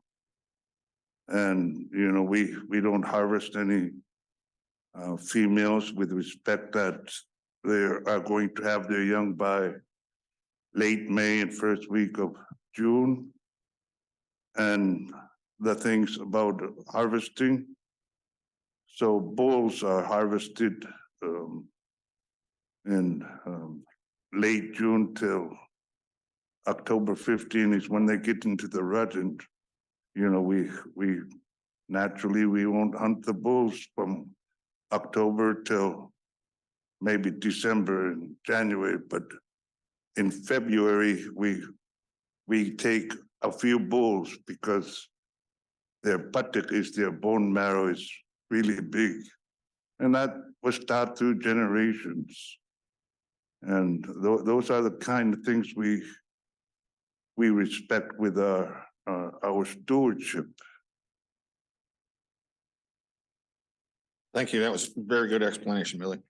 But, you know, I didn't get to say which proposals I supported or. If you could just tell us that really quickly. Yeah, okay, so. No, don't explain why. I oppose proposal number 2, support 4, 31, 32, and 35. Okay, thank you very much. And Commissioner has a. Yeah, just real quick, Billy. So we go back a long ways on polar bears and everything else. And I remember we were trying to figure out a harvestable surplus of polar bears that could be taken for subsistence use. And we had these artificial boundaries on the landscape between southern Beaufort and Chukchi Sea. And now I'm thinking ahead to caribou here. What I read as a genesis of proposal 4 is how you can still continue your opportunity to harvest adjacent caribou herds, but still recognize that you harvest some Western Alaska caribou. How did you find that balance? You know, I heard the gentleman from Kotzebue say that it's time to share the conservation burden across the landscape, but how do we as board members around this table find that balance between protecting Western Alaskan caribou herds, but still providing opportunity in these adjacent herds? All right, thank you. Great question. And I respect the gentleman's testimony earlier. I think his name was Lance. And have you ever gone through exercise where there is no right or no wrong answer? So, it's a very sensitive question and, you know, if things got really, really where we really had to get together, I think we could live with the things that were said. Okay. Thank you. Thanks again for your testimony. That Thank was you. great. John Quincy Adams.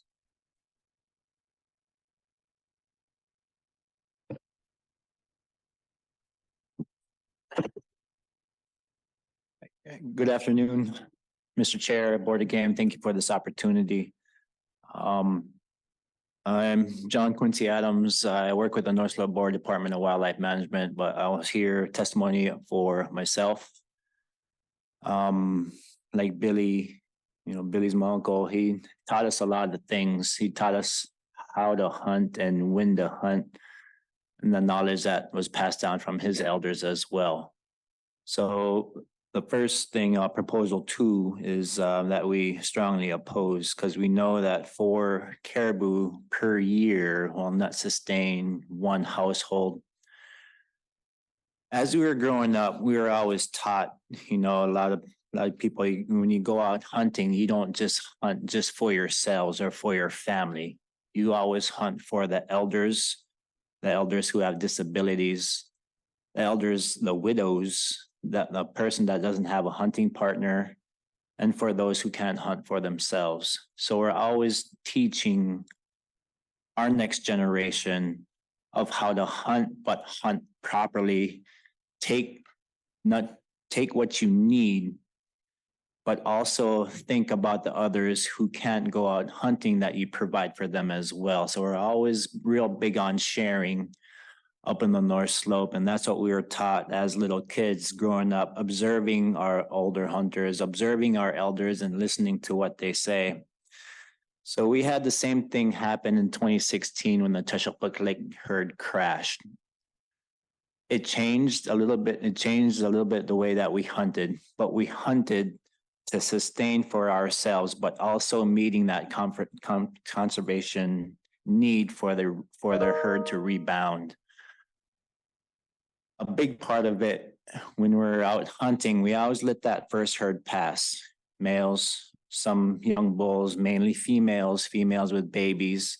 We always let that first herd pass, and there's always more bulls and young bulls that'll follow right behind. So when that first herd passes, there's a scent that they leave. There's a smell, you can tell, and sometimes you'll see those caribous when they're feeding as well too. They'll slip around, they'll stop, look around, and they'll smell. And that's one of their defenses as well that they have besides their hearing. But it has proven when the Teshekpuk Lake herd crashed, we were able to still sustain our needs, our subsistence needs, to feed our families, to feed the elders and all the disabled. But we also didn't overhunt them to where the herd kept declining, and it rebounded. It took maybe 5 years for the herd to rebound, but it rebounded. The caribou are really important to us. We have a big whaling family.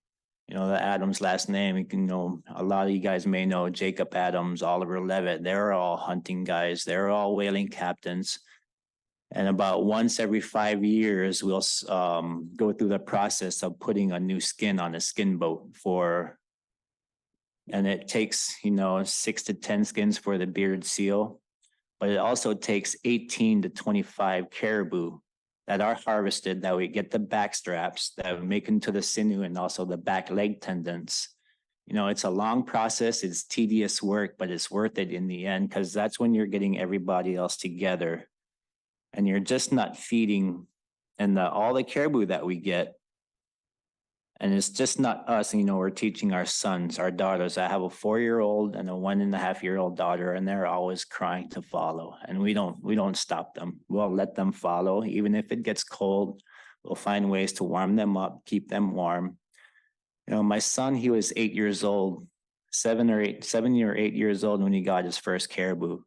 And he looked at us as like, you're not taking any of it home. So what we're taught growing up, every first animal that we catch, we distribute it to an elder. We give it away. We give the whole thing away. We don't keep anything for ourselves. And as we're talking with them and showing them, a lot of the elders will be so happy. You know, you just look at their face, watch their face, watch their reaction when you give them that meat. And man, the look, the emotions, the happy tears that the elders get, you know, when they receive that food, it's payment enough. That makes you feel good because they know they're going to eat as well. So we're always teaching them how to properly dress it, how to properly take care of it, and you clean it. That's all the three things that we do is we take care of the animals. And it's like when we take care of the whale, same thing with the caribou. Quarter them up, clean them up, and you want to eat how you want to feed the people how you want to eat it, and that's clean. So that's these 3 minutes goes by fast when you're doing your testimony. Yeah, 5 minutes does go by really fast. Yeah. So do you have a final thought for us? Your time is up, but okay, we'll let you finish a final Right, thought. so the hunting regulations are not customary to us and our traditional methods have always worked, you know, keeping everything balanced, keeping everything situated, and to raise our next generation to provide for our community and not just for our individual families. Okay, thank you. And questions, Dave? Thank you, John. I appreciate your testimony this afternoon. You're from Barrow. Yes. You mentioned that during the Teshapuk Lake crash back in 2016, you were still able to go out and conservatively harvest animals to fulfill your needs. What did you do? I mean, what did you do to still harvest and then still allow the herd to go back within the next 5-10 years? We mainly avoided the females, especially with the females with the babies. And then from that point on, we noticed the predators were also, you know, the predator population, the wolves, the wolverines, and the bears, those started increasing. So we're going out a lot more to get the predators and not having a bounty, but just going out and hunting the wolves and controlling those populations. Because the wolves, you know, one wolf, it can eat at least, you know, 15 to 20 caribou a year. And you get a whole pack of them, that just multiplies as well. So it's just a lot of it was avoiding the females with calves, and that's what we're always taught to. You see a mama, you see the baby, you let them pass by. You don't bother those. Very good. I appreciate that. And one other real short question. When you're out hunting or trying to catch a caribou, can you determine the difference between a Western Nordic and a Tesh buck? If they're mixed up, which direction they're coming from? How do you know what animal you're taking from what herd it might be, or can you? Sometimes the Western Arctic caribou herd might have a bigger body than the Tesh-buck herd, but they, you know, like people, they mingle. And when you mingle, you know, you cross each other's paths, and you know they're gonna have that. You can barely tell the difference in a sense, but when you see those caribou, you know, they're sometimes, you know, if like telling a caribou from a reindeer, you know, reindeers have shorter legs. And it's kind of, if you just kind of look at the bodies and look at the shapes, you might be able to tell the difference between the Western Arctic caribou herd and a Tesh-buck at the body size, the height. Okay, thank you very much. That's good information. Al, you had a question? Yeah, thank you. And it was very good testimony, John. During that low when in 2016 at Teshapuk, did you see a lot of predators on the calving grounds? The calving grounds, there's some predators, but you know, as the caribou are moving, you know, the animals are going to be following with them as well too. So it's just not a chance, but when you go out hunting, you're not always going to be successful. and we understand that and we know that. But you can tell where a lot of the wolves and wolverines, they like to hang around the rivers and the high areas. And that wolf population was getting pretty big, so it was hunting them a lot more and controlling it to where their population didn't go, like if there's 4 or 5 wolves, there's, you can tell, you can separate the big ones from the pups just by the size. So you want to try to get the bigger ones first, but you also want those wolves. That way everything can be balanced out. Yeah. It just seems to me, when I was doing some research on that in the Central Arctic caribou, they had really good calving grounds where there was low predation, just because of where their location was. So I was just seeing if you observed that also. Thank you. All right. Thank you. Any additional questions? Jake? Hey, thank you, Mr. Chair, and thank you very much for that testimony.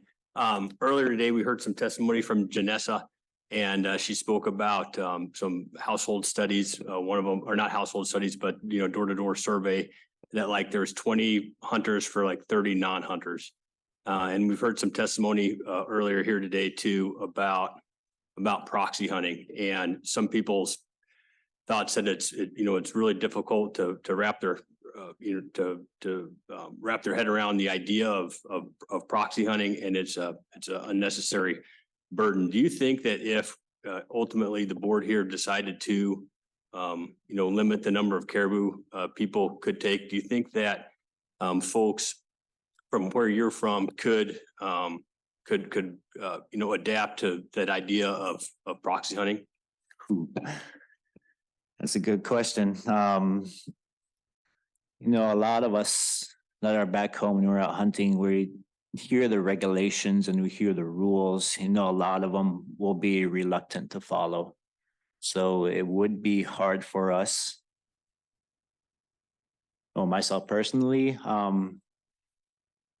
because we're not hunting just for us, we're hunting for,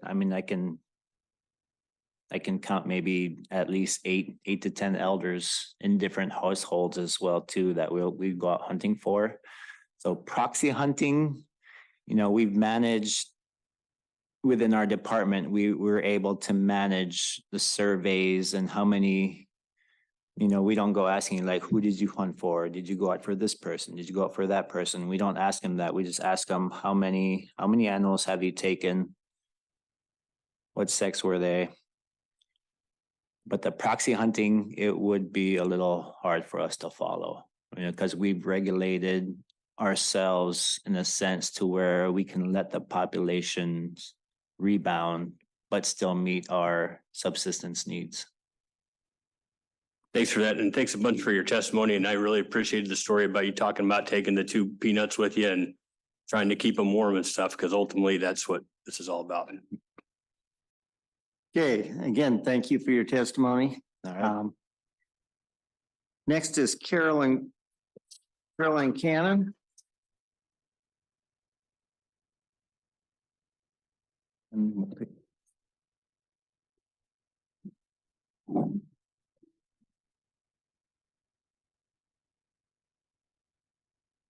Ariga teku. Teku. Kuya si mongak tosi na joralusa. Ilis maglugo tam na tutu. Inyu nakto. I just want to thank each one, Mr. Chair and the board, for coming and allowing us to say and to give our testimony on behalf of our people. It's a crucial part of our diet. I want to talk my native language. I'm not an interpreter, so I better knock that off. And I, for one, too, don't normally read out of the paper. And it's from our heart. When it comes from our heart, it's true. As a leader for Tikiak for many years, my name is Caroline Akwa Cannon. I'm from Point Hope, known as Tikiak, a tribal member of the native village of Point Hope, a community of the city of Point Hope. We need to understand that our tribe was established in 1934. Before that, we had Umeliks as our leaders and decision makers because we are known to be a whaling community that make decisions on our behalf. Tikyak is considered to be one of the oldest inhabited community of the North America. Our people have always successfully practiced traditional cultural lifestyle since time immemorial. With that said, as I refer to the Umeliks, they made these rules. They made decisions on our behalf to see that we comply and to allow. And this was passed down from our ancestors. I oppose proposal number 2 and support 4, 31, 32, and 35. Currently, our Tutu migration pattern has been affected. There have been sighting of fish and game aircrafts that have been impacted our Tutu pattern. They have diverted the migration pattern route. And I know that the question will say, how do we know that? We have people, we have technology, we have GPS, we have the phones. So they're showing them that they're, where they're hunting, they're videoing, or they're showing the aircrafts and stuff like that. But sometimes it's hard to come with the numbers because that's critical where we can identify who those individuals are or what group that is. Currently, our hunters travel as far as 100 miles round trip with the high cost of transportation, ammo, grub, hunting gear, etc. Our grocery stores, we have to spend at least $120 for 3 good steaks. And hamburgers for a pound is like $30 a pound. And chicken, a bag of chicken will be $40 a bag. It all depends how big your family is. It can take 2 bags for a meal of chicken to feed your family. That would be to 8 to 10 people. Just to give you an idea what it would, we would spend the high cost of living, that we spend the high cost of living. When our hunters travel their distance, there isn't a guarantee with a catch. And we were taught by our ancestors that we are responsible to look out for the less fortunate, the elder, widows and widowers, handicapped, to share our catch. The traditional and customary practice are critical in our area. Again, to share that we share with the less fortunate. People, we're still struggling. We've been stereotyped because we live within the oil field industry.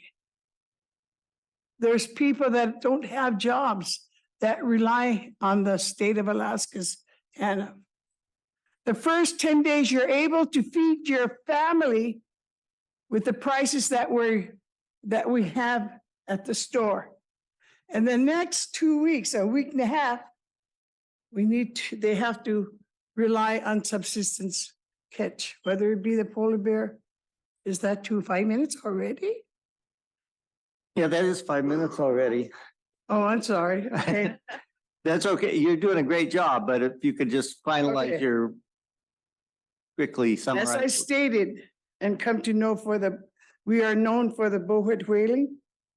1 year we didn't catch or land a whale in our community. It was devastating. We suffered mentally, emotionally, and physically. We were impacted in the different ways, very confusing. The cycle was not finished. We were used to serving the feast in June, the Thanksgiving, the Christmas, and so on. The first slush ice. And it all depends if you're a whaling captain. I'm fortunate that I was raised by my parents, Henry and Emma Nushpak, who were successful whaling captains. But it was, so I know how it is to feel that if we don't have the tutu in our diet, this will definitely have a big impact on us this will definitely have a big impact on us, a undue hardship. Thank you for your time. Thank you for your testimony. And Dave has a question for you. Carolyn, thank you very much. I really enjoyed your testimony. You're from Point Hope? Yes, I am. Okay, I just was curious on where you're making your observations from, what part of the North Slope. Thank you. Any additional questions, Caroline? If not, thanks again for your Thank you. testimony. And we're going to take a short break. And then after the break, we're going to come back and we're going to finish public testimony. We have about a dozen people left. Thanks.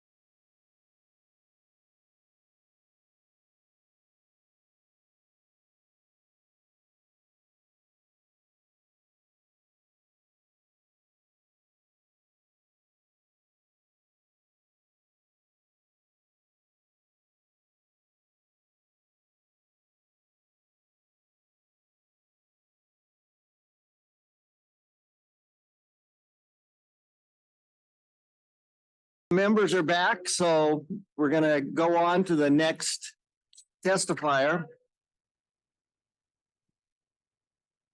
If we could. Next person on the list is Robert Lisburn.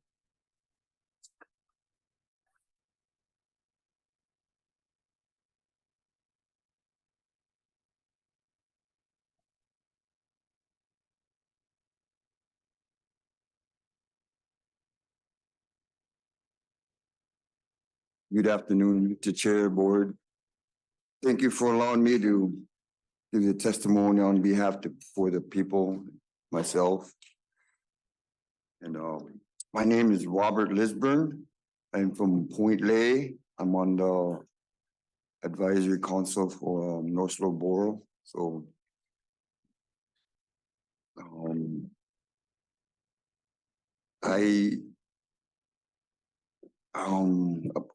not much of a speaker, but so I'm new to speaking, so don't mind me and my getting nervous, but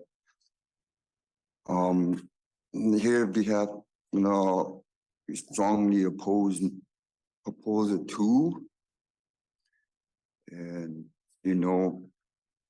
I am in it back. I am in it back, so in order saying that, I'm a hunter.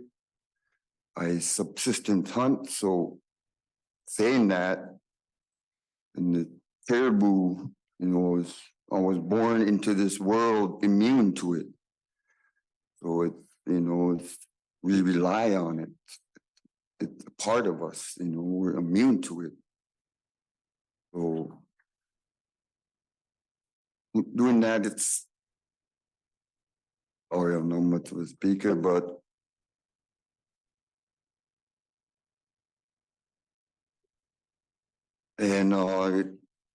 wait, let me get my thing.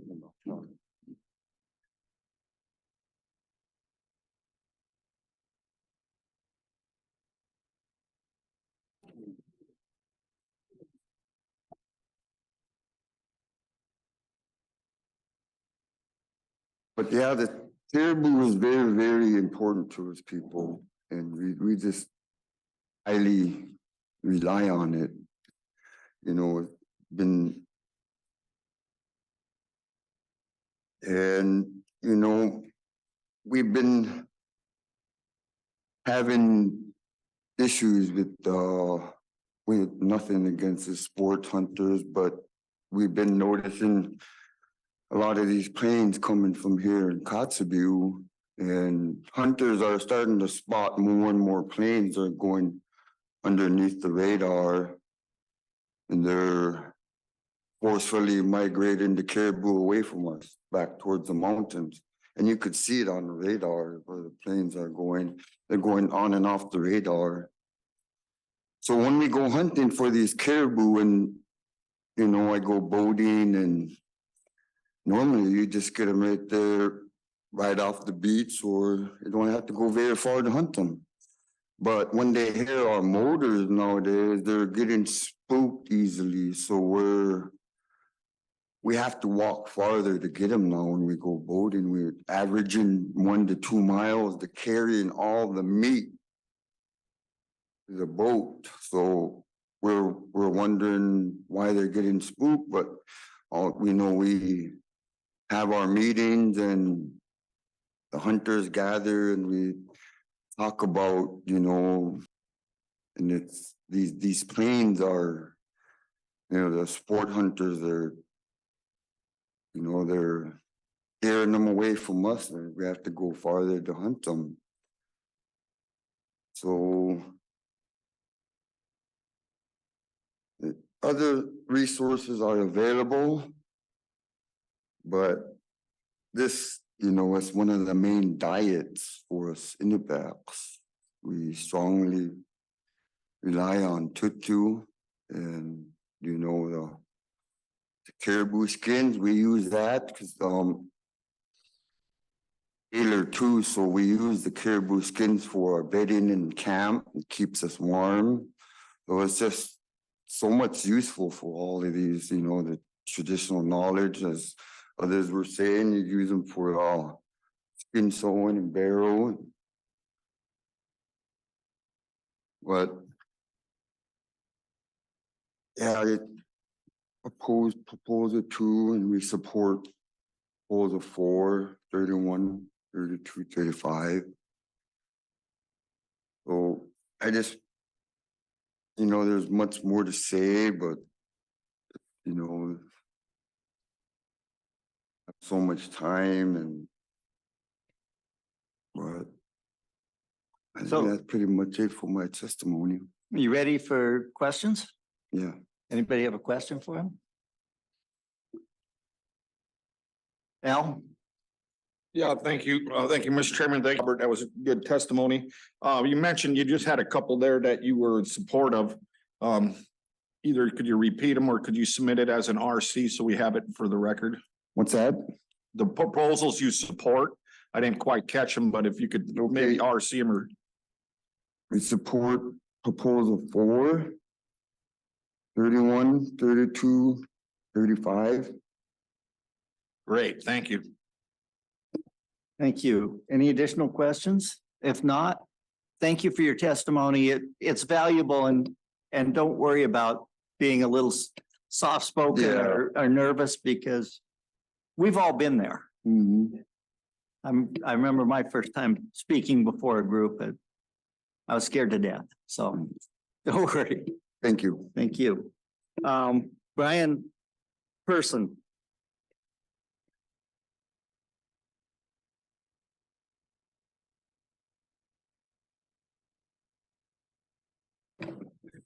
Good afternoon. My name is Brian Pearson. I'm a wildlife biologist for the North Slope Borough Department of Wildlife Management. Been in this position, lived in Barrow for the last little over 20 years. Let's see, I guess I'm going to talk about just 2 proposals today. Proposal 4, I'd like to support proposal 4. A lot of effort went into this. We traveled to all the communities within the Western Arctic Herd caribou range, discussed the decline in caribou, the concern that we have about, the continued decline. And we really tried to come up with some kind of a compromise. Now, this proposal, it's really identical to what was put forward in 2016, I guess, when the Teshekpuk herd crashed. And it's certainly not a perfect regulation, but it does encompass all of the testimony from all the communities on the North Slope. So with that, we think it has great buy-in that it's, there's a lot of compromise in there. I know there's some comments that, well, you've reduced cow harvest from 5 to 3.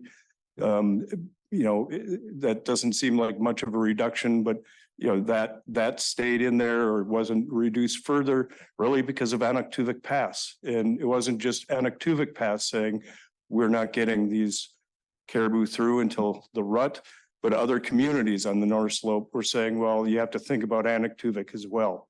We can do without cows at this time of year, but I see why you have it in there. So it was a lengthy discussion. I just want to mention it's important to understand, and I think you understand, but you've heard a lot of testimony from North Slope communities, definitely from Anaktuvuk Pass. Each of these communities and each family within each community, they have their own hunting regulations. And this whole concept is a bit foreign to them. And we try to bring everybody up to speed. But I just want to say that, they are great conservators of a resource and they truly understand it. Just going off script here, might as well. Also want to support proposal 31. Anaktuvuk Pass has been trying to get this through. They've established a controlled use area that's in existence now. That the original proposal was whittled down a fair bit. And they felt that worked for a few years, but we've heard repeatedly for the last 6 to 7 years that they really want that expanded. They've tried to submit this and missed submittal deadlines, unfortunately, because their internet was down at one point. We've tried to submit agenda change requests. You've heard some great testimony from Anaktuvik that all the efforts they go into and trying not to disturb put any disturbance north of the community, when they anticipate that the fall migration should be coming through. They firmly believe that, by increasing this controlled use area, that it may actually, allow the bulls and the migration to move through sooner, more, to allow them to harvest more bulls in the fall rather than cows. My mind is just going blank. Wow, I didn't think I'd get this nervous at this one, but there I am. We'll get time. Any questions? Okay, someone ask him a hard question now. Yeah, that'll help. Yeah. Thanks, Brian. It's good seeing you again. Yep. And I think it was proposal 32 you were just talking about and not 31. The control use area. Anyways, have you guys studied potentially that if that would work, or, it's just, something that people have a perception of enlarging the control use area, that it will work? Has the North Slope tried to study some movements or any caribou? No, I think, to do the study properly, I think what you would, I would advocate for an addition removal experiment. So over multiple years where you actually would put hunters out there, known areas and in flying aircraft, to see what happens with the migration in those years. But that would likely impede the harvest for those years. So that'd be putting them through an additional hardship, and then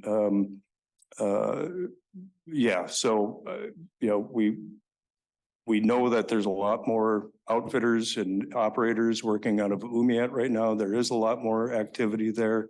There's a lot of activity on the Hall Road, as you're aware of. They firmly believe that this will help. And yes. Any additional questions? The commissioner has a comment otherwise. Yeah, I just wanted to ask you a question. So I asked this question earlier of somebody from North Slope, and I said, so how did you balance the desire to harvest more cows from the adjacent herds, knowing that you had Western Alaska caribou herds in the same vicinity and that there's a need for conservation measures there?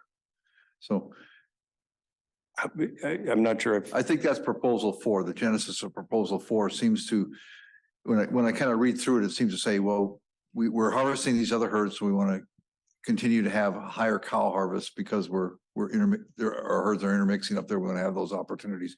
So what was the genesis of how you're having conservation for the Western Alaska herd, but allowing for this opportunity in the adjacent herds? I'm still not sure that I understand your question. The proposal came from the communities. We asked how they harvest, how they have responded when caribou crashed in the past. How did you, manage that as hunters? And they reduced cow harvest. Okay. Regarding the different herds, the intermixing herds, I'm not sure how to answer that per se. We do have a pretty good idea. I did a pretty good first stab at trying to parse out, what harvest is from both the Teshekpuk and the Western Arctic herd, using telemetry data from both the Teshekpuk and the Western Arctic herd, as well as our household caribou surveys. So we have an idea of, Arrow, for example, is, maybe 3 to 4% of their harvest is coming from the Western Arctic herd, all based on telemetry data. Atticus, very little, maybe 8% coming from Western Arctic herd. Wainwright, it's about 60% coming from the Western Arctic herd, at least in years that we analyze this data. And that in those years, their distribution, the Western Arctic herd, you had a lot more animals overwintering on the North Slope. Point Lay, they're about 95% taking from the Western Arctic herd.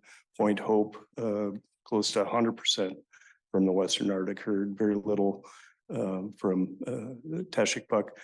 Similarly, Anaktuvik, it's an overestimate because they're also taking caribou from not just the Teshikpuk and Western Arctic herd, but also the central herd. And I didn't include that telemetry data in that analysis. We hope to do that in the future. But so Anaktuvik, approximately 60% of their harvest is coming from Western Arctic herd, the remainder from split likely between central and Teshikpuk herds. I'm not sure if that directly answered your question, but Thank you. yeah. And Dave, you have a question? Thank you, Mr. Chairman. Thank you, Brian. Good to see you again. I have a series of questions I was going to ask about Umiat and also, I'll go ahead and start with that. So you're familiar with Umiat, and that's where we last met. And so there's quite a bit of agency helicopter traffic out of Umiat. And my understanding is, and tell me if I'm wrong, it goes pretty much through the middle of September when BLM finally shuts down. And you said that there's several outfitters working out of Umiat. I'm only aware of the one striker, the one that's stationed there full time. Is there more than that actually based in Umiat? That's what I've been told. I know Stryker's there, but I also know other transporters have been dropping hunters off there as well. Okay. In that time of year, I'm not there. I'm usually there during capture, caribou capture, late June, early July. So, and with regards, yeah, there's disturbance on the North Slope. There's a lot of aircraft, a lot of helicopters. And I know that, that certainly moves animals in the near term. And I think what Anaktuvik is concerned about is actually, hunters on the landscape shooting leaders of the migration. And that's where this proposal is really born from. So what is, the map of the controlled use area expansion goes significantly out to the west. Yep. From what the current one is. What are they trying to capture out there? I mean, what's the problem that enlargement to the west is trying to capture? Again, this came from thank you, through the chair. Blood's starting to come back to my head. Thanks. Through the chair. Well, we sat down with a number of hunters, and this is, 8-10 years ago, and started to draw this on the map. And they described basically this push of the Western Arctic herd starting to move in from the west and going through that area. And then, the Umiat area, it's more the Teshikpuk and Central Arctic animals, really Teshikpuk, moving through that area. And that's where those boundaries were really established, was from them sitting down, drawing on maps. That's a pretty remote area out there to the west, and the strips out there, they're pretty much controlled by the SRC. Either they're closed or mostly closed to mission. Seeing the hunting traffic in that direction very much compared to maybe what they're seeing out of Umiat possibly. So, and then one other question, are you aware of the large Park Service operation out of the Killick Strip this past year with the helicopter operation? They're there for a couple of weeks. Yes. Yep. So again, one more set of disturbances with low level helicopter traffic. And then are you aware that ASRC makes routine stops at all the different strips looking for trespass hunters and? Yep, I'm certainly aware of that. And I know ASRC isn't real happy with this proposal either. Okay, so what I'm getting at is it seems to me there's a lot more air traffic out there with agencies and different groups than just hunters. And I think hunters is just a very small part of it. Would you agree with that? I would agree with that, but I don't think that's the primary concern. Their concern is that dropping off hunters are stopping the leaders of the migration. That it's really the hunting pressure from what you say are a few operators out there. So that is exactly what they're trying to. That's why they're trying to establish this in that region, Okay, thank you very much for that. Yep, Uh, yep. Let's try to wrap my head around it. Thank you. Okay, any other questions? Al? Yeah, thank you, Mr. Chairman. Brian, do you, observe or monitor like porcupine caribou movements? Cause it's anecdotally, at least for me, the last couple of years, I've been hearing that the porcupine herd's been crossing, having opportunity for Anatuvik people to harvest off of that very large caribou herd right now. Through the chair, yes, I know they've got a website up where you can look at some of the collar locations and there have been a few porcupine collars that have moved across the Hall Road. I'm aware yes, that they may be also harvesting from the porcupine herd. You know, we didn't have information prior to TAPS, the pipeline and Dalton Highway, so you know, it's really difficult to ascertain. You can go to traditional knowledge and say we used to take from the porcupine herd and you know, I believe that. We just don't have the Western science data to say that. But so yeah, that's we know that, yeah, they're starting to come through. I also know that, you know, if you listen to Jack Rekoff, you know, he claims to say a lot of animals just can't make it across the Dalton Highway, that they're trying, but they'll see headlights from all the traffic or traffic during daylight hours. And that, you know, they're taking a curve back either to the south or back east. Yeah, thank you. Okay, well, thanks for your testimony. It looks like we should have asked questions first and then had your testimony, but Yeah, that kind of, yeah. Everybody But says thanks. I do things backwards. Alex Whiting.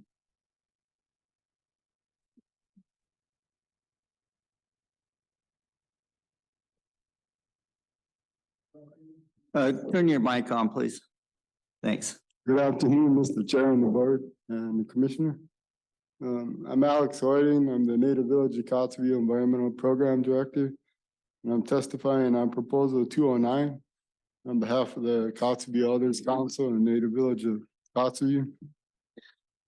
First, I'd like to thank the commissioner for meeting with the Kotzebue Elders and the Native Village of Kotzebue last summer and proposing a novel approach to our ongoing muskox issue we've been having at Sosolik, which is 10 miles northwest of Kotzebue here.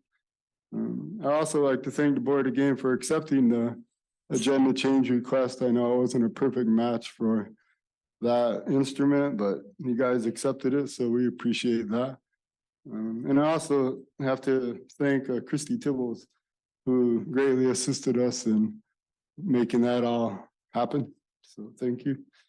And the ACR itself explains the case for creating a summer muskox hunt. But the main issue is the safety for the people and the sled dogs over there, and also the continued use and enjoyment of their camps. It's a traditional camping spot going back thousands of years. And we've tried over the years with ad hoc working groups between the tribe and the state and federal managers to try to ameliorate the issue of muskox on that peninsula. We've tried electric fencing off the entire peninsula. We use cattle guards / pallets. We chased them out with ATVs and aircraft. And we basically done about as much as we can. The Defense of Life and Property, which has happened a couple times over there, it's not sufficient as the only option. One is because people are afraid of being prosecuted or interrogated after they take an animal, and so they wait until it's imminent or even after some valuable sled dogs have been almost killed, and people, of course, chased around and that kind of thing. And then also the unfortunate death of the guy in Nome there from a muskox shows that, DLP is a very risky sort of proposition if you're waiting for those reasons, right? Until it's kind of the imminent danger point. That's just too much risk over there. So that's not really a solution either, although that's because it's always been an option, but you know, it hasn't fixed the problem. And while all the muskox, you know, the entire cows, calves and bulls, they're all sort of bothersome and a safety risk. The bulls that end up over there, especially in July and August, you know, they get all hopped up on testosterone. They're trying to breed and whatnot. Especially the older bulls that are kicked out of the herd, they tend to be even more sort of intransigent or dangerous, just sort of bad mood all the time, and they're a real issue. So even though the agenda change request describes a hotspot hunt, we understand that department, because of the low number that's not able to meet, you know, sort of regular hunting. I mean, the muskox are a tier 2 situation and that part of the unit. And so the department proposed a change to have a tier 2 hunt at Sosolik, and we totally agree with that.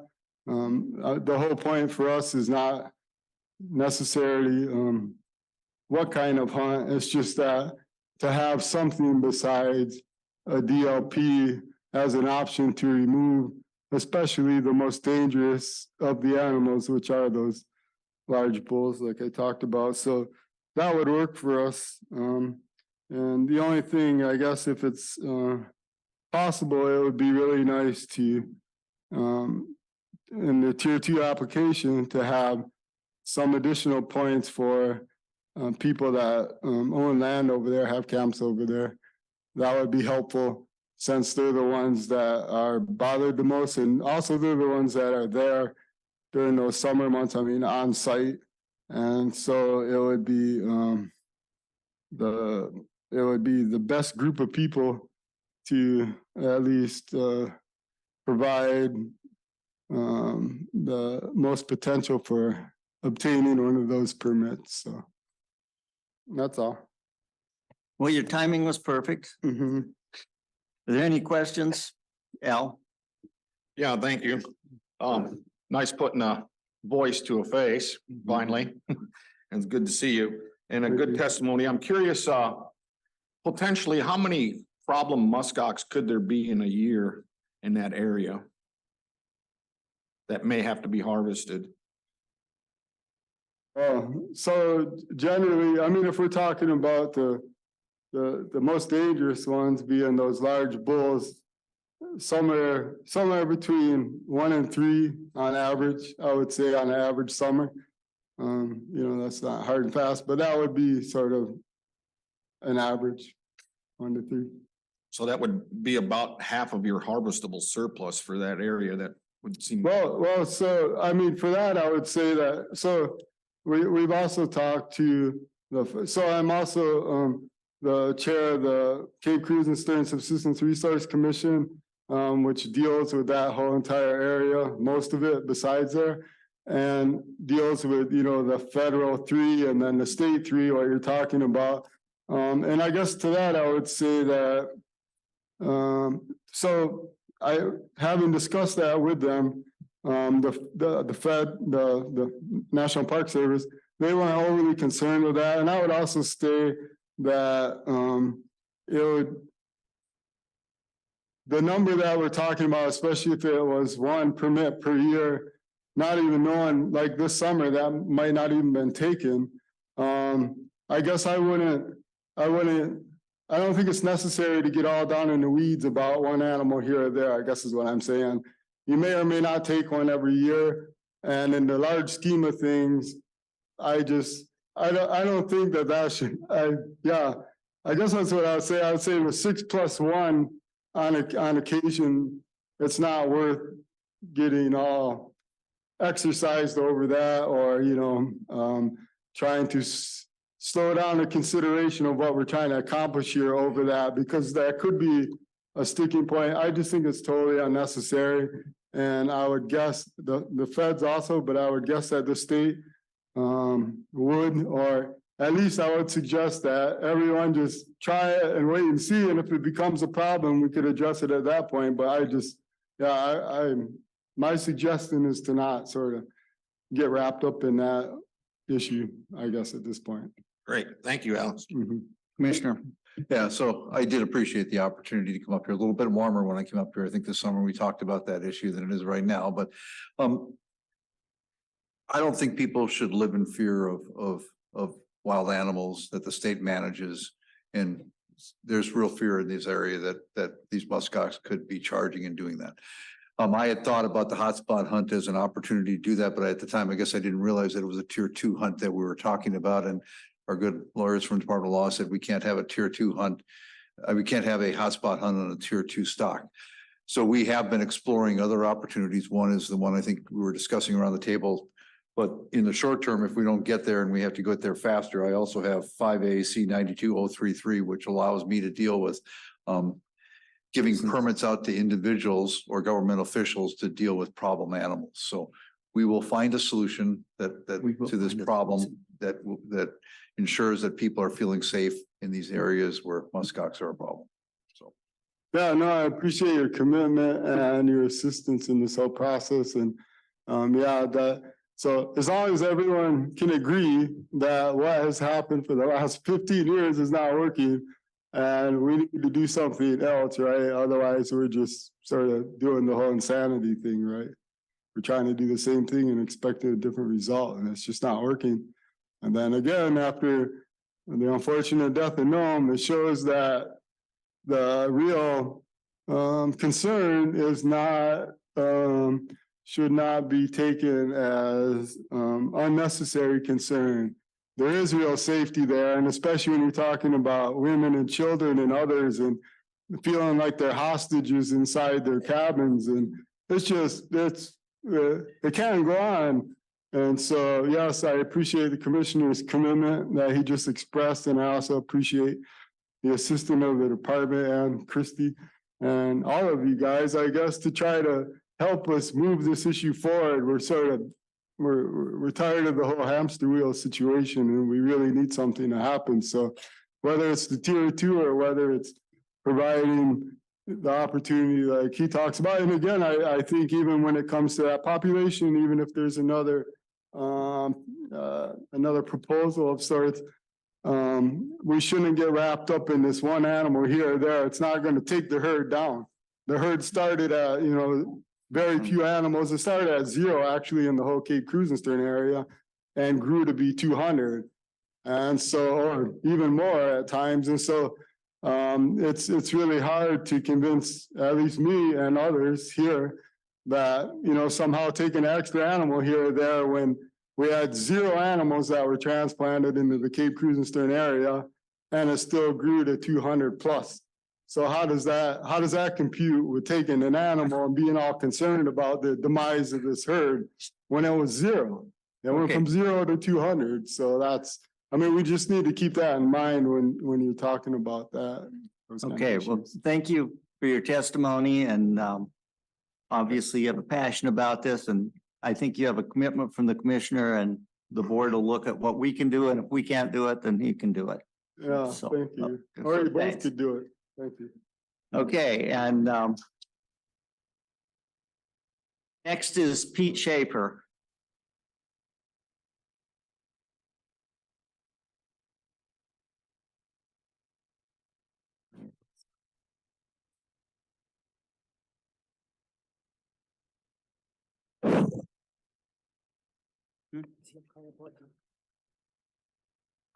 Well, thank you, Mr. Chair and the Board of Game, the administration.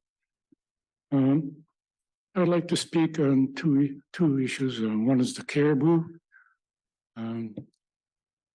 Some of us older people have been around and actually hunted caribou with dog teams back in the old days. And myself, I was very fortunate to have a father that his only occupation was hunting, period. And he was a highly skilled hunter. Most of my experience with the early days of serving on the Kotzebue Fish and Game Advisory Committee was back in the late '70s. During the discussion, I have never heard of the previous demise of the caribou back in the mid '70s when it was declared that there was only 76,000 caribou in this region in the Western Arctic caribou herd. We somewhat disputed that number, but I think for those experienced hunters, we know that when it's a rainy season and that particular year it was extremely wet, the caribou generally run through the trees and you know, they're hard to spot from the air. I forgot to mention that I'm representing a little of myself, but mostly the Kotzebue Elders Council. And I unfortunately happened to miss the meeting when the commission was up here for the muskox things. But getting back to the caribou, I think the testimony here pretty much revealed how people feel about it. It's almost like a spiritual thing, which to us it really is. And that the swings of population in the reindeer herd, you know, happened way back probably in the early 1930s and 40s when we had all the reindeer that were imported in, and the Lapland people came along with them to help learn, to teach us how to handle the reindeer. And in them days, caribou were extremely difficult to get because they were very scarce. My father had to go with his dog team along with a couple other hunters, sometimes as far as the Colville River area to hunt caribou. And the experience was then was that we had no tools of navigation that we have now. It was mostly word of mouth and the skill of navigating the country, especially in winter when everything tends to look all white and the same. But there are places that were traditionally hunted from, that were established camps that people hunted from, and had the opportunity to hunt the caribou when the abundance was really not there. But I think that my experience with the Fish and Game Advisory Committee system was that it was very useful to provide input from the locals to the agencies that, you know, control the regulatory processes, of which were not very friendly, user-friendly to us, because back in the early '50s, the enforcing agency then was the U.S. Fish and Wildlife Service, based in Fairbanks.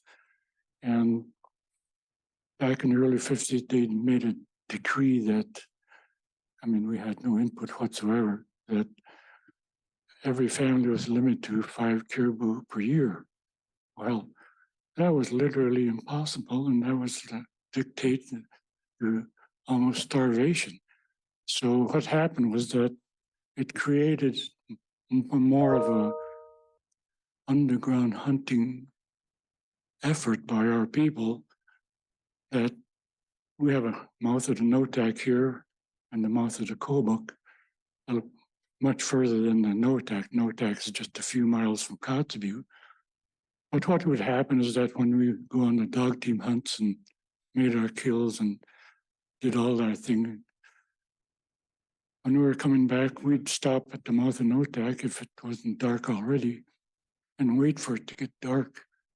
And then after it got dark, then we'd come to town. And the reason for that was to try to escape the enforcement activity. And I think that it literally drove that kind of hunting activity almost as an underground thing. So if that's all the time I have, I won't get into the second subject, I guess. Do you have a final thought for us? Well, on the muskox issue, we understand the reason why they were transplanted to provide another source of income, I guess, for the state. But I think that in practice, it's become a real situation across, as described by several of the other testifiers, that make it a very difficult thing to deal with in terms of our traditional activities such as berry picking, I think, because us old people, that's all we can do anymore. And, you know, it's an activity enjoyed by a lot of people. But when it comes to not being able to go to the outhouse or do stuff like run to get some water and things, it starts to become a real problem. And I know that some folks have used their vehicles and stuff to try to drive off the problem animals, but just like in Nome, you drive them off, but lo and behold, they come back fairly quickly. So I think our concern is the safety of our people as everybody else's. And we don't want to create another situation that happened in Nome because we really need, as the previous testifiers said, to do something about the problem. Thank you. Question, any board members have questions?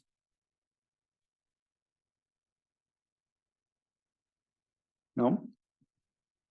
All right, thank you. Thank you very much for your testimony. Next on the list is Jacqueline Cleveland.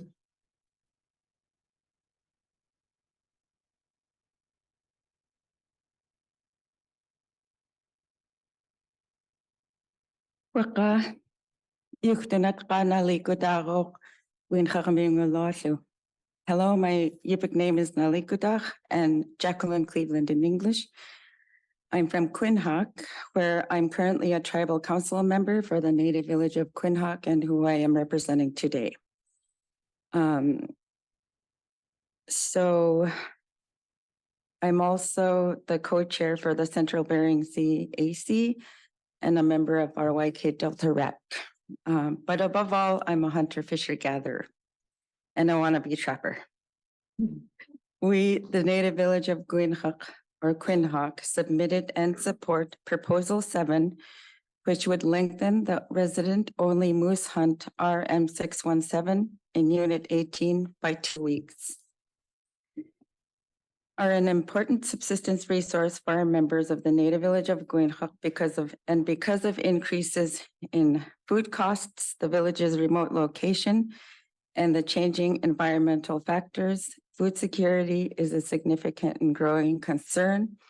We too, like many other villages, have a lot of times empty shelves in our grocery store. And moreover, since 2020, subsistence hunters have not hunted caribou from the Mulchatna herd due to low population numbers. The Mulchatna herd has historically been one of the village's primary food sources, and thus there is an increased reliance on the moose hunt to meet subsistence needs. And coincidentally, the moose population in the area near Quinhagh, Aralik River, and Connecticut River drainages is increasing.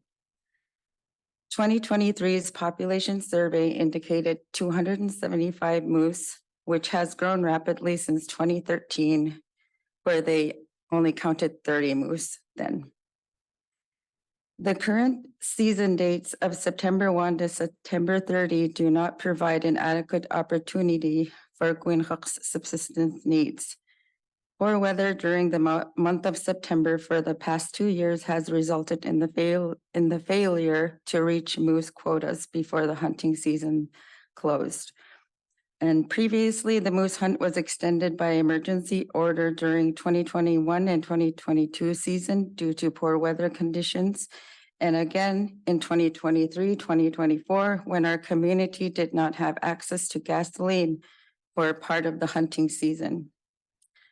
Other areas adjacent to Quinhagh, such as Eek River, have moose hunts that are open for longer seasons, September 1 to October 15. Quinhagak proposes that its season be extended by 15 days to match seasons and provide a more meaningful opportunity for Quinhagak residents to meet subsistence needs. And we have submitted our comments under RC 13. Koyana, Mr. Chair, the board, and the people of Kotzebue for allowing us on your homelands. And it's thank you. short- It's short because it's about one proposal. Okay. Any questions? No questions. Great job. Thank you. Thank you.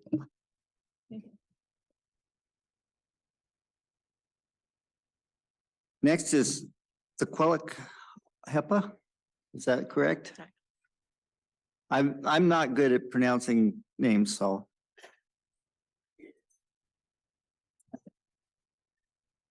Teculic. Sequelic, okay. How do you say your name? Exactly. Jerry. No, I jokes. Don't start the time yet. Okay. Okay. Good afternoon. My name is Teculic HEPA. I'm from Utqiagvik. I was born and raised there. Inupiaq Caucasian.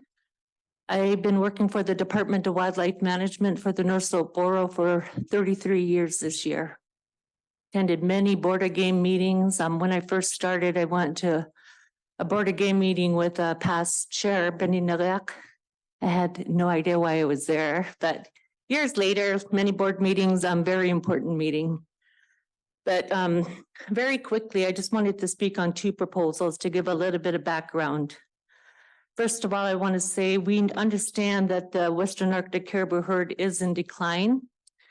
And what we did was with the North Slope Borough, we traveled to our villages from the communities that do hunt. We went to the knowledgeable hunters and elders and asked them, what do you do in times of this? So what you see in proposal 4 is a compilation of what we heard from the communities to meet the need for each of those communities. We did reduce the take of cow to address the concerns from Anaktuvuk Pass because they might not be able to harvest the bulls. And they described to us in their seasonal round, what would they do during times of crashes? Our people were always aware and not surprised that crashes do happen. And in recent memory, I was a little girl in 1977 when there was a very restrictive hunt that was proposed on our people. And there was a lot of anxiety and frustration that was happening. State troopers were around, making sure we were trying to follow these real restrictive rules. And I'll be honest, we harvested more caribou than what we were told to harvest because we had to feed our people. And so what you see in proposal 2 is the exact same proposal we did when the Teshekpuk Lake herd was in crash times in about 2015-16. We came to the board with our proposal and explained how we came up with it. It may not be perfect, but it will meet the needs of the individual communities. Every community hunts different. When you read those numbers, it really doesn't make sense because our customary and traditional practices are our regulations. And when they know that there is a conservation concern, they will hunt accordingly. So that proposal, we're only focused on the North Slope. All due respect to the people south of the mountains that spoke to their proposal too, that's fine. But what it's doing is meeting the need, addressing the conservation concern, and it allows our people to feed the people. Because when the caribou don't come in a lot of our communities, we don't have nothing else. We've actually asked for disaster to help when the caribou didn't come, and it was denied a couple of times, and we didn't have help like they do in some of the fishing communities when they don't get fish. We are actually denied, and that's in recent times as well. I also wanted to say that, let me see. Following wildlife management principles, because we have good harvest numbers, we understand the importance of science. And thinking outside the box, I think we did what we're supposed to do. So we shouldn't be punished. We should be, yes, you guys can do it and have faith in our people that through education and outreach and meeting with the communities, having radio talk shows, we have young hunter programs where we're constantly visiting the schools, taking kids out hunting and talking about these situations.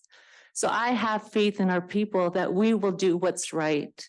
And at least we'll be able to feed and not get into trouble, because when you look at that proposal, it's a bit confusing, but it provides opportunity for all those communities. It's bundled into one. And it was proven when the Teshekpuk Lake herd, within a couple of years, it rebounded and it's doing fine. And we have 4 herds on the North Slope. And I've watched each of those different herds in my lifetime go up and down. I remember when the porcupine was at an all-time low and it was so devastating. Now they're really good. Same thing with the Central Teshekpuk and the Western Arctic herd.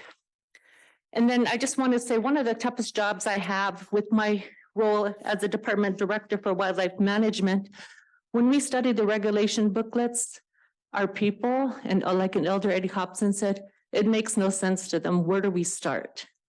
And I think a start for proposal 32 is very important because they're putting their customary and traditional rules into play in this proposal. It's making our customary and traditional practices into the regulation booklet. And that's exactly what they're asking for, because they're allowing the first groups to be to come through. So a migration is established. Once the community and the elders have said it's time to hunt, then anybody can hunt. And that's all they're asking for, you know, all that area north, because Brian was exactly right. They drop transporters. They drop off hunters, and hunters are hunting those caribou, and it's making them be a bit skittish, not going like how they're supposed to migrate. When I first went to Anaktuvik Pass, I was looking at the migration. And I'm from Utkharvik, they migrate single line. I thought that was the weirdest thing. You know, because usually we see big herds and groups are moving from east to west or west to east, just depending on the season and different categories, cows and young bulls and calves, and then the big bulls later. So all of that is instilled in what we are taught. And I have a lot of faith in our people that we will do the right thing. And it's your guys' job to have faith in us, to think outside of the box. And, you know, this is what we do, and our people are very vested, they're very concerned, and they will do the right thing with proposal 4. And this is only for those communities. And the herd mingling, you know, is real. So we shouldn't be forced to go to 4 caribou per year with 1 cow. Thank you.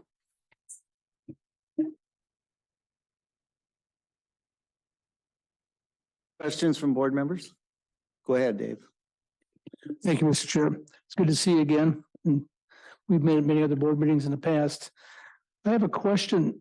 You've been with the North Slope Borough for, you said 30-some years, and I really respect your opinion on this. What are you seeing the effect of global warming has been brought up quite a few times here, testimony yesterday and today, how it's affecting your area and, you know, all the different wildlife species that you deal with. Is it a real thing that you're seeing, and or the effects real? I would say the effects are real, but it varies from year to year. We, like, for example, migratory birds. It took us 20 years to finally figure out when we were going to have a 30-day closure for egg picking, because our people did not want to pick a 30-day, a start and an end date, because it all depends on the conditions. And 20 years later, they finally took our proposal and now allow us to make the decision when that 30 days starts. And it's the same thing. We don't know when the caribou are going to come. But proposal 32 is really focused on making sure that the migration is established, and all those people that are dropped off or the guides that hunt in that area, everyone will have an opportunity then. You just have got to be patient, and patience is within us as Inupiaq people. And we want to encourage other peoples to be patient too. Okay, thank you for that. So you think that the migration timing is being affected by the later the later fall temperatures coming later in the year? There's some testimony that that might have been the case. Are you seeing that at all or no? I think there's a combination of things. It could be a part of that. But again, the focus of this proposal is to pass, to allow the first groups to go. So if it's climate change, like I said, it just depends on when the conditions are right for them to move. And animals know when to move and when not to move, or when to come and when to go. We just don't know when that's going to be. So like right now, it's really cold, and that's a good thing. We had a really hot summer, right? And things just, animals will respond differently to the different conditions. So I don't want to say it's just climate change. There's many different factors to take into consideration why animals do what they want to do. And one more short one. Thank you, Mr. Chairman. So if the animals are coming later, like everybody is seeing in Anaktuvuk Pass in other areas, and so they're missing out on the bull harvest because they're going to the rut. It seems to me that most of the hunting pressure has already gone. I mean, they've come and gone in August and maybe first part of September, and they're not there anymore. And the animals haven't even started to migrate, is what I'm understanding. Is that what you're seeing, or am I just not correct? I'm not confident that that's the only reason why. So I don't want to say, because I'm not, I haven't studied that and I don't know the correct answer to that, or right. I think there's no right or wrong. Again, it all just depends on the conditions and when the migration wants to go through. And I know, like, for example, when the birds come, or when the whales come, or when the caribou come, it's a timing thing. Like, they really need to get through their calving grounds before a certain time before they stop dropping their calves, right? It's the same thing. They know it's time to move, to go to their wintering grounds, so they begin that process. So I just haven't looked at it from that lens to see if it's a climate change thing or not. But I know that there is activity north of Anaktuvuk Pass that could be causing them not to have an established migration.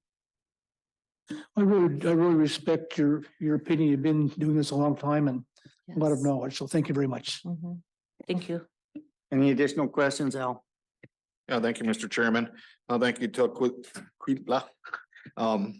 Do you possibly have any data that shows when Tushipuk caribou are normally either, arriving or leaving Umiat?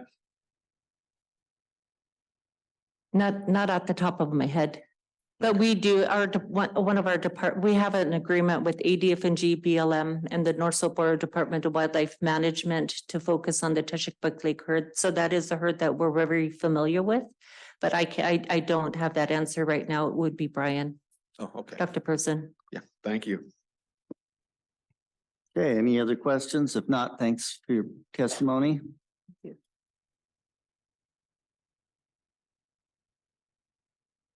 Next is Ben Child.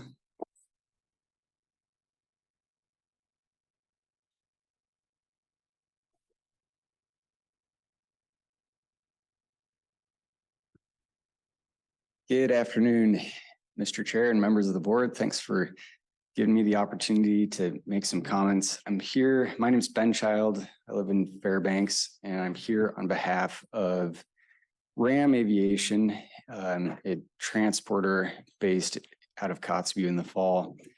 And my comments also reflect my personal views. I'm also the second alternate on the Western Arctic Caribou Herd Working Group for the transporter slot. There's a lot of comments that have come from that group, and I want to start off by mentioning that we support Proposal 2, and both Lance and Cyrus gave really good and thorough testimony on the reasons for that.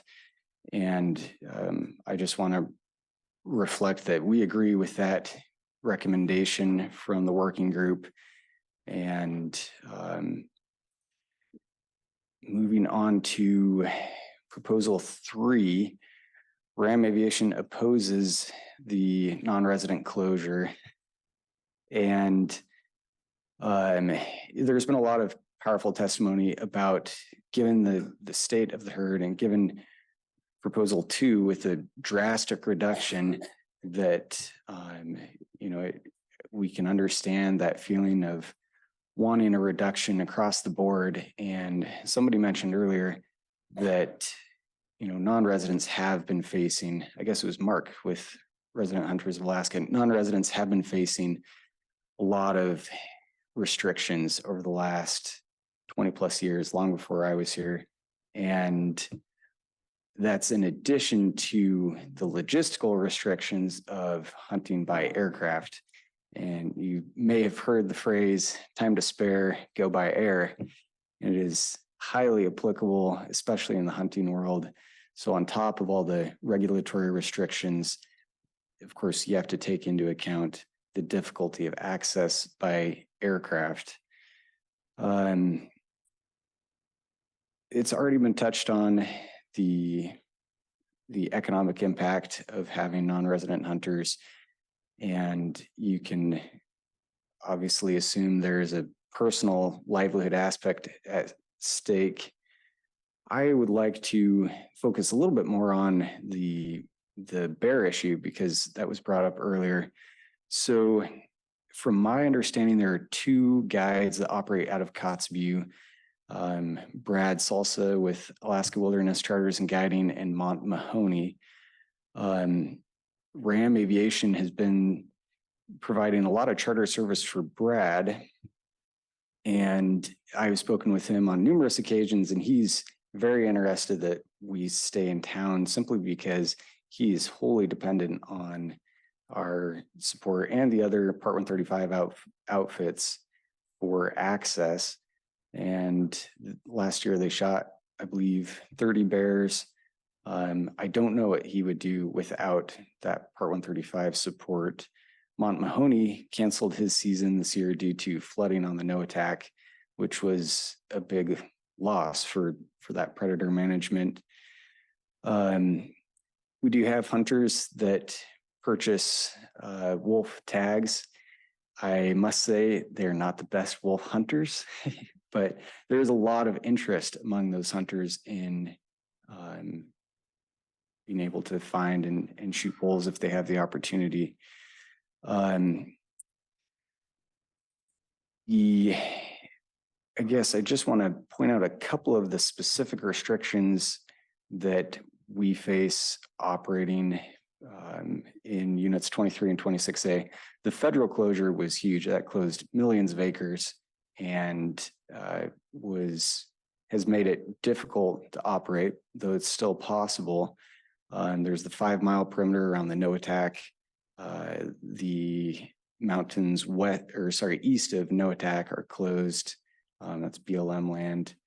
And then on top of that, you have the aircraft access that makes it difficult. That said, aircraft is such a low impact method of access. The noise is a couple thousand feet up in the air. And for a 130-mile trip, we lay 700 feet of tracks and try to do that in a consistent location. Then on proposal 38, we oppose that. It falls in line with proposal 3 as well. Thank you very much. Thank you. Very good timing. Thanks. Questions from board members? Go ahead, Dave. Thank you, Mr. Chair. Thank you, Ben, for your testimony. How far east do you go on your transporting if you take hunters? You go as far as Ivatuck, say, or how far over do you go? Not anymore. So before the closure in 23, about the furthest east we would go is not quite to Howard Pass. We preferred staying on the south side of the Brooks. The logistical issues of crossing the Brooks Range are immense. Now with the closure, it's affected us 2 years now. We haven't gone further northeast than maybe 30 miles east of the Nuka River, about as far as we go. And that is the very limit of what we're capable of. And want to follow up, there was some testimony from the North Slope Borough that there's transporter activity on that far western part of the new proposed controlled use area. And you know who's in there? Do you have any idea who might be No. operating in there or where they're coming from? And no, and just to clarify, that's a controlled use area north of Anactuvic Pass. Yeah, there's a Anactuvic Pass has a intact controlled use area now. It's in regulation. And their proposal is requesting a expansion of that. And that expansion goes a long ways to the west. And I'm just kind of curious, anybody that's in that Ivatuck area or even a little bit Killick or, you know, as you go to the east from where you're at. If you know who might be in there or how many transporters might be working that? No, I'm most familiar with Ram Aviation and Arctic Air. Golden Eagle used to do some hunting out of Kotzebue. I've heard there might be somebody based off the North Slope, and then I've heard that there isn't anyone. So I'm not positive. Okay, thank you for your help. Appreciate it. Yeah. Any additional questions? Not, thank you for your testimony. Thank you. Lucy Levitt.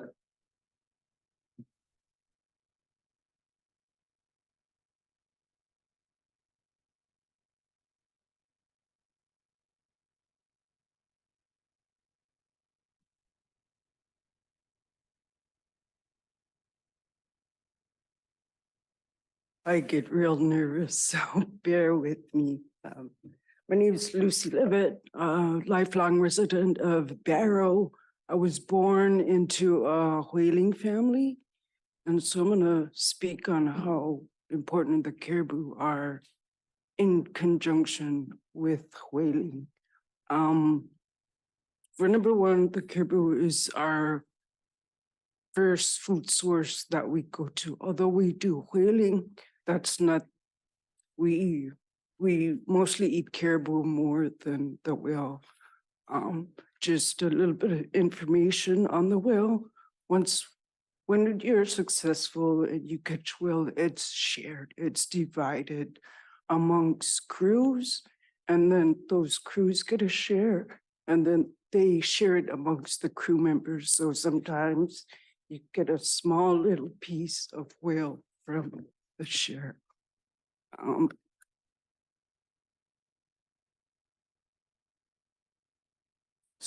But caribou is our main diet for my family.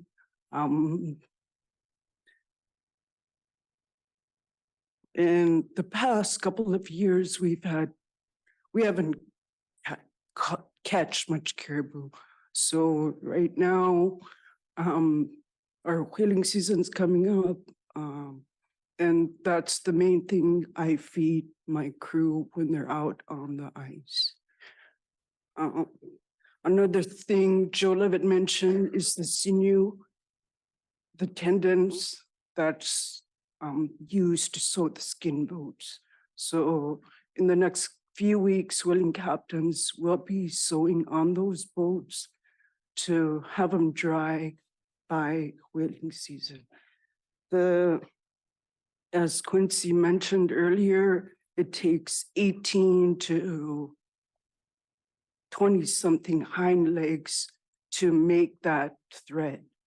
That's the most durable thread that you can use on these umeks. Other captains have gone to other types of fish. They use fish line is what they use, but when I sew on those boats, and when we use the caribou tendons along with seal oil, it seals the seams. Fish line, it eats it up. It'll tear the skins of the seals, and we're responsible when we sew those boats that it's their safety. They're gonna go in them, use them during whaling, and oh, sorry.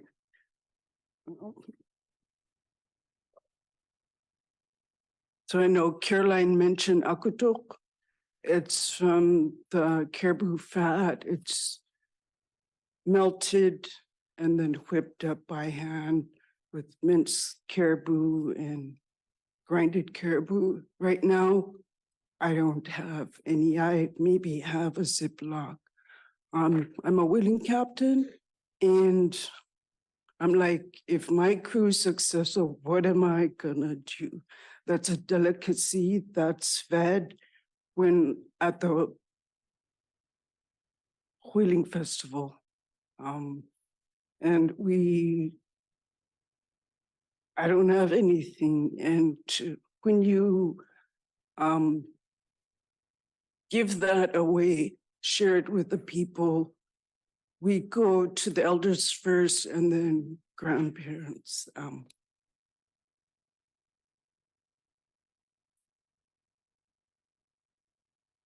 And to see their faces happy there. Once we get to that portion of the day to serve that, their faces just light up.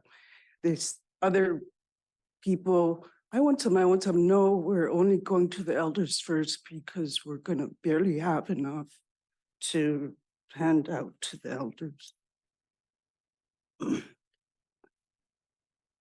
And then just on my family, I have 3 boys.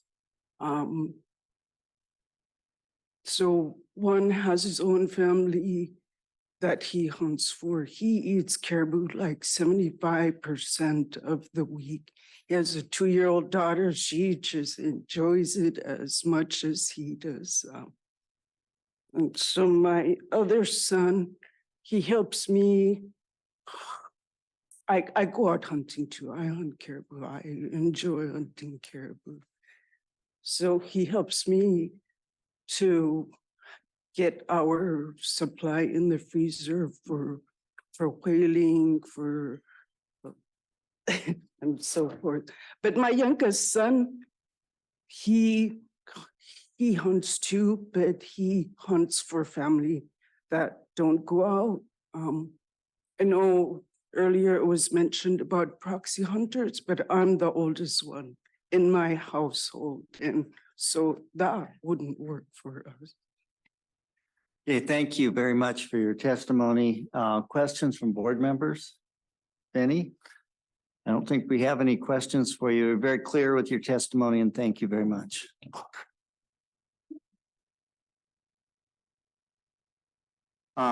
Jen Leahy.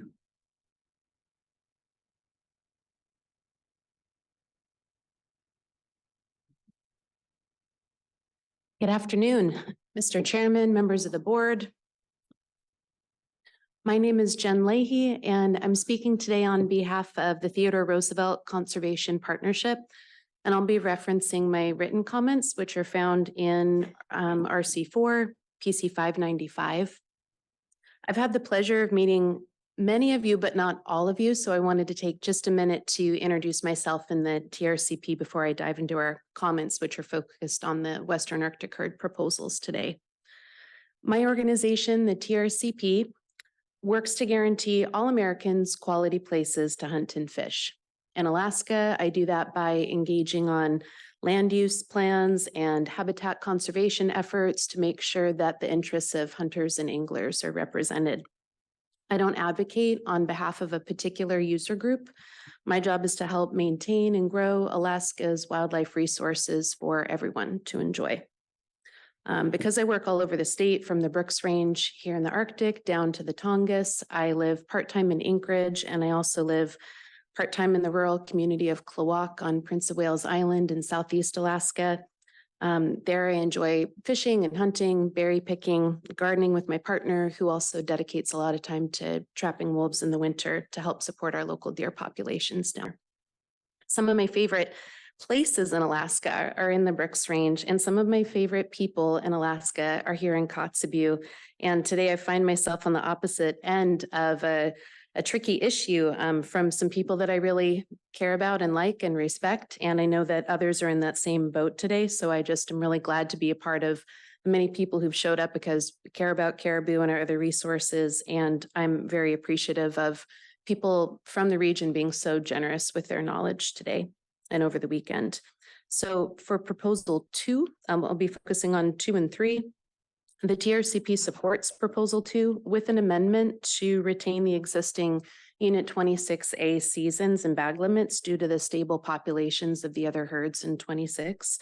We'd ask the board to defer any decisions on the units within Region 3 to the Unit 3 or to the Region 3 board meeting in March. Proposal 2 is a locally driven effort to slow the decline of the Western Arctic herd, but that's where we're at for right now, because we do believe that the burden of the conservation burden should be shared by all user groups, and as others have acknowledged, non-residents have faced more than 12 separate state and federal actions to non-residents and non-local hunting opportunity in the Western Arctic range dating back to 1988. And currently millions of acres of federal public lands are currently close to non-resident hunting. Just a couple other considerations. I know that the Western Arctic herd has been below the IM objective at least since 2021. And we would support the development of an intensive management feasibility assessment to provide the board with an evaluation of some additional management strategies for growing the herd. If the board feels that changes to non-resident harvest are necessary in 2024, we'd ask the board to defer action on this proposal to the March meeting to give the few remaining transporters and guides in these units an opportunity to collaborate on potential solutions to address the board's concerns. Thank you so much for the opportunity to comment today and also for your service to our wildlife resources. Thank you for your testimony. Questions from board members? Not seeing any, so thank you. And perhaps your partner ought to come up here and trap some wolves too. He would love to. Okay, thank you. Next is Corinne Danner.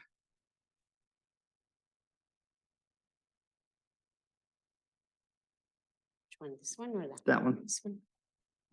Do I just press? Oh, You don't it's need to already- press anything. It's ready to go for you. Okay, I'll try to be quick because I know it's 3 minutes. Can you start the button right after I start? No. It's 5 minutes. Let me get my notes. I just want to thank you, Board of Directors, all you people. I'm very new here. This is my first time being in this type of meeting. I'm very thankful it's here in Kotzebue. I have many relatives here from Barrow, Alaska. I just want to share my testimony. I want to thank you again for giving me the opportunity to speak. I come from big families, and I myself have 5 children, 3 girls and 2 boys.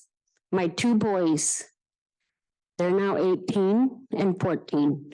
But since my 18-year-old, 10 years ago, he was 8 years old.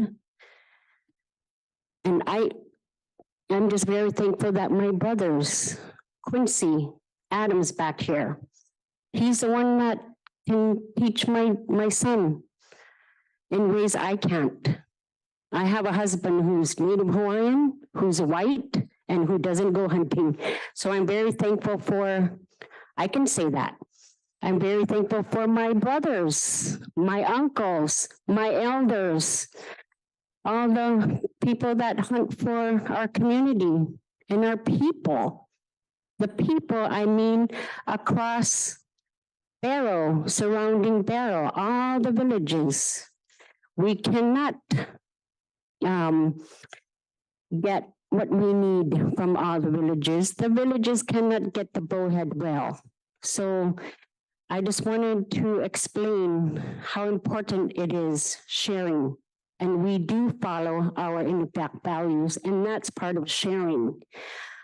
I don't mean to look at you, but it just keeps me less nervous. We don't get the whitefish from Nuxit. We don't get the berries from other communities. They don't get the bowhead well from where we hunt. But the main thing right now I'm opposing number 2. there's a lot of resources. We depend on the caribou. We depend on the sinew. I'm one of those ladies that is fortunate to have learned how to sew a skin boat, and very thankful from all the elders. Joe Mello's wife, he spoke earlier. She's one of the teachers. She's a great teacher. And all the skin boat sewers that are elders now, they're trying to keep our tradition going, and the caribou from the legs, we depend on the tendons. And like Lucy said, she's my cousin. She's a whaling, I come from a whaling captain. Just wanted to explain how much we depend on the caribou, and especially the caribou fat, which is hard to get nowadays. And from that, with other whaling captains around the villages that go whaling, we try to share as much as we can. But nowadays, it's getting less. We're starting to get stingy, which we don't want to. That's just what we do. We share, we care for each other all over the villages and Barrow. And I wanted to share that being a daughter of a whaling captain, my sister, who is not with us today, but I'm so thankful that she has taught me the ways I need to know, her ways, her knowledge. She was very strong. I have brothers that are hunters. I try to learn from them, but being a lady, I have to stay home and cook for my family, and very thankful. And we don't have, I just want to make this a little bit humorous, because we don't have chickens in our land. We don't have ribeye steaks.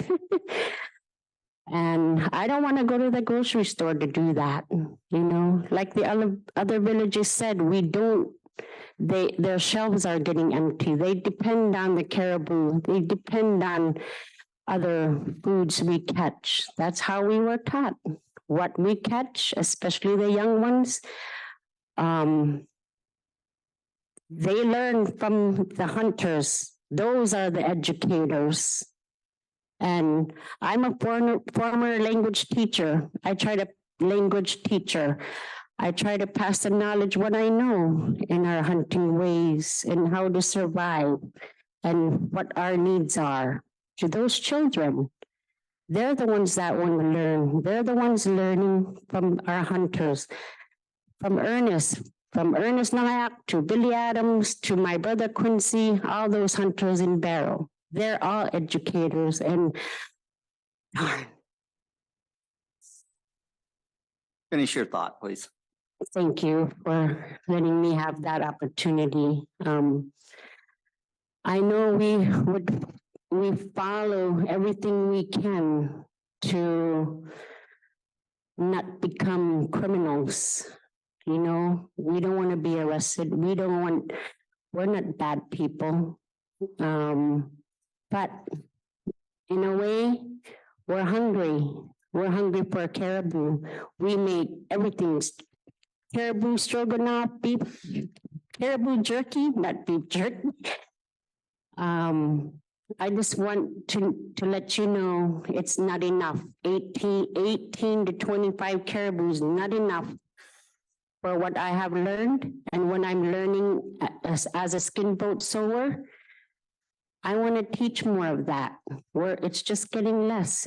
And like Lucy said, us as skin boat sewers, that sinew is very important to the skin boat and to our whalers. And nowadays, we work on fish line, which is very critical. And that's alarming for us, for a type of person like me. I wish I could say more, but I'm also supporting number 4, 31, 32, and 35. And the Unactivic Past people, my heart hurts for them. I'm hurting for them and with them. So I'm gonna be right behind them with my voice. Thank you. Thank you. Any questions? Yeah, questions are good. No, I'm kidding. No, just one from Dave. I was hoping no questions because Violet had no questions. This is easy one. Thank you for your testimony. You said that the Newitzik has whitefish. Are they whitefish or are they grayling? They're whitefish. Whitefish, okay. Thank you very much. This aqua suck I know catches lots of grayling. Okay, thank you so much for listening to us, listening to our people. And I'm hoping that you learn from us because I don't want my children to say, hey, I don't want to hear from my children that we had to fight. We have good leaders out there, good leaders, very good leaders protecting our way of life, protecting our caribou, protecting our land. So thankful. Thank you. Thank you. Okay, next on the list is Thor, Stacy.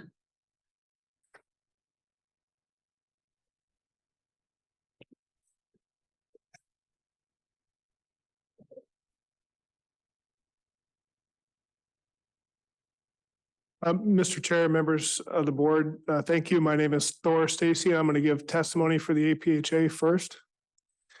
My name is Thor Stacy. I live in Juneau, Alaska. I'm providing testimony for the Alaska Professional Hunters Association.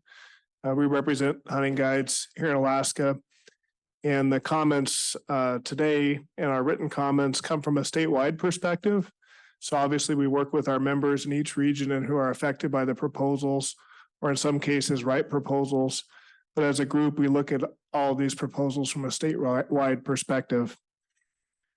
In the big picture, Region 5 has the lowest amount of guiding intensity or density in the state, especially for the size and for the amount of resources in the region. These comments are provided with recognition that we're the first to go. We rely on non-resident allocations. And with that, we're vulnerable. And the guides, by and large, the numbers are overwhelming. We're Alaskans. So close to 90%, 88% of the guide businesses in the state are owned by Alaskans. Guides are kind of in the context of this meeting, a super household. We harvest or take in our businesses more animals than we can personally consume. So those animals are shared across the state. Guides are a part of the communities in the state all over, whether it be Region 5 or others. And we have a long tradition of sharing, as do all hunters who produce more than they can personally take. Both transporters and guides rely on non-resident allocations. That's the subject of this caribou discussion here at this meeting. I'm just going to focus on the guide use here real briefly, but it's not with the intention of drawing, a negative comparison to the transporters, just some differences between the two uses. Usually it's one guide per client, although with caribou hunts, there's often hunts where there's two clients with a guide in the field. That's an assistant guide. Guides can take grizzly bears. That's allowed by our guided clients can take grizzly bears. As guides, we're responsible for meat care, salvage, complying with laws and trespass. Guides take a low number of hunts comparatively. So we have a low volume, but a pretty high margin business model. And then guides can't easily shift territories around the state. We're registered in a guide use area, and where we have federal concessions, we're tied to those areas. So we can't just hop around the state at will. Now, I encourage as you look at all these proposals in front of you at this meeting that there's a balance. There's conservation comes first.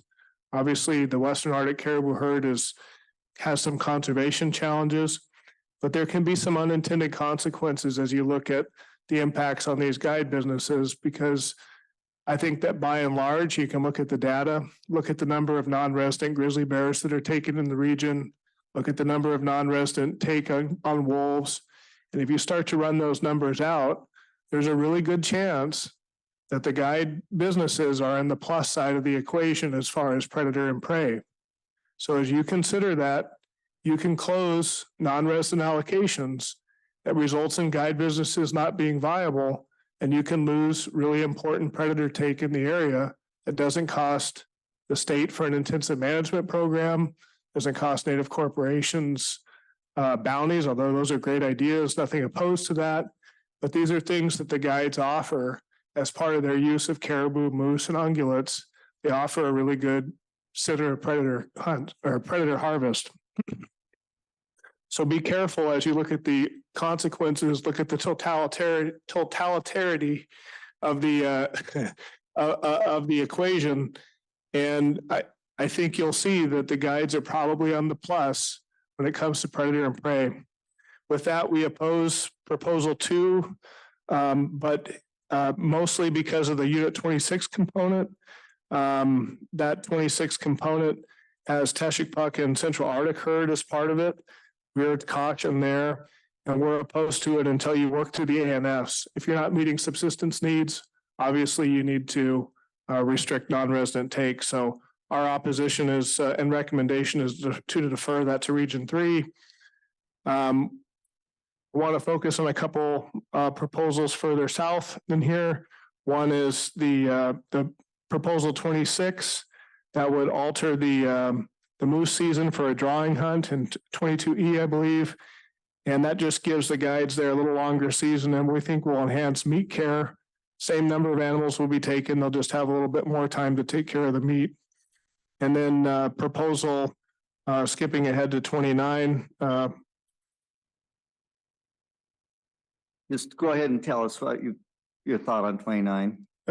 In short, James Smith was here. He gave good comments on that. And there's proposal 29, and then there's another bear proposal 28 that offers to open a drawing hunt up to an over-the-counter season, and we would suggest that you amend that to be a registration hunt. Generally, you know, the department's caution is always warranted, but adding additional bear harvest in most of the areas in the northern part of the state hasn't resulted in a conservation problem. Okay, thank you. Questions for the professional hunter group? Go ahead, Al. Yeah, thank you, Mr. Chairman. Thank you, Thor. Could you just, maybe I just didn't quite understand how you were saying it, but proposal 26, which would lengthen the season for 22E, how a longer season equates for better meat care? So I think currently that season, and through the chair, Member Barrett, there's a set quota, a drawing moose hunt. I think it's like 7 or 8 tags. And the proposal, I think, is to lengthen the season by about 15 days. And when you've got, you know, moose are a big animal, flying them in and out, you give a little bit of more time for a guide to spread his hunters out. Not that he can't take care of the meat or she can't take care of the meat now. It just gives you a little bit more options, you know, to kind of lengthen your season. You still take the same number of animals. And whenever you do things like that, you just give a few more options, and meat care is the primary thing. You're not adding any more moose to be taken. You're just giving a little longer season for the same number. Great, thank you. Any additional questions for professional hunters? Go ahead, Jake. Hey, thank you, Mr. Chair. Thanks for the testimony, Thor. We've heard some testimony here today and yesterday about guided hunter effort maybe affecting caribou migrations. Do you have any thoughts on that? Through the chair, Member Fletcher. I do, you know, there's a real sensitivity. There was a great, I don't remember who gave the testimony that caribou are following scent trails, and that as those animals move forward, that you know, they're following along behind one another, and scent's a primary thing. That's how I understand it to be. And you know, the way that I understand the guide operations in this area is that they're fixed, so they're not necessarily moving around to get in front of animals. Again, the guides are sedentary. There are some types of you know, some of the transporter hunting sometimes can be focused on the herd as it moves along, kind of hopping along ahead of it.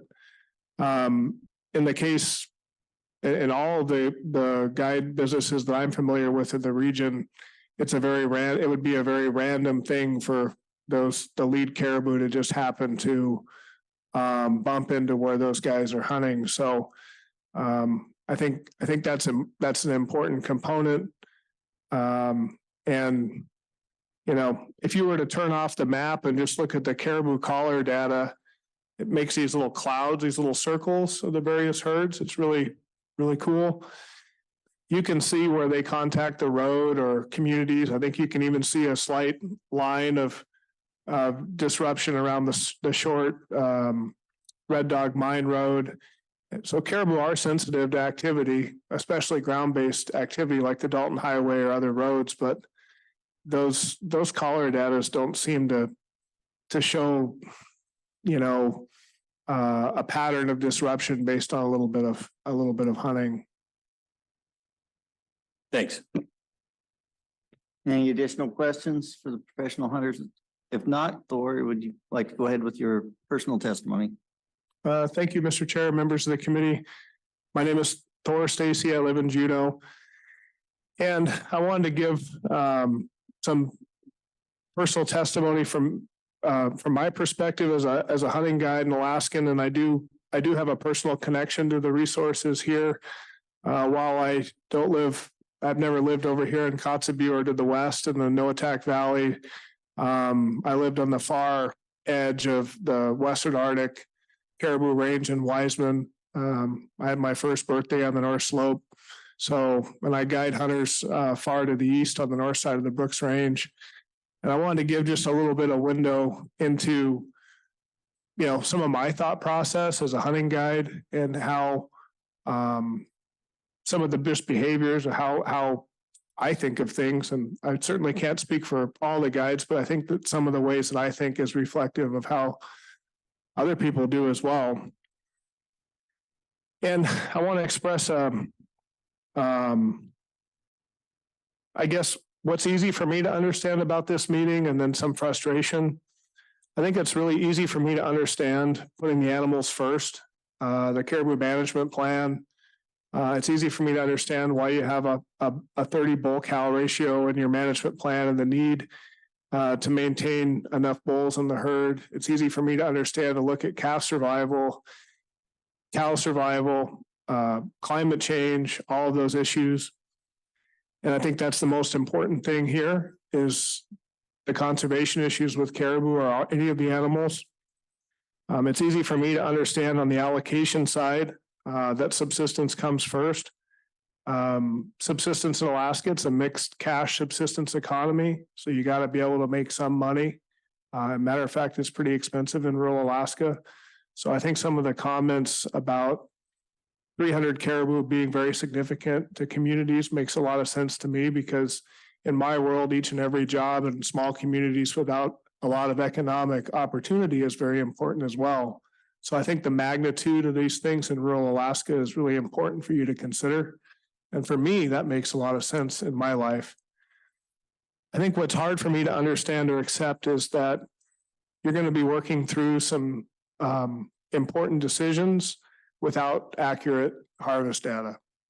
And when I say it's hard for me to understand that, most of the state, our harvest data is the most accurate of our data sets. It's hard to know how many bears are in a rainforest, as an example. It's hard to count moose in some areas in certain situations, but our harvest data is very accurate. So we understand that part very well. I'm sensitive. I understand you don't want people to lose hunting privileges because they didn't report their harvest. I understand that there's folks, especially elders in communities that having to report harvest and all that can be, challenging. But I think there's got to be a way for the state and for the tribes and the federal communities, the communities themselves, to figure out how to get solid harvest data. You're going to work through the amounts necessary for subsistence here. And it's going to be really challenging for you because you're going to be wondering how many is actually taken. And for me, I think that's frustrating. And this is a personal comment. As far as stewardship goes, as a guide, you know, I'm a sheep hunter, we take a few caribou. But as much as I think about sheep, I think about wolves, and I think of it as my obligation to take wolves with my hunters and to figure out ways to harvest them. I'm very proud of the fact that of all the years I've been guiding, I feel like I'm on the right side. I've taken as many wolves or bears that have more than accounted for my hunters' harvest. And by say I took them, I mean I guided my hunters to those animals, and that's hard. Getting hunters to sneak down in on a place where there might be a bunch of wolves and getting them to shoot straight, that's hard to do. And it takes a lot of effort and thought. And I'm okay with that. I understand the winter part. You know, I covered a lot of country catching wolves. I took a lot of pride in the fact that we took more wolves than what the people around us harvested in caribou and moose. So for me, you know, as you look at the people that are going out and harvesting predators, I don't do that much up here now, except when I'm guiding. That part of the equation is important. It's hard on equipment, there's cold weather, and there's always only a few people in each community that know how to do that. So I just think that stewardship and the link between taking food animals and going through a lot of extra effort, wear and tear, those are values that I have as a guide. Thank you. Thor, questions from board members? Dave? And thanks, Thor, for your personal testimony. I just want to make a comment that what you just said about how hard it is to harvest wolves and all the different ways you mentioned it. We kind of got that same from a lot of commenters earlier from the villages that it's not easy and it's a lot of work and fuel costs a lot of money and it's hard on the vehicles, the snow machines and the effort. So I really appreciate the work you've done and the other guides and all the people in the villages that go out and are harvesting predators to help the caribou population. Thank you. But when I show up in the field in the fall, every year the wolves are a little bit different, or you don't know exactly what happened. But there's fox tracks around, probably not too many wolves. There's no trees in the country I hunt. And I find where there's a bunch of, a pack of wolves, their pups are still not moving in early August. We'll go in there and, I try to pick the right ones, try to take out the leadership of the pack, and my hunter might only have one tag, might have two wolf tags, but trying to get them directed on what I think makes the most difference is a thought process that we have. We howl the wolves, call them.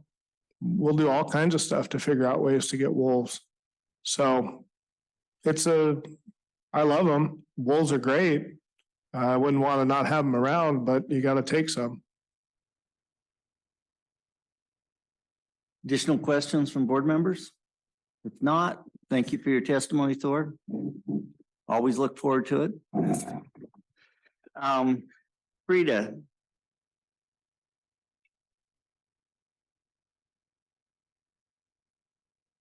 I believe you're the last one on the list, so. Save the best for last. Yeah, it's what we did. Thank you for not letting me come back at 8:30 tomorrow morning. Right. I have a newborn, so got newborn hours. Okay. First of all, I want to thank you as a board. I know you have some tough decisions and deliberations to make over the next few days. And I want to thank the community members from each region that came here in person to testify and voice their concerns for their villages and for themselves. I also want to thank the North Slopians that came up with us, and they've said it all basically, and I don't want to repeat what's already been said. And thank the community of Kotzebue for hosting this whole meeting and allowing us to share our thoughts. So I wasn't aware if I needed to submit 2 cards for myself and on behalf of the Native Village of Barrow, but I put both on the 1 card. Is that something I need to redo or come back at 8:30? Okay, so I can do both. Yeah, you can do both, and you're the last person today, so take as long as time as you want to have these people stay. He's over here. I have a new I'm teasing. person, so he gets 3 extra minutes. Right. So first of all, I'll do on behalf of sorry. Hello, my name is Frida Kalef for the record. I'm from Barrow, now known as Utkervik. I am the Vice President of the Native Village of Barrow Tribal Government Council, also representing for myself. I already thanked our fellow North Slopians and our Inuks and Illas here in Kotzebue who have shared raw, honest, emotional, ethical, and traditional knowledge with you the past few days. I stand by everything they have testified for. And I also want to point out that unity is strength from where we come from, and coming in as unison in a whole big group, it really brings a lot of open minds and different lenses for each person like you. I don't want to take up all the time, but I do want to go in depth of what I am for and what I oppose. I oppose proposal number 2. I am in favor of number 4. Sorry, where's my phone? Number 4, 32, 31, 32, and 35. By observing from what everyone of all regions and their testimonies, kudos to them. My one take back, I'm a person that loves to follow rules and policies, and my first observant is, yeah, we have people like you putting regulations in place for us, but where is the disciplinary process? Where is the black and white? What's to come for future? If the state troopers or if the Board of Game sends someone to any location to enforce these regulations, where is that process? Because I feel that needs to be set out to the public. That way, in the future, we don't have local hunters get slapped in the face with citations.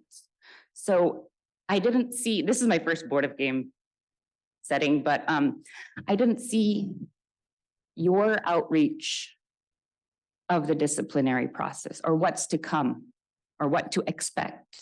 That way we as representatives can tell our local hunters what to expect.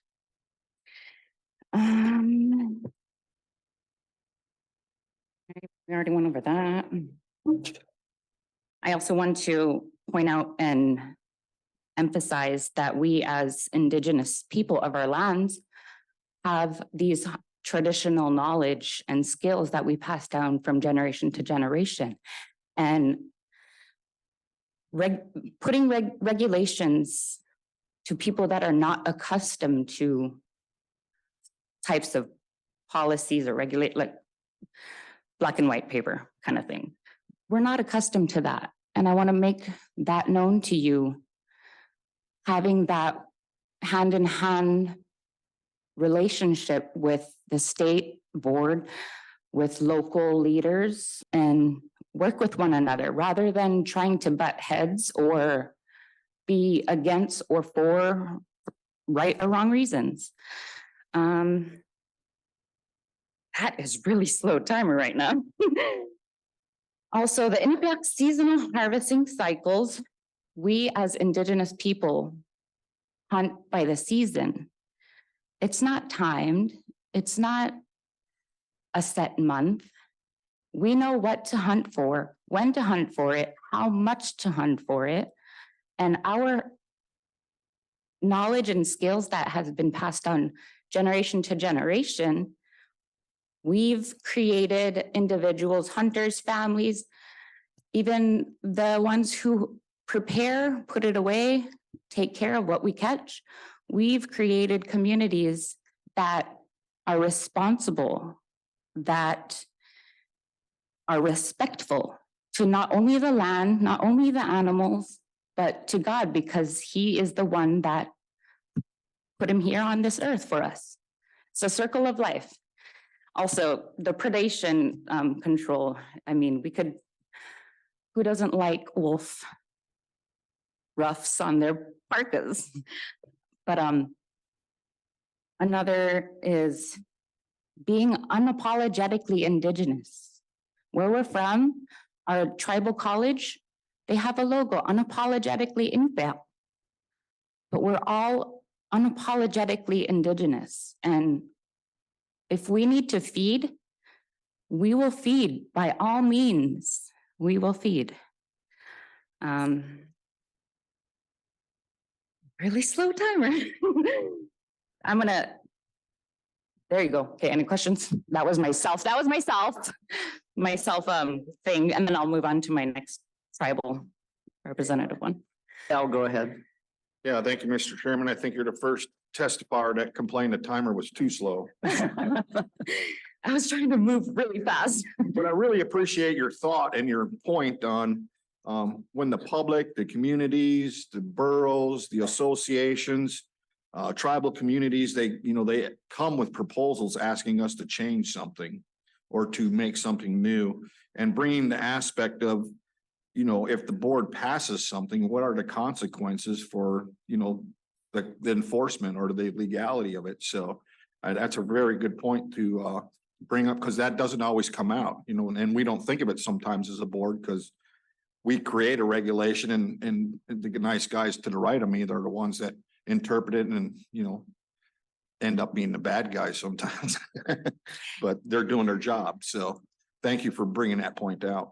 Yeah, I didn't want to have another season of hunger knows no law type of thing. So it'd be good to have that outreach to our community members, just so we can help them become more aware of what might happen and what could happen, but I don't think it would happen. Any additional questions? If not, you can go with your final testimony. Okay, thank you. So on behalf of the Native Village of Barrow, our tribal government focuses on our self-determination, our food, and tribal sovereignty. We have a wildlife department that has a young hunters program. With that program, we have skilled super hunters who teach our youth, our tribal member youth, the traditional knowledge of all aspects of our ways of life, from the land, the sea and ocean, and the air of our flying animals. We have been preserving our culture and allowing our tribe to hunt any necessary foods to fill the freezers and bellies for our elderly, widows, and the disabled. Putting regulations in place in general, whether it's for caribou, seal, whale, anything, is like setting up our people to face the law or get entangled with the law or penalized, to prevent that, like I mentioned, having outreach on who's going to enforce it, how are they going to enforce it, when will they enforce it, how often will they enforce it. We may have this proxy, not everybody knows about it. Honestly, I think the only reporting I've done was on the Kenai, and I like my salmon too. But to prevent any possible future happenings is just to encourage the state to do that outreach for everyone, not just our region, but statewide. And like I mentioned earlier, hunger knows no law, and we're unapologetically Indigenous. Thank you. Thank you for your testimony. Do we have any additional questions, Al? Thank you, Mr. Chairman. Thank you again. You piqued my curiosity when you said there's a youth outreach and education on hunting and gathering. Did you guys discuss maybe that one proposal that has a minimum caliber? I'd be curious on the teachers are letting them shoot. From my understanding, the parents would need to sign waivers, liability waivers and stuff, but our young hunters program with the wildlife department that we have with the tribal government, it's very precautious. We're not just going to give a 13-year-old a 22-50 or another type of weapon. We'll educate them on gun safety. Not only gun safety, we'll educate them on our lands, our animals, our seasons especially. And from my knowledge, it was only happening a certain period of time, which is late summer, early fall, because of weather conditions where we're from. And having that young hunters program allows our youth to get that feel and touch on our Inupiaq values and how we go out and prepare to go hunting, how much it would cost, gas, food, ammunition, servicing any equipment like the boats or four-wheelers or snow machines. Just giving that basic knowledge to our youth gives them that heartfelt security of who they really are, and allowing regulations to be be the first lesson to them, they probably wouldn't spark an interest. I mean, you could try, but hands-on and having our youth physically there, getting their feet wet if they need to. But yeah, that's all I have for that. Thanks, Frida. It sounds like a very exciting class. I wish I had, I mean, I'm a I have a big family that does a lot of whaling and hunting. Any additional questions? If not, first, thank you for your testimony. And then I want to thank everybody who has testified here today and yesterday. We've heard a lot of very important and very informative information. And this process doesn't work if people don't come and tell us what's important to them. You know, tomorrow we're going to start at 9 o'clock. We're going It's to 8:30 up there. start with deliberations. And we'll be looking at the proposals and making decisions, which is our job. And we can't do that unless we know what you guys think first. Thank you again, and thank you as we trust you and hope you trust us as Okay. Indigenous people. Thank That's you. the way it works. Thank you. And with that, we're recessed for the evening and we'll be here at 9 o'clock tomorrow morning. And I'm making them run a second time. It's cold.